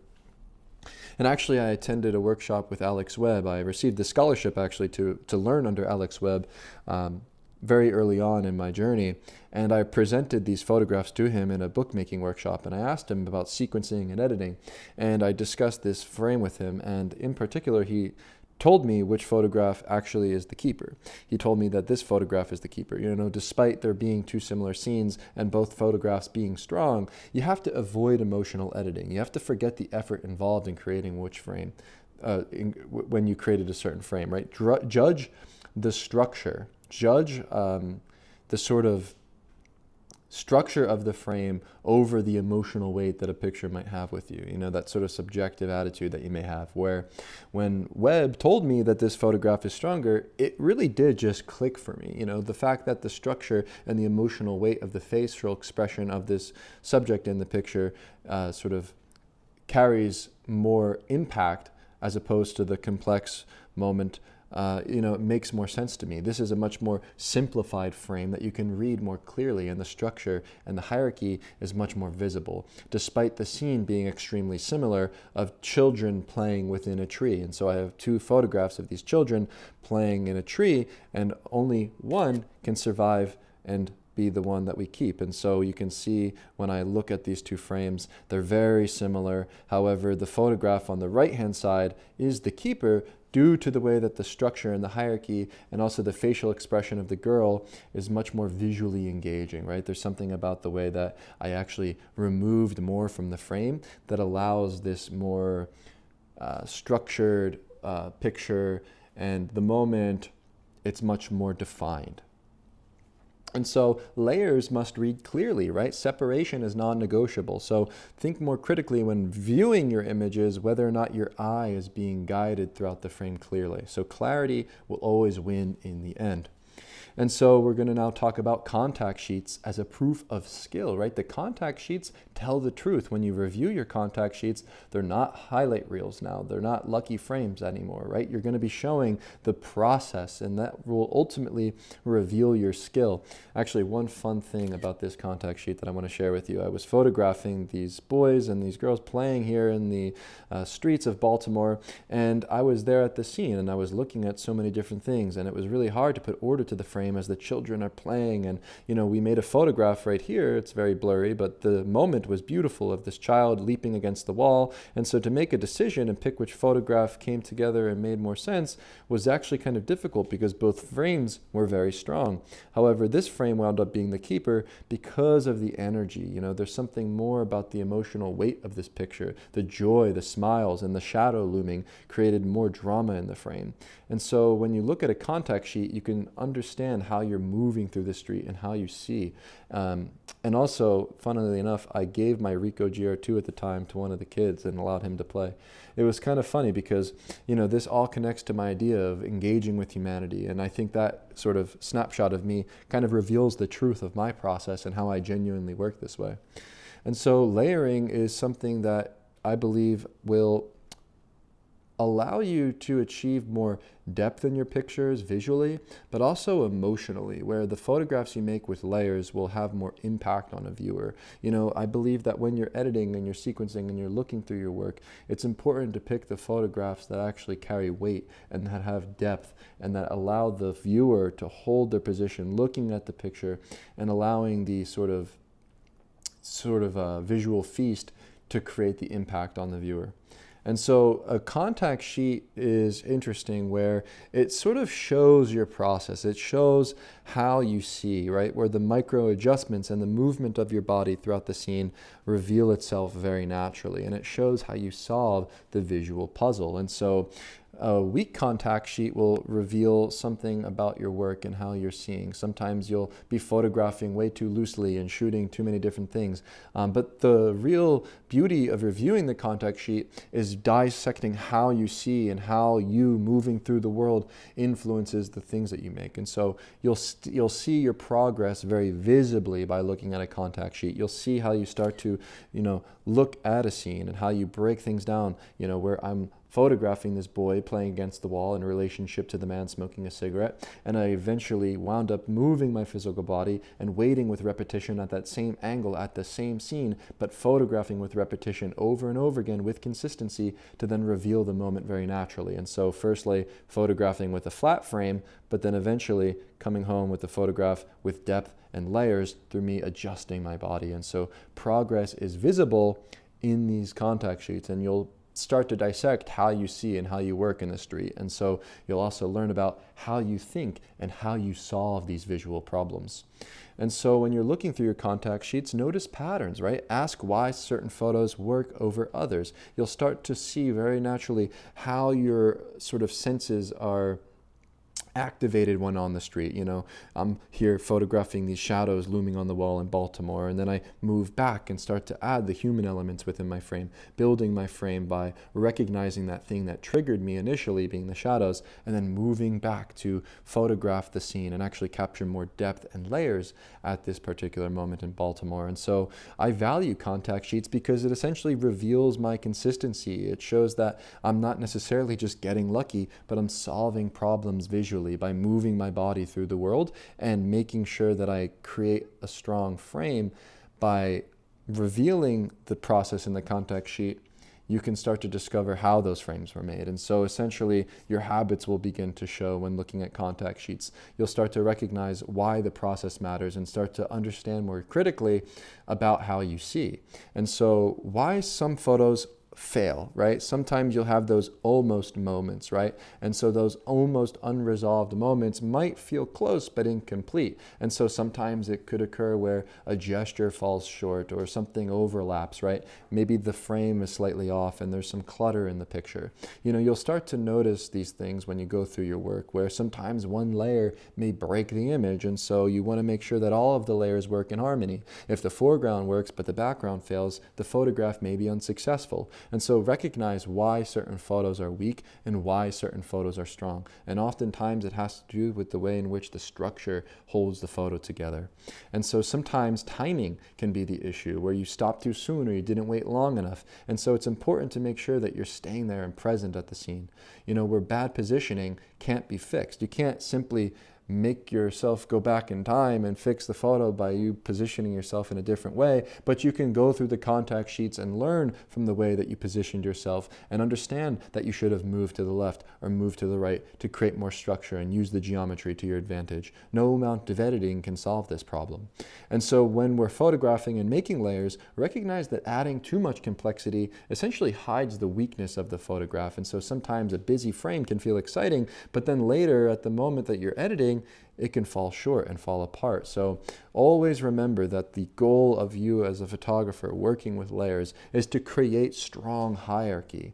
And so when you're photographing and you come home and you import your shots, make sure you give yourself some space, because if you're attached to these moments, if you remember the effort involved in making the photograph, the viewer doesn't know this and you don't need to explain how the photo was made essentially. So don't be attached to your photo, because this will blind your judgment when making selections, right? Like ultimately, letting go is mastery. If I have to choose between this photo of the children in the tree at Penn's Landing or the photo of the girls in the tree in Baltimore, I'm not afraid to throw this photo on the cutting room floor, because I favor clarity and structure and I choose resolution. This is where confidence matters when you're looking through your work. It requires you to be disciplined and almost just extremely objective when looking through the work in order to create a strong body of work. And so avoid these almost shots, right? If you're seeing in your frames that things are overlapping and that moments were fleeting and you didn't catch them, recognize how you can solve these problems. Move your body more, stay longer, allow the scene to resolve. You have to remember that patience, timing, these things are critical. And so when you make a photo that isn't so strong, edit ruthlessly and throw it away. And so being close is not the only thing that counts, right? What matters is whether or not you have resolution in your frame, that there is structure, that there is something there that is readable, that there are relationships that are clearly defined between the different planes. And so essentially, only keep what matters. Only keep what holds your attention. Remove those other photographs from your catalog that you don't necessarily think are strong. And so here are some common layering mistakes and some fixes that you can think about. So when we're out there and we're shooting, don't force the frame, right? Don't be chasing moments, overshooting. Essentially, you don't want to have yourself always hunting and always moving and running and gunning. So slow down, wait, be patient. Recognize that to build a frame from front to back requires patience.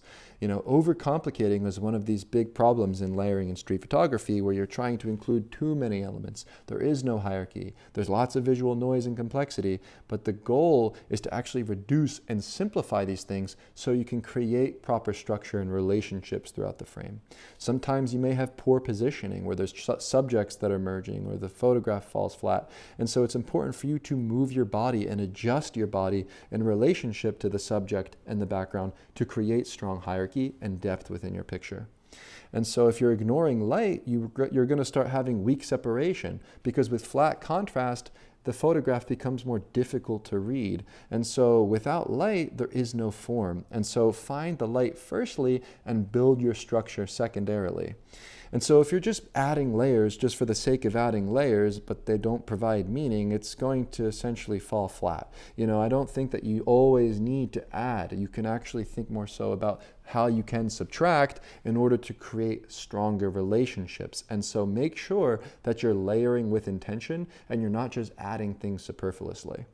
And so sometimes a photographer may have ego to try to impress other photographers with their ability to layer, but the way in which we try to add complexity can often weaken images. And so just be honest when you're at a scene, photograph what life gives you, and don't try to add more just to impress.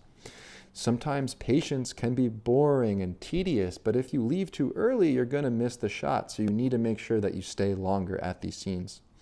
Always centering photographs can be extremely boring. It can become static and unpredictable. And so when you're photographing and you're making a composition and you're trying to structure the frame, don't always center everything, right? Use space dynamically from left to right, drop low, adjust your body, and make sure that when you're adding depth to your picture that you're not always centering the subject in the center of the frame. And so one thing about layering that you may see in contemporary street photography is that people are starting to copy each other with surface imitation without actually understanding how these relationships between the different planes are made, right? And so by understanding the foundational principles of composition, of layering, of light, you can start to make these kind of frames from your own personal voice. And so essentially, all you really need to know about layering is that you are responsible for where you position your physical body in relationship to the subject, the background, and when you click the shutter. You don't need to go out there and try to copy what other people are doing and how they're photographing or where they're photographing, but understanding the foundational principles of composition is going to allow you to apply layering to your toolkit very easily. And so these mistakes that you make, they're signals. They're signals for you to slow down, to simplify, and correct these things consciously. And so be ruthless when editing and be ruthless when determining which photos are something you want to keep and which photos are something you want to ditch.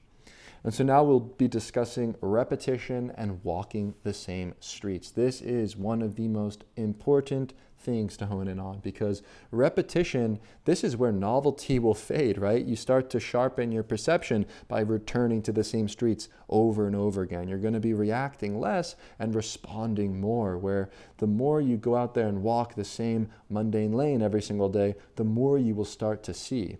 And so familiar streets remove guesswork. You'll start to know where the light falls. You'll start to know where movement patterns. You'll start to see the repeated backgrounds, and your anticipation is going to replace that constant need of hunting and searching.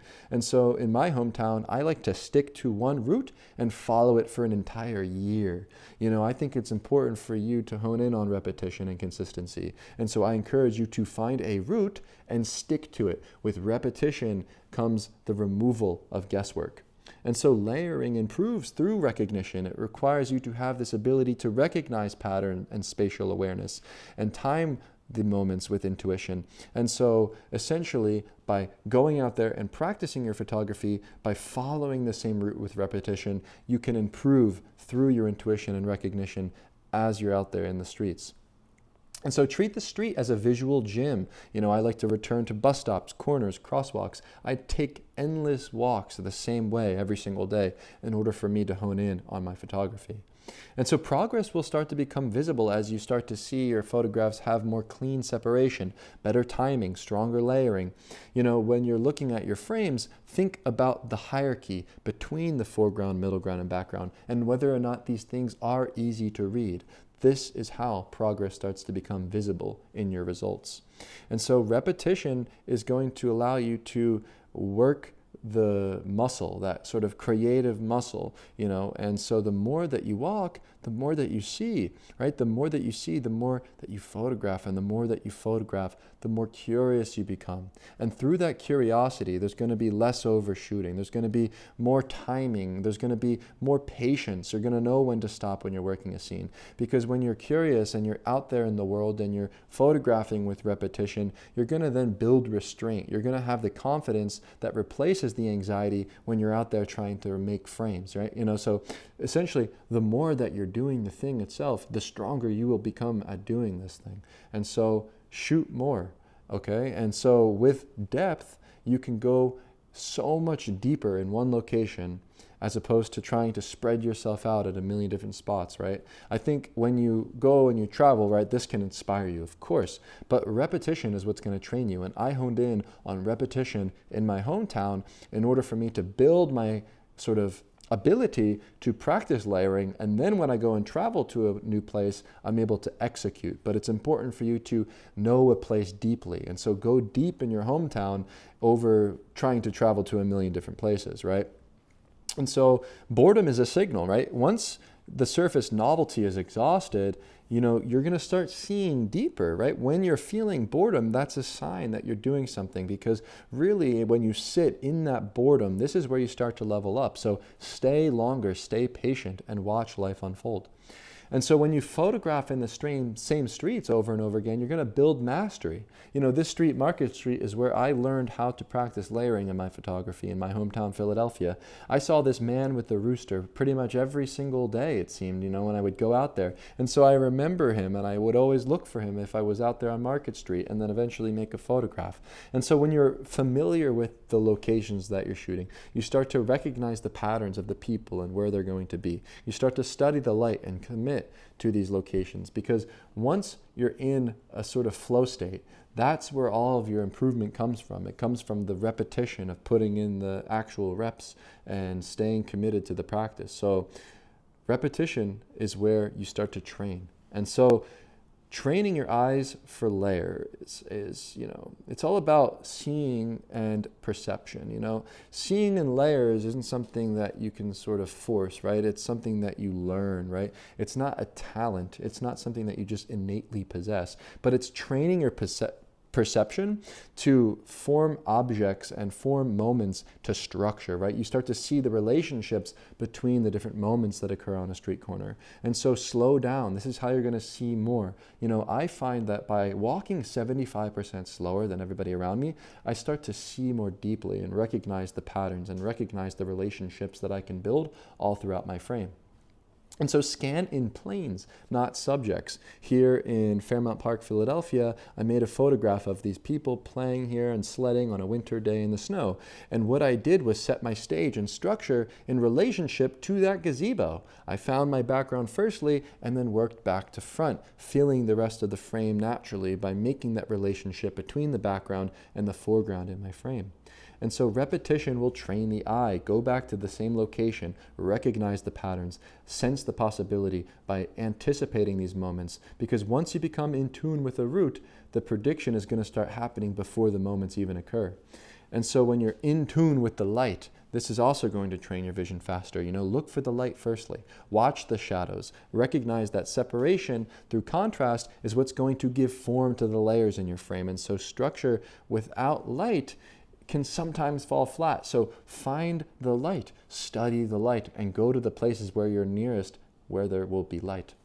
And so you'll start to see before even raising the camera. The photographs become like an intuitive sense, When you're looking at life, you don't really even need to raise the camera to your eye, because you're going to start to see these things so clearly that all you need to do is then position your body and click the shutter. When you go out there and you're making pictures, essentially you're looking at the world. You're not just snapping randomly. You're sensing the possibility. You're positioning your body, and it's kind of, intuitive after a while, right? And so when you're out there and you're shooting and you come home, edit your work down. Make sure that you're only keeping the photos that are sound, that have structure. Study your failures and learn from your mistakes, and train your eye to see this way. It really does come down to putting in the time. It's going to come down to consistency and repetition at the end of the day. There's no other way to master layering but the art of walking, seeing, observing, and trying over and over again. This thing is 99% failure. You'll never come home with a good photo if you don't recognize that. If you're out there and you're trying so hard to come home with a good photo, that mindset will kill you. So really try to spot patterns, allow those failures to inform you for that next outing with your camera. And so with instinct, this kind of intuitive sense of like understanding patterns and recognizing where you must position your body, this is earned through repetition. This is earned through observation. This is earned through failure and reflection on your work. And so recognize that the flow state is what you want to tap into, the flow state of just producing more photos, because the more you photograph, the more repetition, the better your observations will be. And so layering will become an instinct. It's not something that you can train overnight naturally, but it's something that will appear in your toolkit, appear in your way in which you see the world over time through repetition. And so structure will start to become natural, right? This kind of act of making a photograph from front to back with the layers of foreground, middle ground, and background is mastery of composition. It really does require discipline. It requires you to show up and be there with your camera. And so I'm going to leave you with that simple fact here at the end of this module as we're now wrapping up this course. The next module will bring you onto the streets in Mumbai, India, where I show you behind the scenes exactly how I practice layering in street photography. And so I encourage you to go out there, to shoot more, to walk more, to hone in with repetition, and eventually you will start to improve your intuition to seeing layers like an instinct. And so thank you for tuning in to this module, and I will see you in the next one. What's poppin', people? It's Dante, and welcome to the final module of this online course, Module 9, the final project.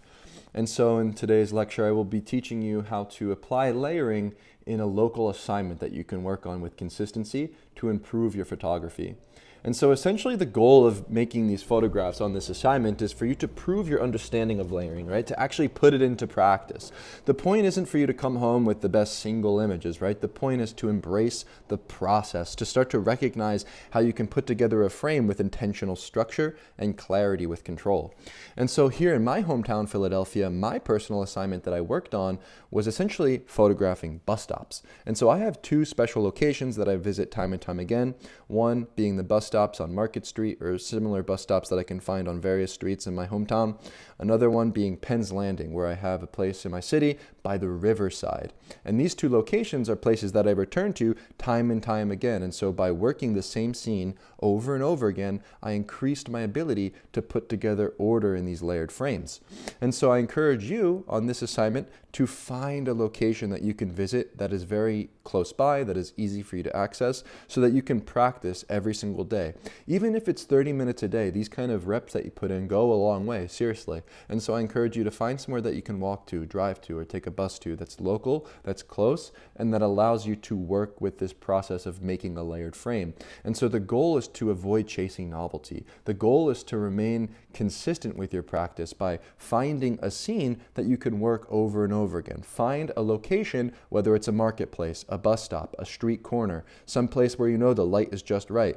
Places that I prefer are near riversides, and the reason why I prefer these locations by the river is because I know that I have a clean horizon line. I know that I have a clean background, and that the way that I work in these kind of environments are consistent, and so I can always kind of know that I have control of my stage, that I have control of the environment that I'm photographing in, and simply waiting for new characters and waiting for new situations to occur in those spaces. So the goal is for you to shoot in one or two locations with consistency and work in a very sort of concrete area. You know, it could even just be 30 square feet, like a bus stop. And so what you should focus on when you're making pictures on this assignment is the background, firstly. You want to set your stage. You want to find somewhere that you can work with a consistent background so that you can then create visual hierarchy. Here you can see a photograph I made on a bus stop in Market Street using that background of the advertisement, using the advertisement on the side of the bus stop, using the people on the sidewalk and those that are walking by or waiting for the bus as the characters within my picture to create this kind of visual hierarchy between the foreground, middle ground, and background. And so really focus on the background. Focus on the structure that you can create in a frame, because with layering, it really does come down to clarity.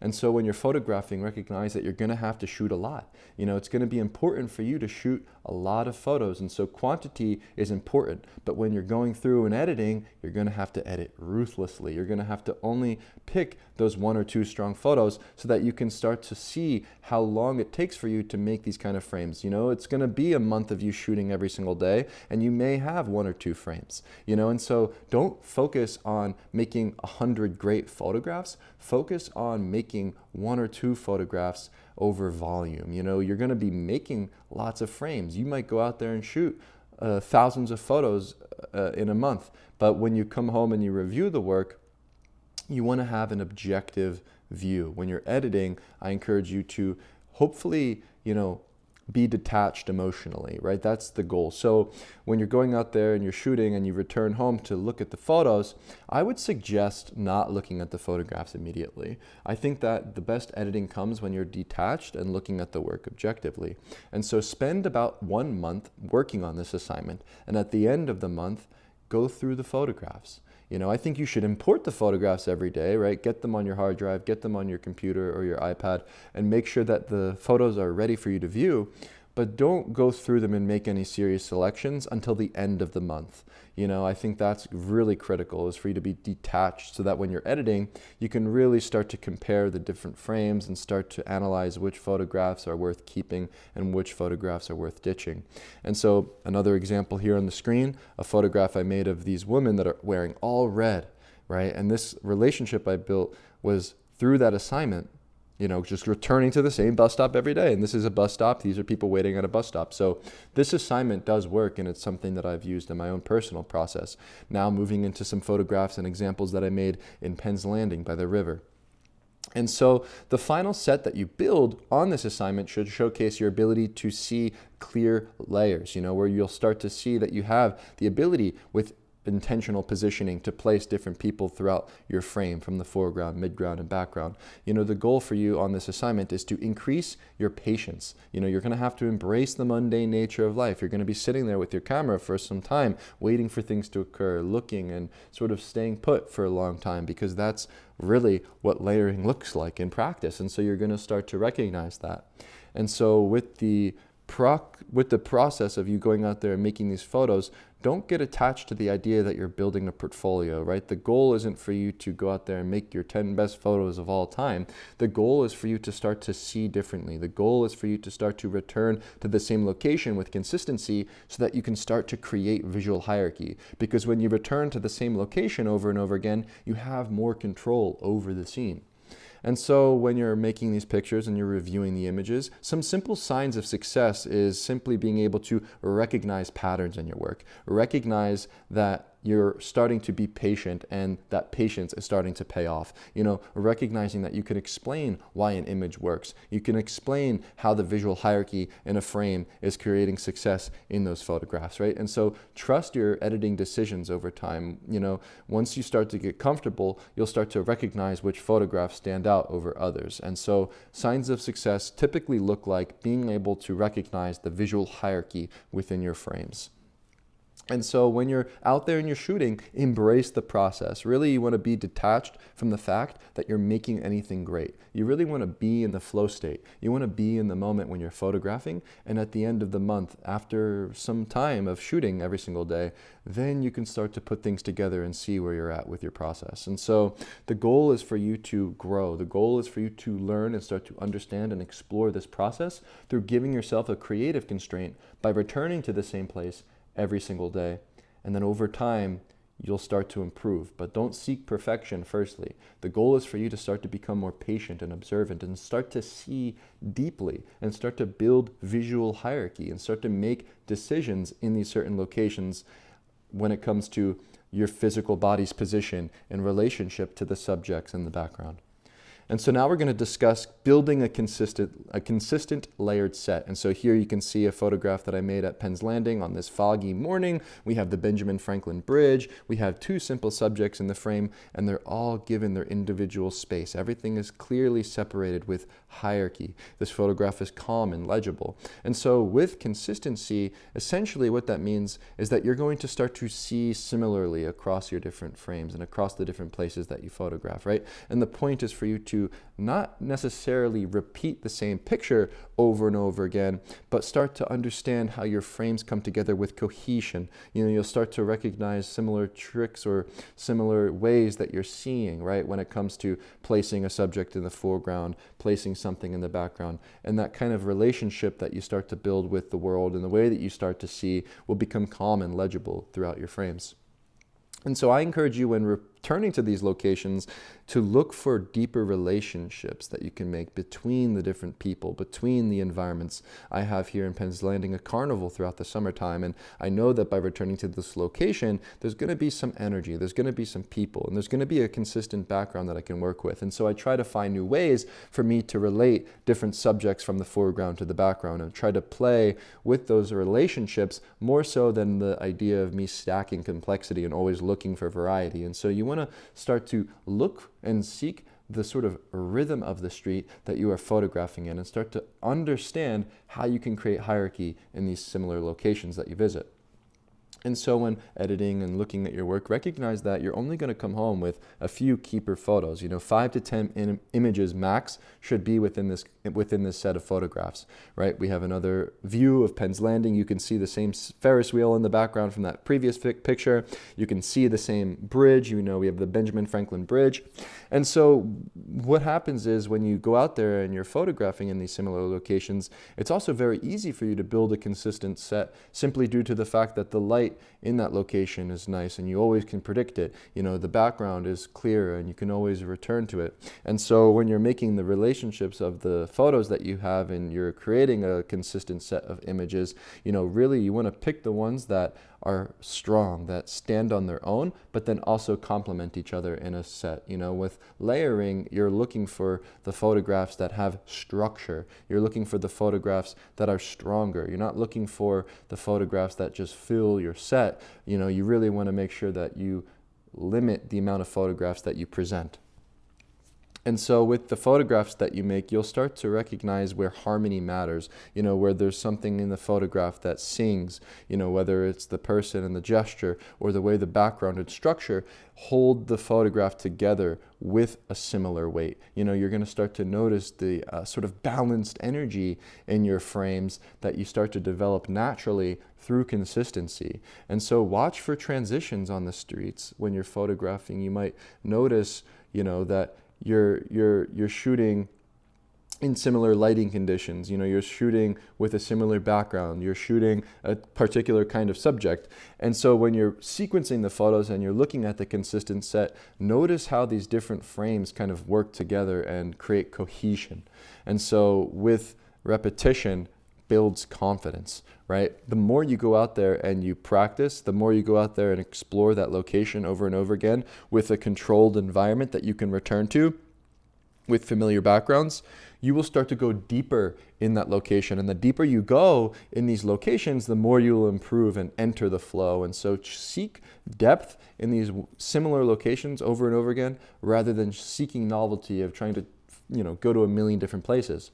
And so this is really important in my practice. This is how I learned layering. I learned layering through being disciplined of returning to Penn's Landing. Here's another photo from Penn's Landing, returning to bus stops. And this is just essentially how I developed my ability to make layers, and that's why I'm sharing this with you. And so when you're making pictures and you come home with a strong image, they should be strong on their own. You should not have to explain them. You shouldn't have to, explain why a certain element relates to another, right? I think the photograph, it should speak on its own. The visual hierarchy that you create, it should work on its own. And so when you look at all of the photographs at once, and you have all these pictures laid out, you're going to start to see which photographs are stronger and which photographs are weak. And so really remove the photos that are superfluous ruthlessly. When you look at your photographs, I suggest putting them on a wall. If you can see in my little webcam here, I have on the back of the background here, I put little small thumbnail prints on the wall. And so I encourage you to print the work out that you make on this assignment, put them on a wall, put them on the floor, and start to see them as a full set. Remove the weak ones and really only focus on the photos that are strong and that have a clear sort of vision and structure within the frames. And so with this practice of going out there and photographing in the same location, that consistency, that discipline, that restraint that you have is going to build strength in your work. And so really stay true to the assignment, really stay true to the location that you return to. And the reason being is it will pay off over time. And so now we're going to talk about reviewing your work and the next steps. And so when you're reviewing the work and you're looking at your pictures, you really got to remove your ego. You got to look for clarity and structure firstly, because that's what layering is all about. It's about seeking sort of resolution in the frame. You know, when you're out there and you're playing this game of street photography, you got to recognize that it's a visual game of creating hierarchy, of creating structure. And so when you're out there and you're making your pictures, stay in the moment. But when you're reviewing the photos, you kind of have to detach that you even made the photos so that you can simply look at these photos objectively. And so when you're looking at the work, look for patterns, look for things that make the photos strong, look for photos that maybe you made some mistakes and they're weak, right? Recognize what your strengths are. Recognize what your weaknesses are. Maybe you're lacking patience and you need to start to wait longer. Maybe you're moving in a strange way at the moment you press the shutter. You know, sometimes what I notice is it's that simple micro adjustment, that simple way in which I move my body that really influences the result of the photograph. And so I think it's important for you to start to really hone in on timing and physical positioning when practicing layering. And by reviewing your work, you can maybe start to see those patterns that emerge and how you're actually operating in the street. And it's always, for me, that I realize that micro adjustment, that small step to the left or right, or that small step forward and getting closer, that makes the difference in the image. And so as you're looking through the work and you're reviewing, notice what's improving over time. Notice how you're making relationships between the foreground and the background. Notice how you're making more intentional decisions with your positioning. You know, it's actually really amazing what happens when you have intention on the streets. You know, I photograph with intentionality. You know, when I made this photograph in Baltimore of the rainbow, I actually went out there with the intention of photographing a rainbow. You know, believe it or not, when it was raining here, I did go out with my umbrella with the intention of hopefully finding a rainbow at the end of the day. And it did appear. And so while I, approached this particular scene, I had that intention and I was ready, and I set my stage and I had this backdrop that was clean, that was clearly showcasing the thing that I was interested in photographing.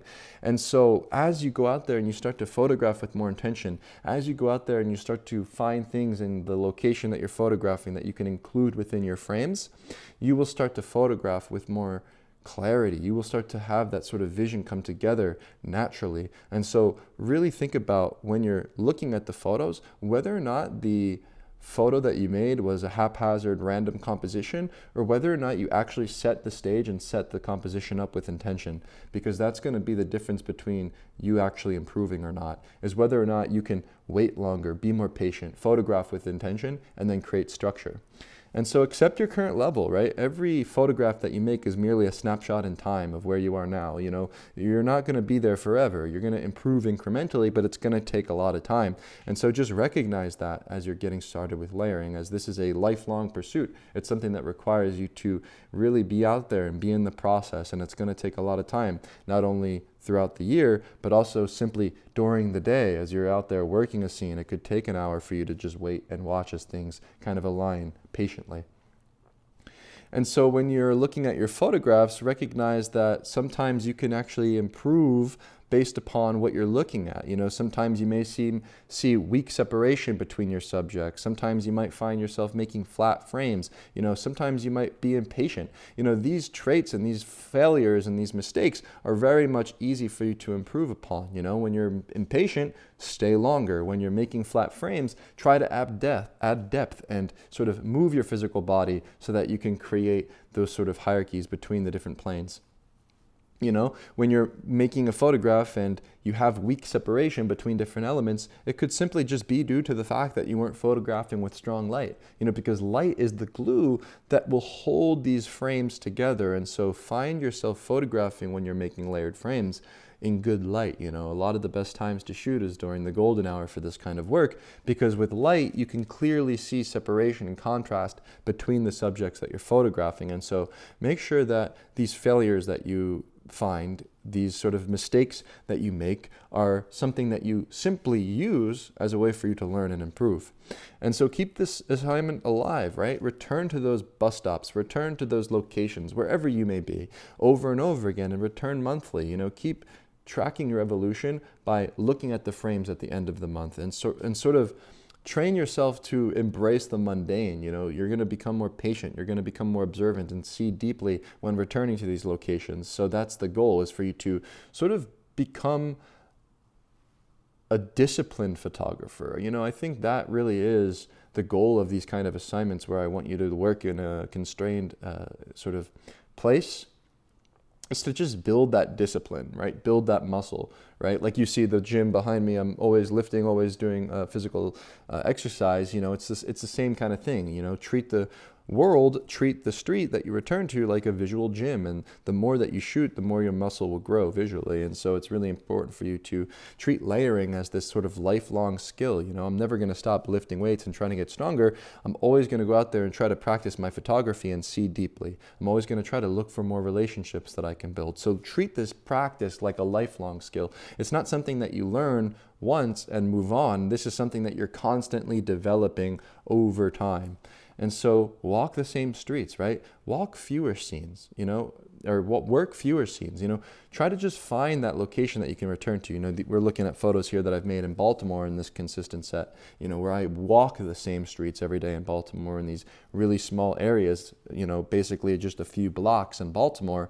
And by walking that same street, I became much more familiar with the environment, familiar with the people, familiar with the light and where people will be. And then through being in that sort of small area, this small neighborhood in Sandtown, Winchester, I was able to work those scenes consistently, you know, but I wasn't chasing novelty. I was returning to the same street every single day. And then through that consistency, I started to improve. And so with layering, there's really no trick. It's all going to come down to patience. You know, with layering, it's a very difficult, I believe, kind of photo, right? Like to kind of make, you know, like there's no trick. There's no, you know, amount of like, you know, I was thinking, you know, how to end this module, how to sort of conclude this sort of course here and give you some sort of practical steps to take to really put this into practice. But, you know, frankly, there is no checklist that I can give you. There is no trick. There is no hack to layering other than consistency and patience, right? Like being able to stay disciplined by returning to the same places over and over again, working with those constraints of location. Because when you have that kind of like assignment, that thing that you can just like pick up your camera and like return to every day, you're just going to enter the flow state much more easily than always trying to navigate somewhere new. Because the more you're trying to look for something new, the more you're chasing novelty, you know, the less you're going to improve with this kind of thing with layering. And so the biggest thing I can give you at the end of this module is essentially that, right? You want to sort of give yourself this assignment of working in a familiar location, working on the same street every day, and then by following that same route, by looking at that same backdrop, you can start to improve. But it's going to take time, and I'm sharing this with you through my own personal experience, that this is something that I have genuinely done. And so I worked on the streets of Philadelphia by the bus stops and by Penn's Landing for a few years straight. I would say it was around the time that I was in COVID lockdown time, 2020, 2021. I was working in the same streets every single day, returning to a bus stop, returning to Penn's Landing. And then finally, I went to Mumbai, India, to put those ideas into practice and to use layering in the streets where it's pretty much the mecca of layering. Okay, and so we're now going to talk about travel and end this course off with my behind the scenes footage that I have from Mumbai, India. So you can actually see what happens when you practice with consistency and then try to go to a new location and attempt to practice with layering, right? And so recognize firstly, before we get into that you really don't need to travel yet. You know, your hometown is enough. Like I said, I spent over a year practicing at bus stops and practicing at Penn's Landing, where I have the same background every single day, before chasing novelty and going to a new place. So traveling isn't going to fix this problem. And so recognize that, you know, you got to stay local firstly, because that's how you build the consistency. That's how you build your visual language. That's how you sort of improve incrementally. It's through recognizing that traveling to a new place isn't going to make you a better photographer, but will make you a better photographer is going out there every single day. And so you got to be comfortable with shooting in a familiar place firstly. And so essentially, when you travel, and let's say you were to travel, you know, just for the sake of traveling, thinking that you're all of a sudden going to be able to practice layering and have so much more success with your photography. I mean, this couldn't be further from reality. You know, these kind of frames with layers, they only reveal themselves to you once they're internalized, once you've actually sort of put in the time and put in the reps. You know, that's the only time that layering makes sense. So traveling will make sense to you after a year at least, maybe 2. And then once you actually have this understanding of how to build these relationships, when you travel somewhere new, then you can really go hard and you can really put these ideas into practice, right? And so why Mumbai? So I highly recommend traveling to Mumbai if you're curious about photographing with layers and you're looking for a complex sort of place to work within. You know, Mumbai is the mecca of street photography. It's not even going to allow you to look at the world shallow. You know, it's going to make you photograph with layers basically, because that's unavoidable in these kind of environments in Mumbai. You know, there's so much density, there's so much humanity, there's so much motion. You know, everything's kind of happening all at once in Mumbai, and it's the mecca of layering for street photographers because of this simple fact. There's a variety of locations, beautiful scenes, there's so much to see, and I find that by returning to these streets for that month that I was in Mumbai, you know, it was really just a pleasant surprise to my eyes. You know, I would wake up each day and just feel like I'm in heaven on earth for street photography because of all the incredible scenes. And so I can't recommend it enough. And that's why, you know, I wanted to end this assignment off with an example of what happens after you actually practice in your hometown and then traveling to a new place. If you actually build the skill of being able to make layered frames, when you travel to a new place, you'll increase your success rate, right? And so Mumbai is really going to demand you to be patient and to position yourself and to wait. You know, it's not something that you can go, you know, it's not a kind of location where you can just like throw yourself into the market, you know, and like be around all this chaos and just start running and gunning, right?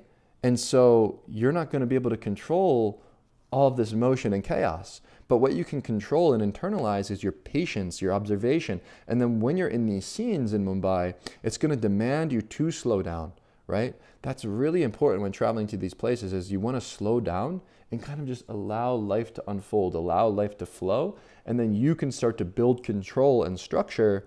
But this is only after you've already internalized this ability in your hometown.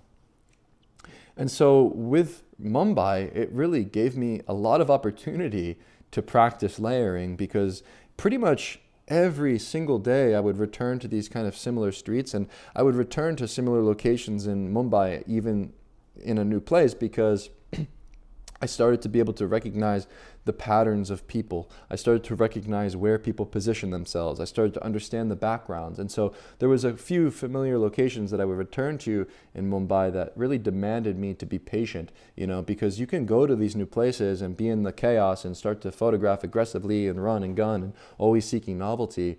But in order to have the trip pay off, you have to slow down and find yourself repeating the same walks, going to similar locations, and really starting to slow down so that you can start to see in layers. And so a lot of the work that is best, right, that I believe has the most sort of impact on a viewer when working with layering are the images that have clear structure, you know, that don't need explanation, right? Those kind of quiet frames, those frames that kind of sing. You know, this happens over time, but it happens once you have an understanding of how to create visual hierarchy. And so I'm going to now leave you with this video. It's 2 hours and 40 minutes long of me shooting in the street. It's raw footage of me actually out there practicing layering. And so when you're watching this movie, I encourage you to watch for how I wait, watch for repetition, watch for my restraint, watch for how I observe life, and watch life unfold naturally from behind the scenes at my POV. I'll be sharing with you from a GoPro, me on the street shooting in Mumbai, you know, in these chaotic environments. I'll also provide for you some of the locations that I photographed in text, so look for that. And I encourage you, you know, before watching this film to really try to understand the ideas that I shared with you throughout this course, and then understand when watching it how I actually put those ideas into practice, okay? And so this is the ending of this course, because I believe that the practice never ends. And I find that while watching me on the street, I hope that it can encourage you to actually go out there and hit the streets. You know, maybe these videos, this movie of me photographing in Mumbai can inspire you to go out there and try to improve. And so this maybe can become an example of what you can do, right? Of how the practice and the patience that you pull off in your hometown and shooting with repetition can pay off through understanding the game of layering and street photography generally, and then traveling to a new place, embracing novelty, and then putting all of those things and all of those ideas into a body of work that you can make in a new spot. And so now watch the film. I encourage you to check out this movie as we are now wrapping up the course. There is no longer any modules that will be informative in terms of lectures or anything.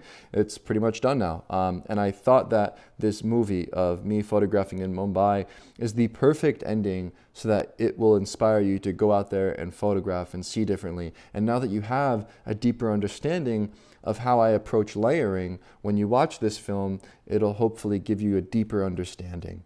And so hit the streets. Go out there and shoot more. Never leave the house without your camera. You know, focus on that assignment that I talked about. You know, focus on returning to a spot that you can always visit with consistency, even if it's 30 minutes, even if it's 1 hour out of your day. You know, I know time is scarce, but when you have the time and you set it aside every day to work on this kind of thing, you will start to improve incrementally. And so that's pretty much it for this course. I really do appreciate you watching. Hopefully that this next module, this video that I share with you inspires you. I really encourage you to consider how beautiful this world is through photography and the experiences that you can have through watching this thing, because really what it all comes down to, that I've spoken about a lot in this course, is essentially that photography has nothing to do with photography. You know, it has everything to do with how you engage with humanity. And when I travel to a new place like Mumbai or visit somewhere new in the world, I really try to have the experience of adventure kind of guide me. You know, as much as I can understand how to create visual hierarchy and structure within a frame, if you don't have the courage, if you don't have the curiosity to go out there and actually do the thing, you know, no amount of studying and understanding is going to help you. And so with this final lecture here, this final sort of few words in the video is just all about me encouraging you to go out there and explore. Go out there and live your everyday life. Bring your camera for the ride and recognize that photography can become this passport to the world that has you deeply engaging with life itself. And then through that deep engagement that you have with life, and the closer you get to humanity physically and emotionally, the stronger your photography will become. And I really do find that that is the key secret ingredient to street photography. It's all about how you actually engage with the world. And so, you know, you can understand that, you know, you have to place your physical position in relationship to the subject, the background, and click the shutter and understand these kind of ideas, right? But now it's time to actually go and put that idea into practice, to go out there with repetition in your hometown, to work on a local project or an assignment. And then eventually, when you have the sort of ability to see clearly with visual hierarchy, to then go ahead and travel to a new place. You know, I recommend Mumbai. This is the mecca for street photography. If you're trying to make layers, that's the place to go. And so hopefully this video will inspire you to get started on this journey of street photography and, you know, work on your layering.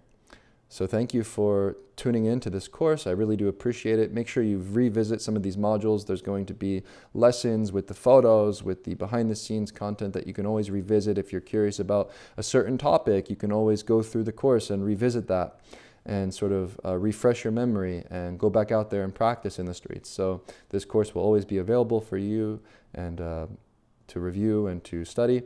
And so with that, yeah, thank you, and see you on the streets.